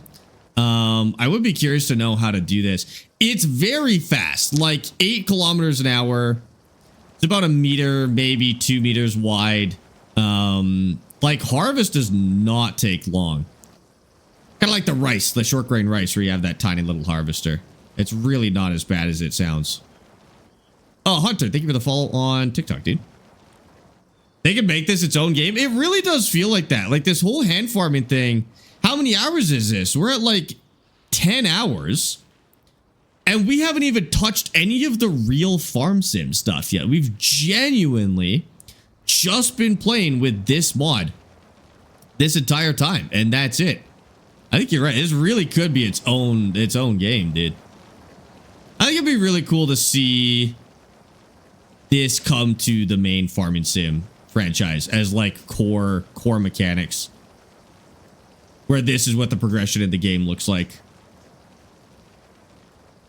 And maybe even not like this. Like, if they really wanted to keep it all machines and no working by hand, I think it would be really cool to just at least let us start with older machinery. Just smaller scale. Like, we could do this scale with tractors. We just need the right equipment for it. All right, so that's pretty good. I mean, we got a few thousand liters of spinach. I got 2,000 here, 3,000 over there. So just over 5,000 liters of spinach. And I'm pretty sure we get to harvest it twice, which is awesome. Hand pushable. Just look up hand. If you go hand in the mod hub, it'll come up. But it's like hand pushable machines or something like that.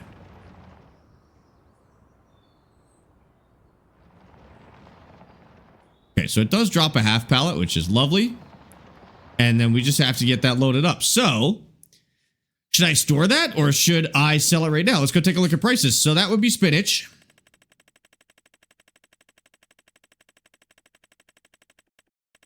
Which, of course, is a regular crop. My bad.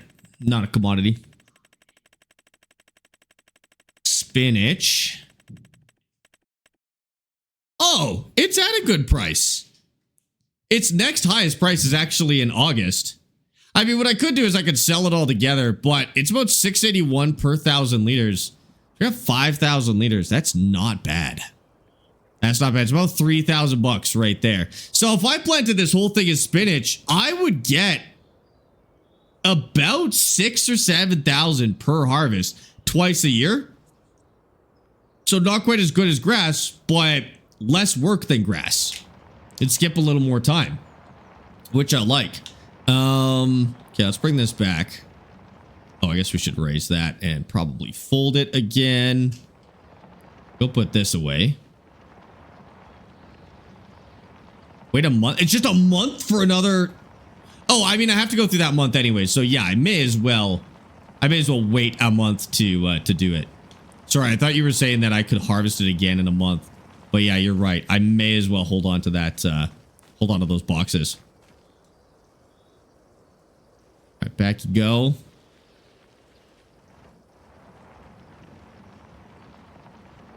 And I doubt I can lift these by hand. Spinach isn't very heavy, but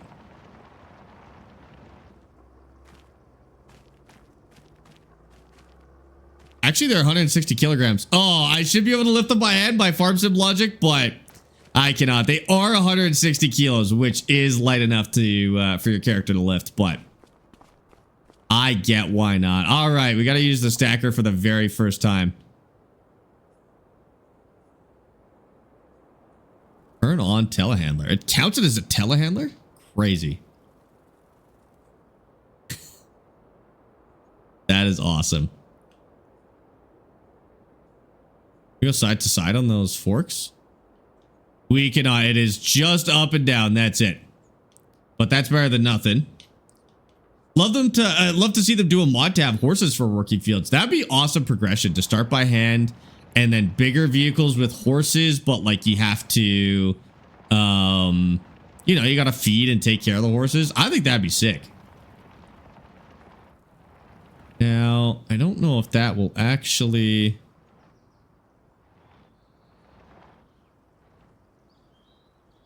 I was hoping the feet would be enough or wide enough to have the pallet that can hold two, but. It's a hand jack. Oh, we can go like this, though.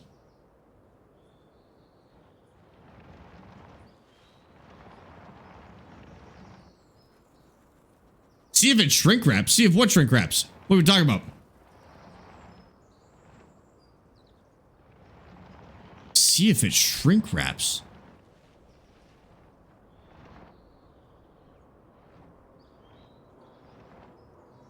Nice. Turn on telehandler. Should be able to extend the forks out further. Oh, really?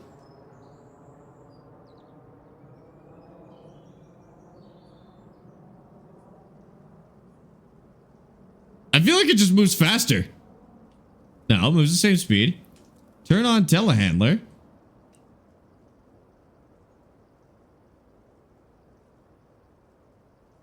If there's another control in there, it's not automatically bound. I don't know why you can turn it on. That's interesting. One of those heavy duty pallet handlers? It's like a. Oh, wait. Are you talking about the ones that like shrink wrap pallets? Do they have those built into handlers? I've seen those automated pallet wrappers. Those are sick, but. Uh-oh. Oh, it's just high enough to double stack it. Thank God. That would have been such a chore. Telehandler arms out at least on console. What?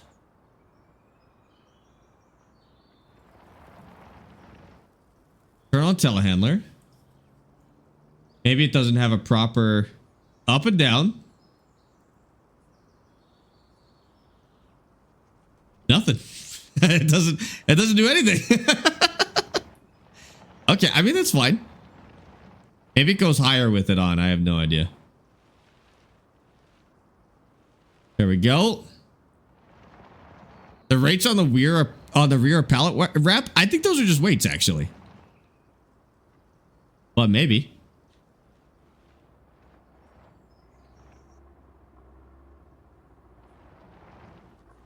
Okay. There you go. So that is, let's get an actual reading. 47,000 liters. Oh, sorry. I wish 4,700 liters of spinach, which isn't bad. We'll get a small bonus for, we get a small bonus for precision farming. I'm going to wait a month to sell it just so it comes up as a higher price. And then we'll see how much that makes. But like, I'd be surprised if spinach wasn't the most lucrative thing that we could sell here, to be honest with you. That's kind of nuts. We could sell those mushrooms as well. I might try and wait on the mushrooms as long as I can until they're at their best price. But that's a few thousand right there. Spinach will get another cut, which is also kind of insane. And then we've got peas and beans to test after that. That's crazy. Dizzy, thank you for the follow on Twitch or TikTok. I appreciate that. Welcome in. All right, chat. It is, I think it's past 5 o'clock. It is 5:16. We better get out of here.